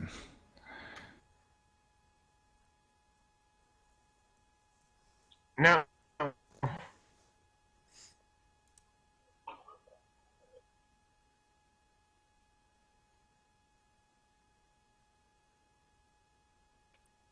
Is everybody set? Yep.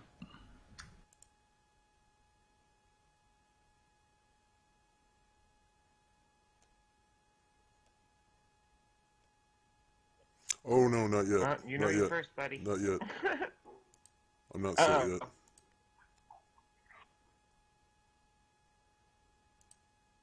Okay, yeah, I'm ready. I'm ready now.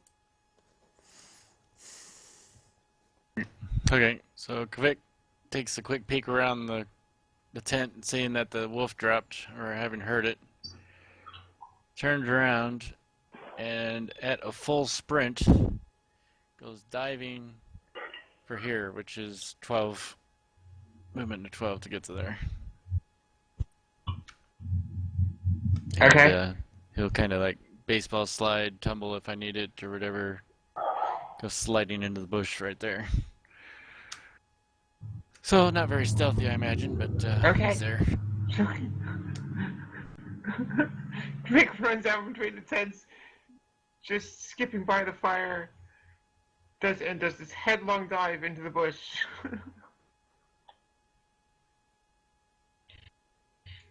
Okay, Zed. If I turn around, can I see that werewolf by Antixos?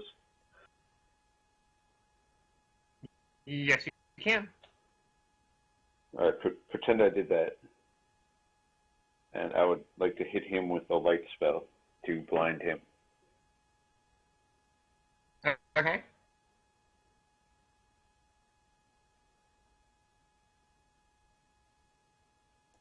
So he would save at -1 also. Uh-huh.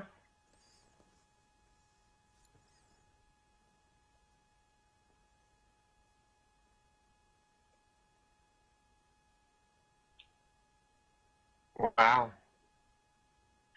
Okay. And Tixos, you kind of see this werewolf's eyes flare bright for a second and seem to roll up in its head, and it squints its eyes closed. It's pawing at its eyes and its muzzle, and shaking its head. Starts howling in distress. Grunt.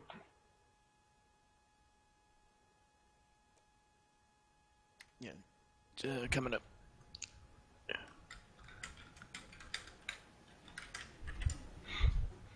Okay, so Grunt runs up. 1, 2, 3, 4. Can he do like a charging attack and kind of like ram into the He side? will not approach. He will not approach it. He will not approach it. Oh, he will not approach it. All right. So when will he notice that he's will not not approach it. interested? All right. So As soon as he clears the bushes, he'll like pull up short, dive back in. right. All right. So he then stays at the bushes. Then okay. No, that's his turn then. He's like, "Oh crap! I'm running towards something that's going to eat me. I'm going back in the bushes." Gotcha. Yeah, I thought it may have been having been trained, he'd been a little more aggressive if some type of fight was going on, but no problem. Yeah, you get him to attack if you're riding him, but not unmounted like that. Understood. No problem. Thank you. Go ahead and take him off the counter then.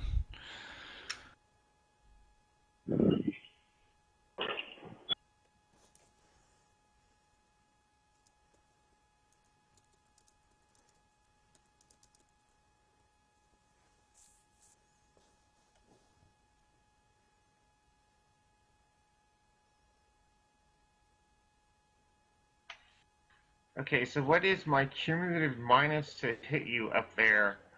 And Tixos, we got it's blind -6. now. Oh, unless he's a medium creature or smaller, then it's -7. Yep, he's a medium creature. Alrighty then.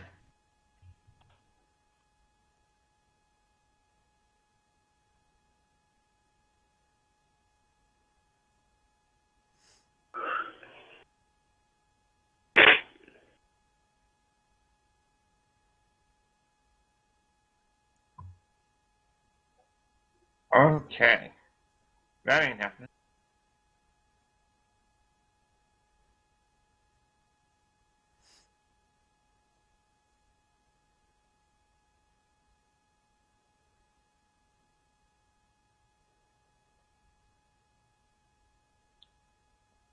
Neither is that.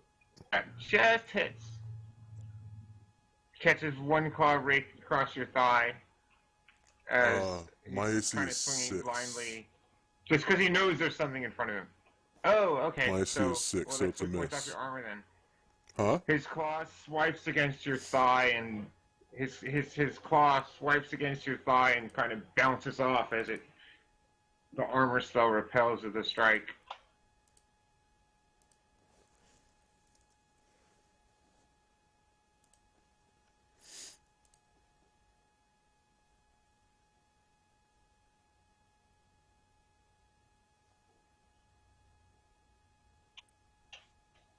And then he's gonna run.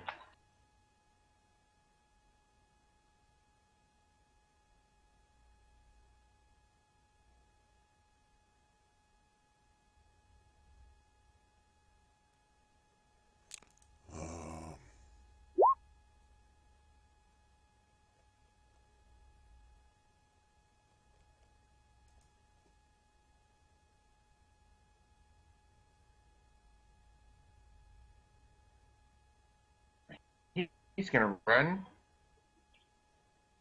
Right into that Right rock. past Edward again.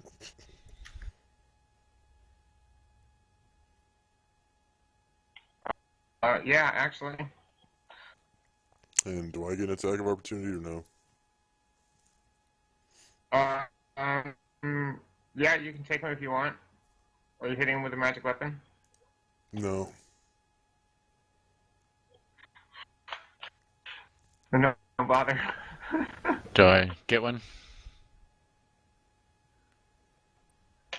No, you weren't in melee. Edward does. Yeah, that Edward. Yeah, yeah. Sorry, that's what I meant. I was working on that. Yay, Edward. I didn't even give him the +2 for the. You get +4 for blindness, I think. Yeah, and that too. It was enough. Uh-huh. He didn't need anything there. Okay.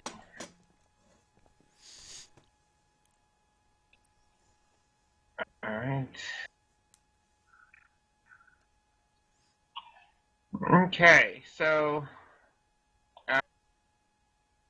this other one goes down, trying to run away blind.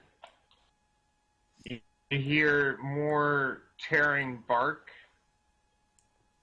from over here, just up this short cliff, and then the sound of pounding feet and panting growing fainter in the night.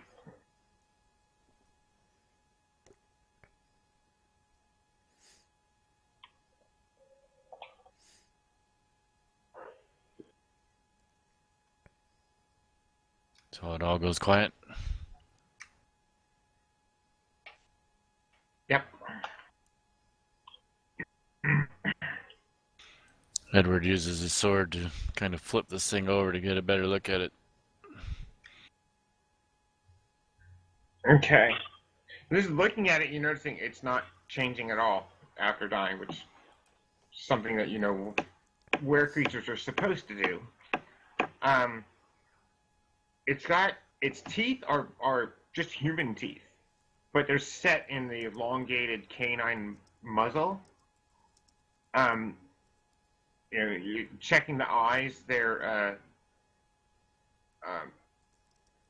kind of a light brown, not the usual amber color like a wolf's eyes. The claws look like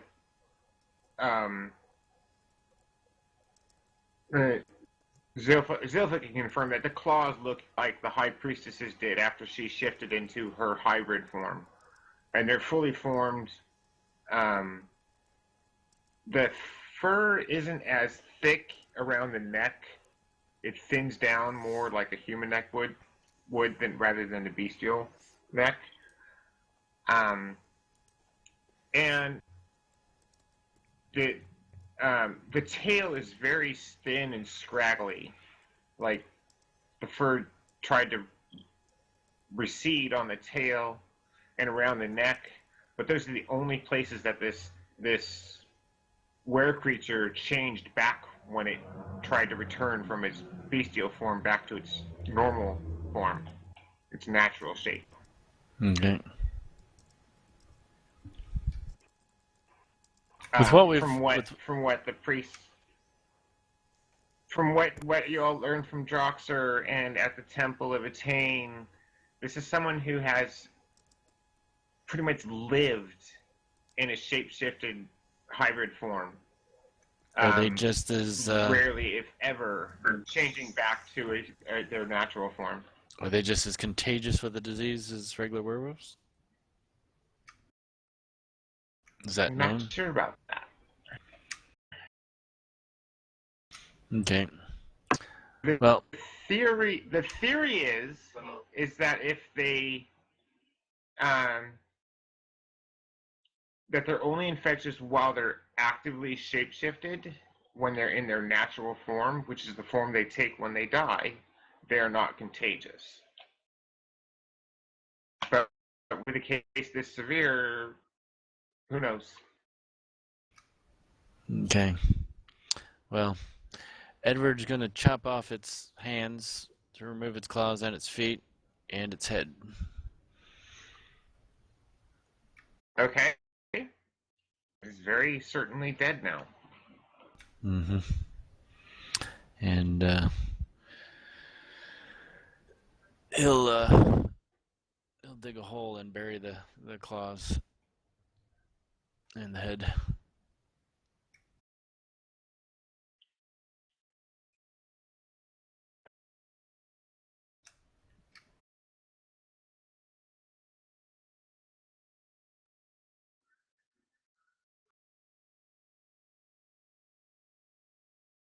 Did I have it switched? Did you hear that last part? Sorry. Say again? Did you hear the part burying the heads and claws? I don't remember if I switched the switch. Yeah, I heard it. Okay.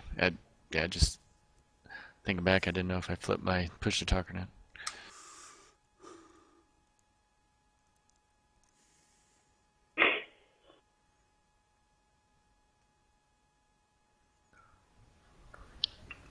Quick will scramble up, if he's able to, the cliff face and take a look where Yeah, it's an easy climb. where it was you said it was clawing at the bark or something? Yeah, you see on the back side of this tree here, right about here, there's these huge gouges just ripped out of the bark on the back side of the tree. Right there. Yeah, I can't move past the light line. Uh, oh, sorry. Huh. You were so close there at first, I thought you were. Yeah. Forgot where the light line is. Yeah, no worries. So yeah, on the back side of this tree, there's these huge gouges. Looked like it was trying to claw through the tree, or just like he was watching his, like something was here overseeing this and watching what was happening and just getting kind of enraged and just digging in, kind of the clenching hands in anger. So his claws are definitely larger than that the one Edward killed?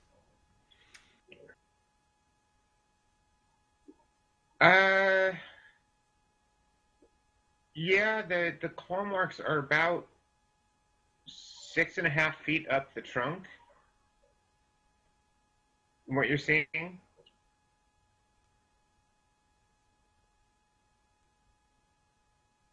Okay. Cautiously looking around. The one that Edward just killed could have dug those marks in, but they're the angle is wrong for how big that one is.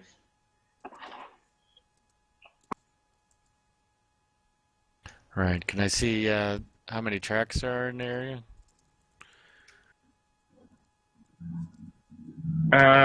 Give me an observation check at -4. Okay.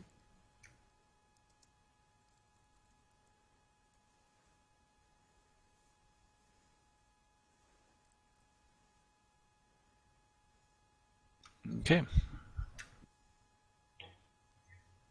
Do you see in the relatively soft dirt? You see just a scattering of a bunch of different paw prints. They're so crisscrossed that you can't really make sense of them. Okay. Can I see one distinct one of like the main one? No. Okay. Okay. All right. I'm done. Yeah. Zed. No, I mean, pause because Zed and Tixos. Was there a question in there?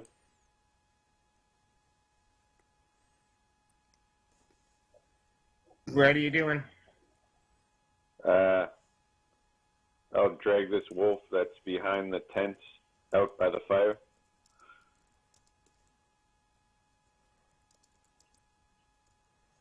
Okay, how are you going to do that?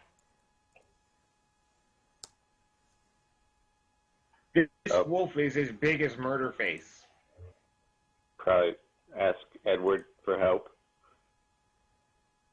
being he's a big, strong, muscly man. Uh-huh.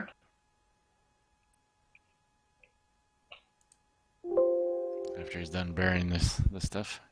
Oh, I don't know. Otherwise, I'll merely start planning out how I'm going to make a wolf suit out of this wolf pelt. Okay, do you have survival or hunting Nope. proficiencies? Okay. Then you're staring at a very large dead animal and kind of wondering what the hell you're going to do with it. Nope. Grandiose plans going on in Zed's head. Grandiose. You can try to make an unskilled an unskilled survival check if you want to try to scan it yourself. No. Zed can wait. Okay. But the wheels are turning upstairs. Yes. Okay.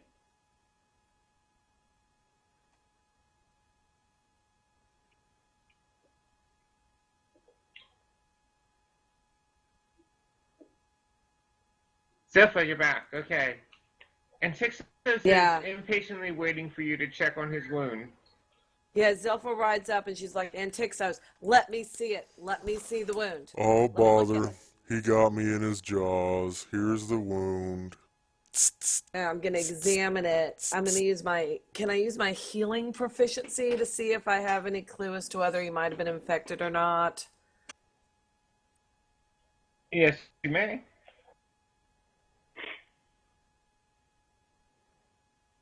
Uh,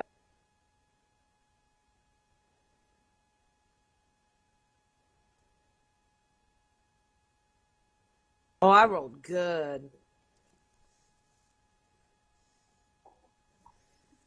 Okay. Where it looks like you're doing some prodding and poking where the werewolf thing clawed at him, and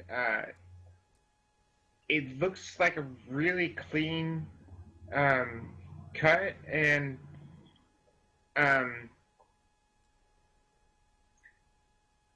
what was your actual roll? I rolled a 4. Pretty darn good. Yeah, I Okay. rolled good. Yeah.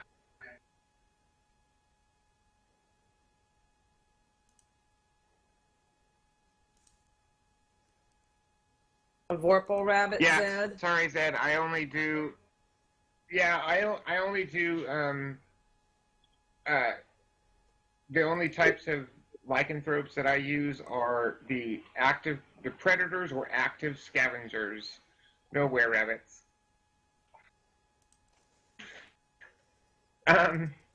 You check. I said you're checking them out. You're seeing there's looks like there was nothing left in the wound.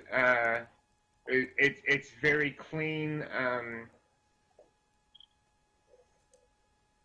Cleaner than you would expect. Definitely.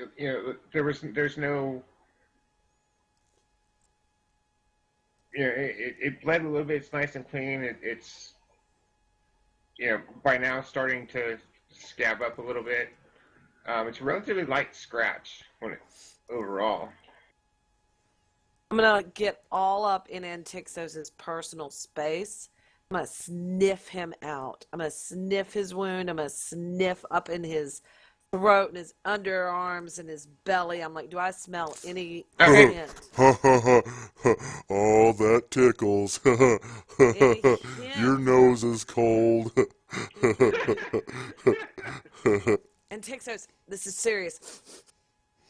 Do I smell anything? Okay. Woo, not there.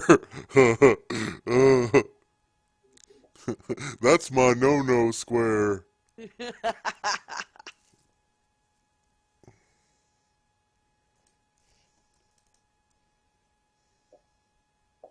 Okay. you smell the very faintest traces of the werewolf that's dead on the ground over there. You don't smell anything around Antixos other than his normal scent. Tixos, I think you really lucked out. We're going to keep an eye on you, and I'm going to keep checking on you, but I don't see any sign that you might have been infected. Now, let me give you a good heal on this boo-boo. Oh, bother. And That just me means my luck is going to run out sooner than later. I'll be checking already on you, did. though. I'll be Could have been checking a on you. badass werewolf. I'll be checking on you, though, for the next few days, just in case. I'm going to come over here and sniff you real good.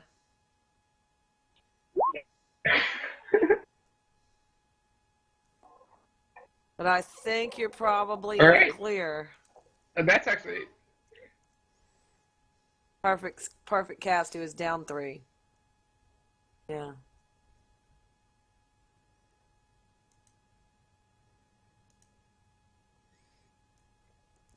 Oh, thanks, Zilpha. The only downside, though, is now I can't memorize my spells in the morning. Oh, Well, bother. we might need to just rest a little longer. Because I think we need some spells. Well, I think I Zed didn't needs some cast. spells too. I didn't cast any of my good spells, so there's always that. Well, I think in Tixos that it'd be worth staying a little late tomorrow just to make sure we memorize some spells.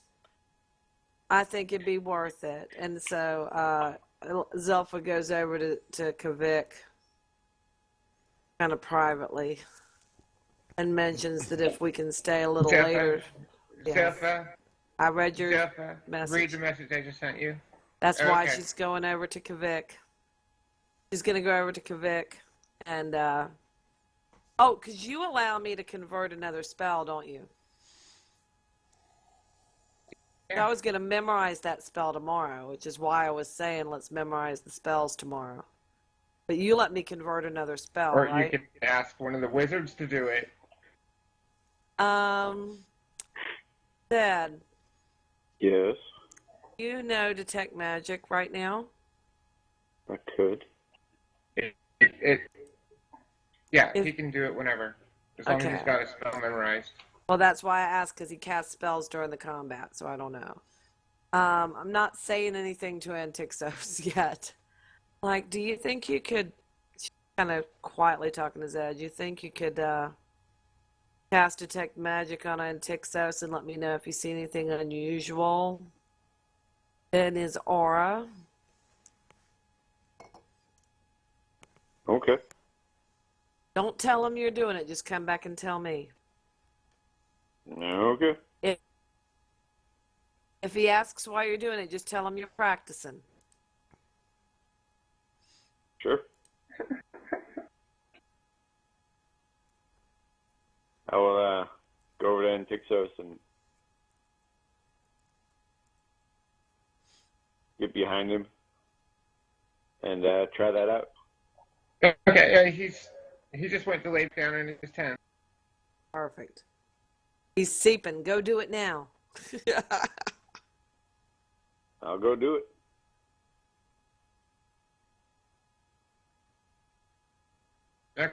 Okay. You convert your last spell for the day for Detect Magic, and there's absolutely nothing attached to his aura. Oh, thank goodness. And what the priest described is that you can sometimes tell there'll be the smudge of the where the magical infection is working its way into the person's aura. Oh, thank goodness. That means he's clear. Okay. I'll tell Zilpha that there are several shrimp-shaped objects moving around in his ample belly region and a huge cavity in his posterior. But you didn't see anything kind of nasty-ish or evilish on his A aura? huge cavity looked pretty nasty. Was it full of poo? I don't know. It looked like it had wings. Not really examining that much. This is not a joke, Zed, because I'm trying to determine if he's been infected, because if he does, we have to turn right back around and go back to Port Caravan and go through that naked ritual again. You want to get naked? Like right now? I mean, No, and dance I don't really around know you in that a well, circle Is that an around offer? naked Antixos. You want to have a naked Antixos and dance around in a circle around him? Come on. is there money involved? Because With my pencil-shaped Maybe. pecker. You're fine, Antixos. Oh, or you're gonna die. One of the two. my eraser tip. How long does it take to skin these big boys?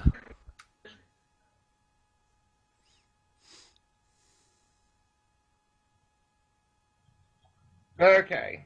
How much If you're not extra trying time? to save any of the meat, it'll take about with Edward helping you hoist them up into the tree or one of the nearby trees. Just to get the hides would take about 35 minutes apiece. Okay. Not terribly long. Yeah. I'll skin all through. You should still be able to get some meat off of them, though, still, right? Yeah, if you want to actually carve them up and stuff. Wolf jerky. Might as well, yeah.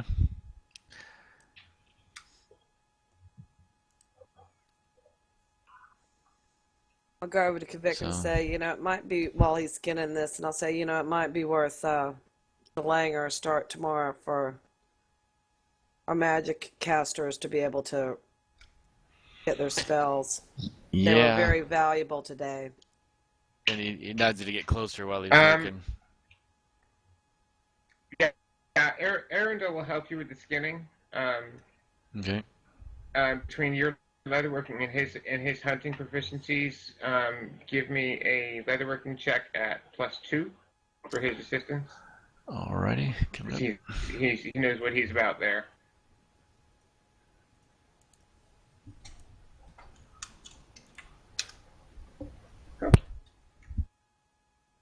So he nods for Okay. kind of motions for her to get a little bit closer, and he says, "There is a bigger one up on that ridge." Heard it. And that's the one that took off, I'm pretty sure. It might be the original one. It might be. It's, don't know, but I we might come sniffed. back with more.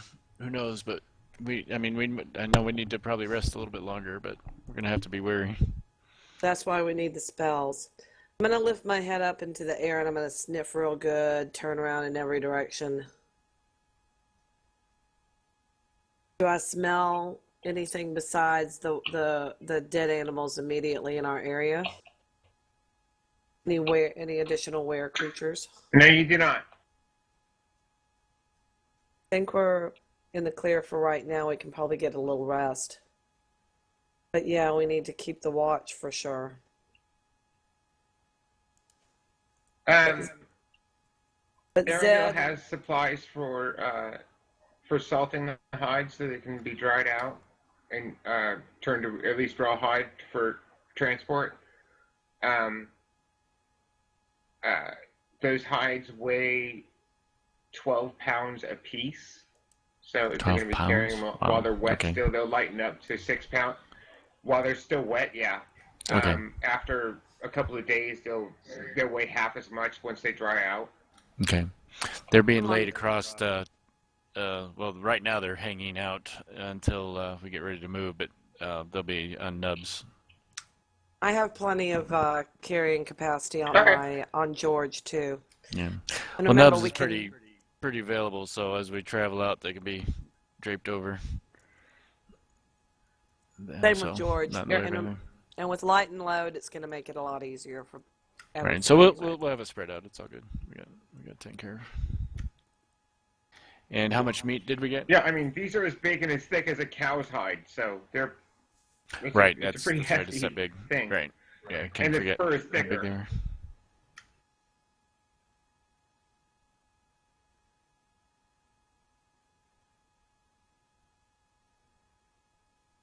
All right.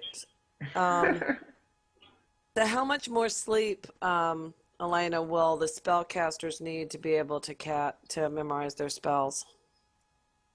Considering we were interrupted. If they kind of rest right up until you're just about getting ready to leave at 7 or 8 in the morning, with the kind of schedule you've been keeping, they should be fine. Maybe leaving an hour later than you normally would.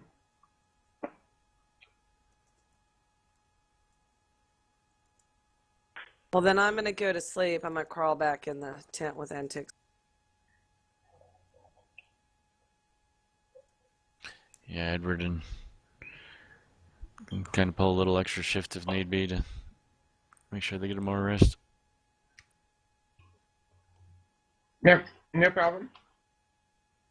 And once Quick's got the skin set up and laid out, he'll go back and get some rest again. Who's watching right now? Okay.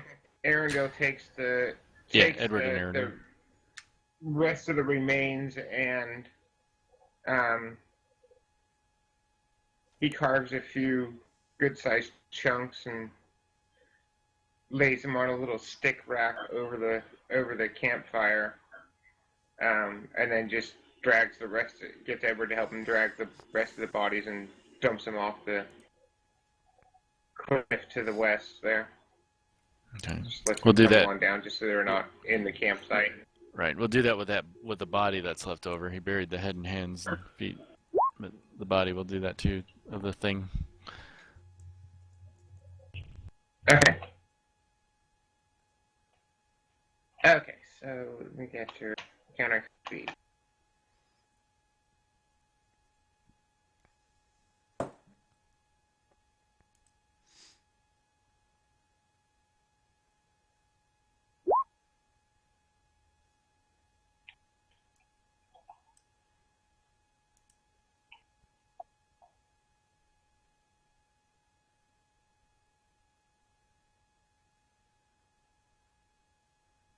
Now I know I can't cast Dark Fire. I'm going to memorize something else till I get me a brazier.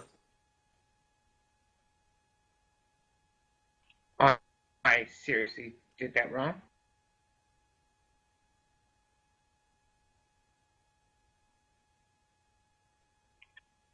I honestly expected the dire wolves to give you more trouble than they did. I had to give a lot of trouble when It you're gave blind. us trouble. Yeah, we have an Arendelle. We're okay. Arendelle rolled like a master. Yeah. And the blindness helped a lot. That's why you That is never my hero, man. make too much fun of support or artillery.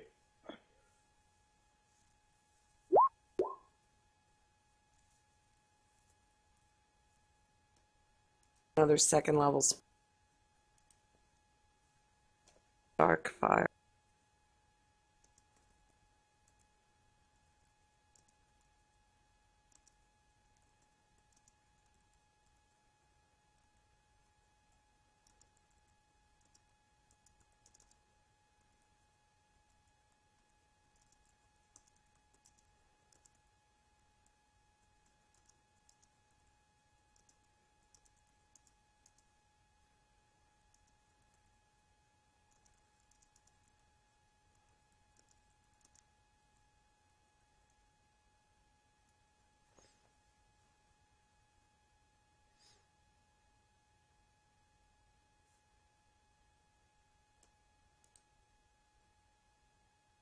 How much experience do you get for spells cast?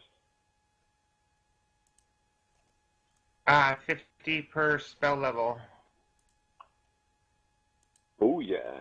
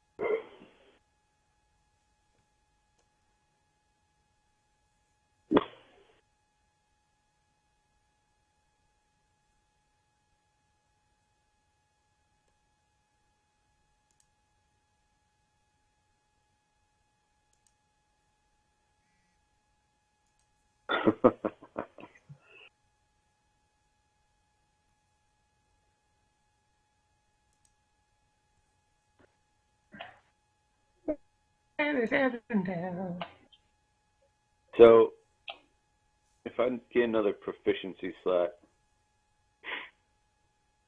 and I want to use that to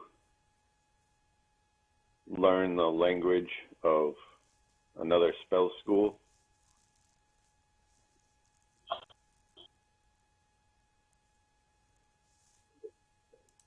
Yes.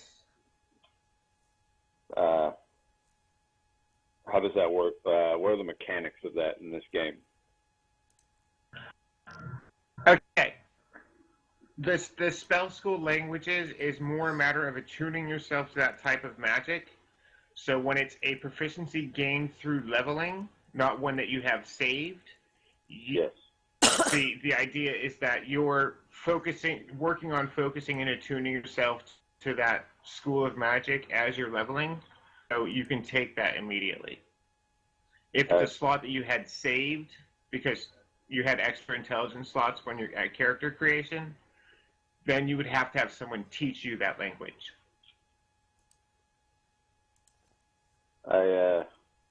I'm doing the first one of those.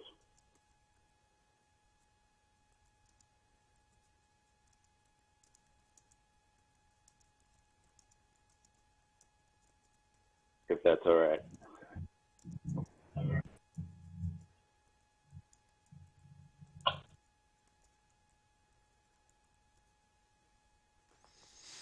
And I'm going to do that You're for doing which divination. one? I'm going to use my third level proficiency slot for divination. Okay.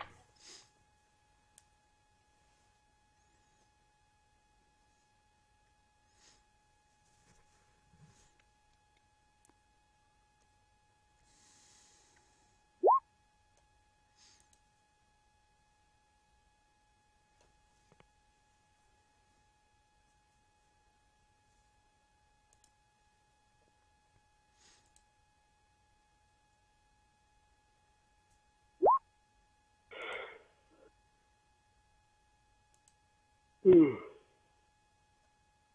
too.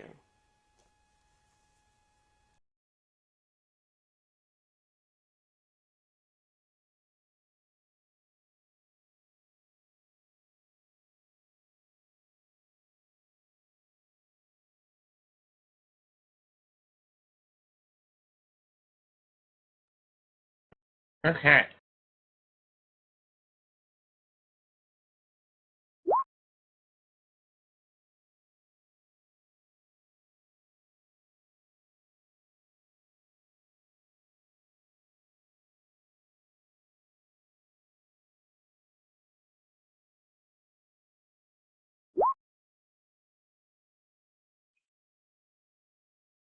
Eight arrows.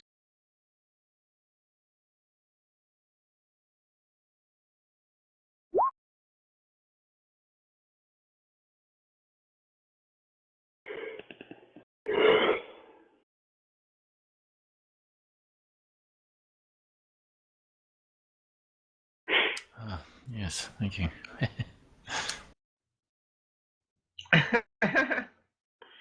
You didn't fire much ammo. No, I didn't, but it's all good. I think it was just.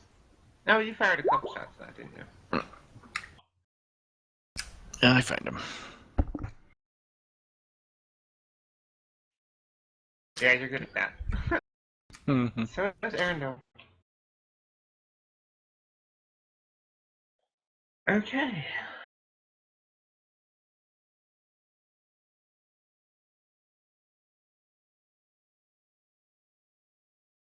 That was actually quick. I forgot to switch the name back.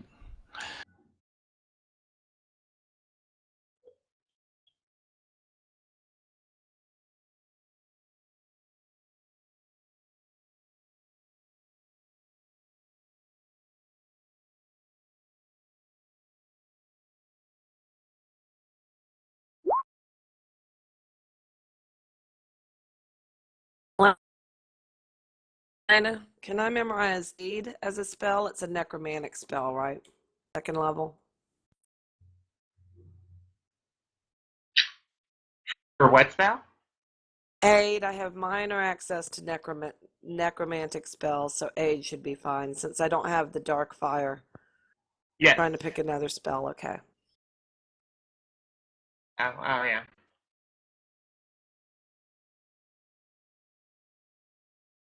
In addition to my light and load and hold person spells, so.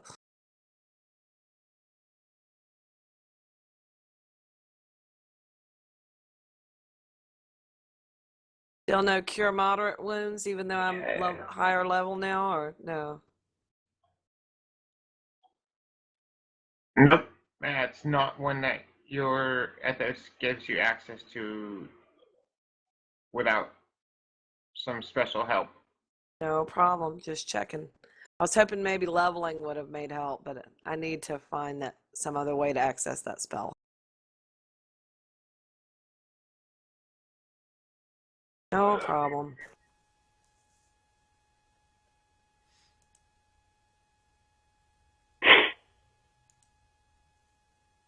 I would have picked that instead. But eight'll be good.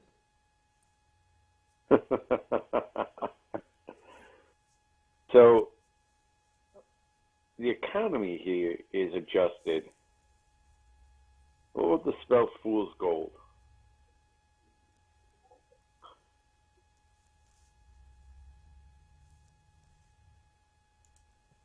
What about it? I mean, it just given the adjusted economy, that would produce a significantly larger source of wealth if it was used.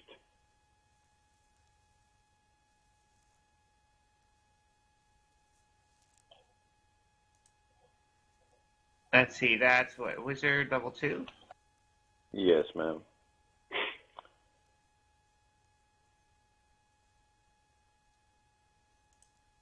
I didn't really plan on taking it. I was just wondering if it had been addressed.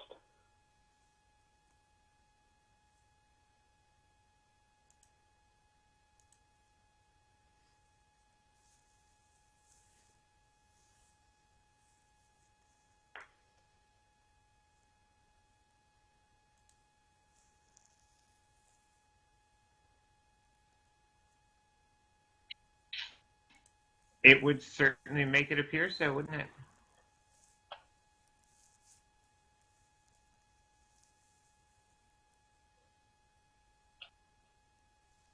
Yes, ma'am.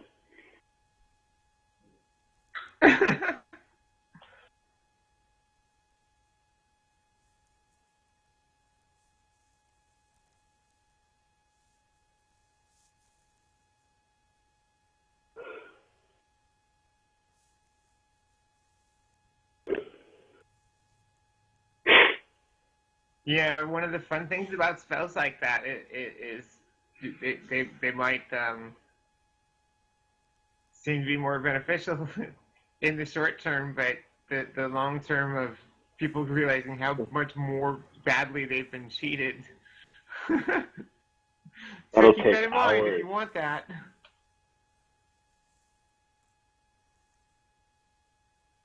Oh, they'll hang me for sure. But first, they gotta catch me. Uh-huh.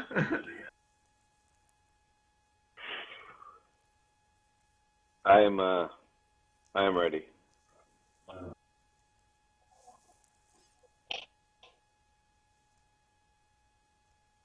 So what do you think of the map, Josh?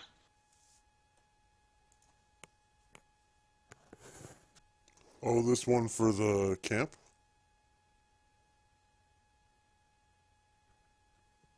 Yeah, I know you can't see a lot of it with the dynamic lighting, but It's pretty cool. I like it a lot, actually. Mm-hmm. yeah, I got a hold of some new graphics. I was trying a new theory. I'm at the point where we're going to call it for the night here. I'm getting a bit of a headache, and it's almost in 5 hours. So, but yeah, the oh, you want to camp to it? kick your stream.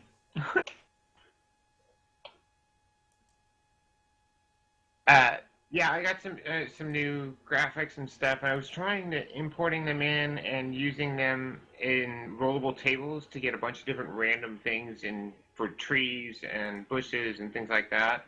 Mm-hmm. And I think that's part of why it took so long to load, because those are not the tokens aren't just the graphics; they're randomized. You know, just talking about it hit you a bit after the fact, but it's stuff still loading.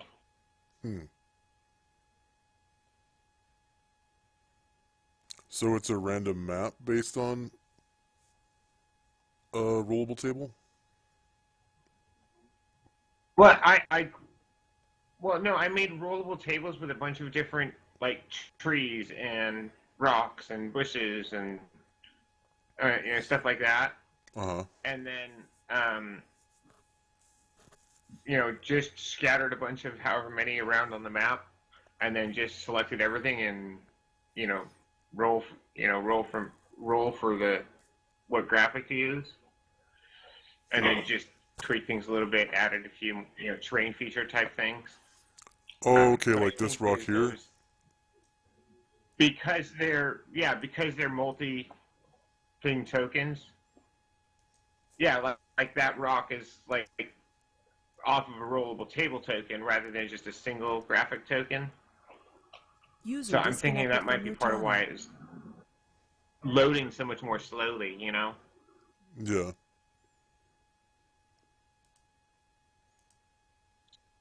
So it's great in theory, but I think in practice not quite as good.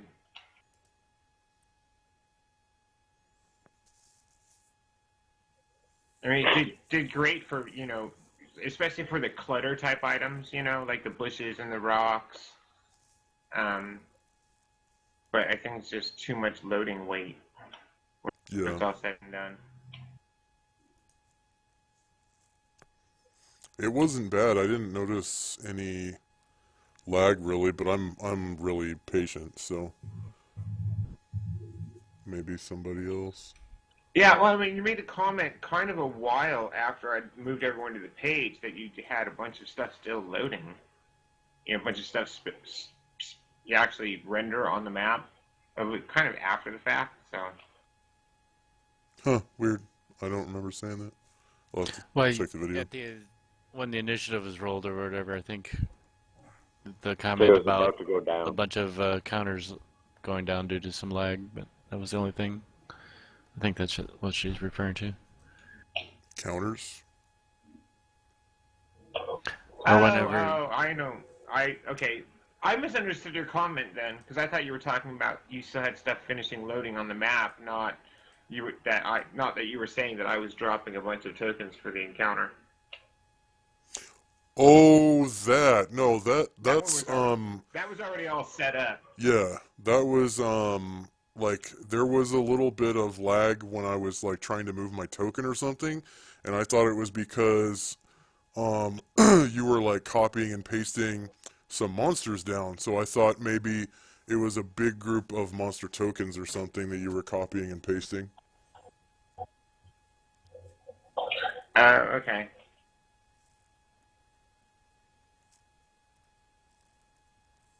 Were you changing layers from like GM layer to current or something, maybe? No, I can't change layers, so Yeah, I was No, moving stuff Elena. between layers. No, I was moving stuff between layers at the time, yeah. So that may have done it, because then that would transmit that data to ours that we could see it if Right. provided line of sight issues and all that.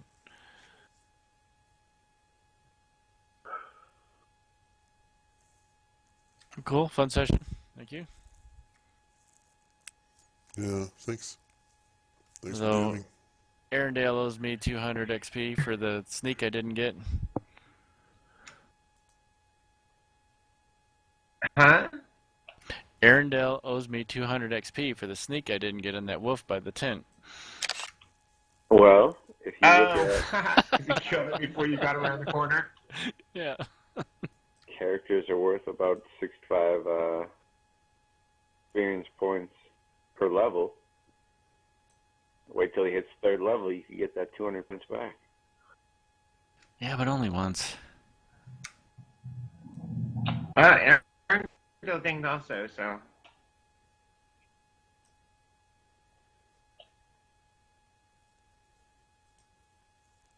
Yeah, he just spends so much time running from spot to spot trying to find a place to attack from.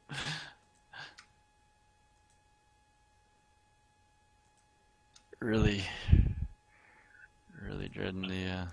Okay, so with this character, brute to speed or brute to Valentine? What? Which one? Kvik. What's that? I'm sorry. With Kvik, would you rather have brute to speed or brute to Valentine? It's a pretty straightforward answer for a halfling. Speed. Definitely speed. That just gets me back up to normal. It's already going to be quiet enough. That's quiet won't be the problem.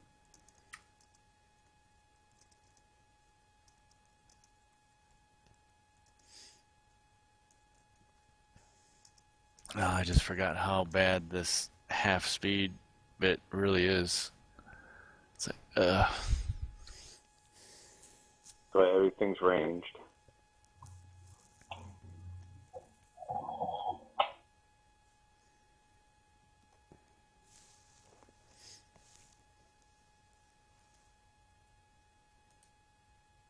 It makes a lot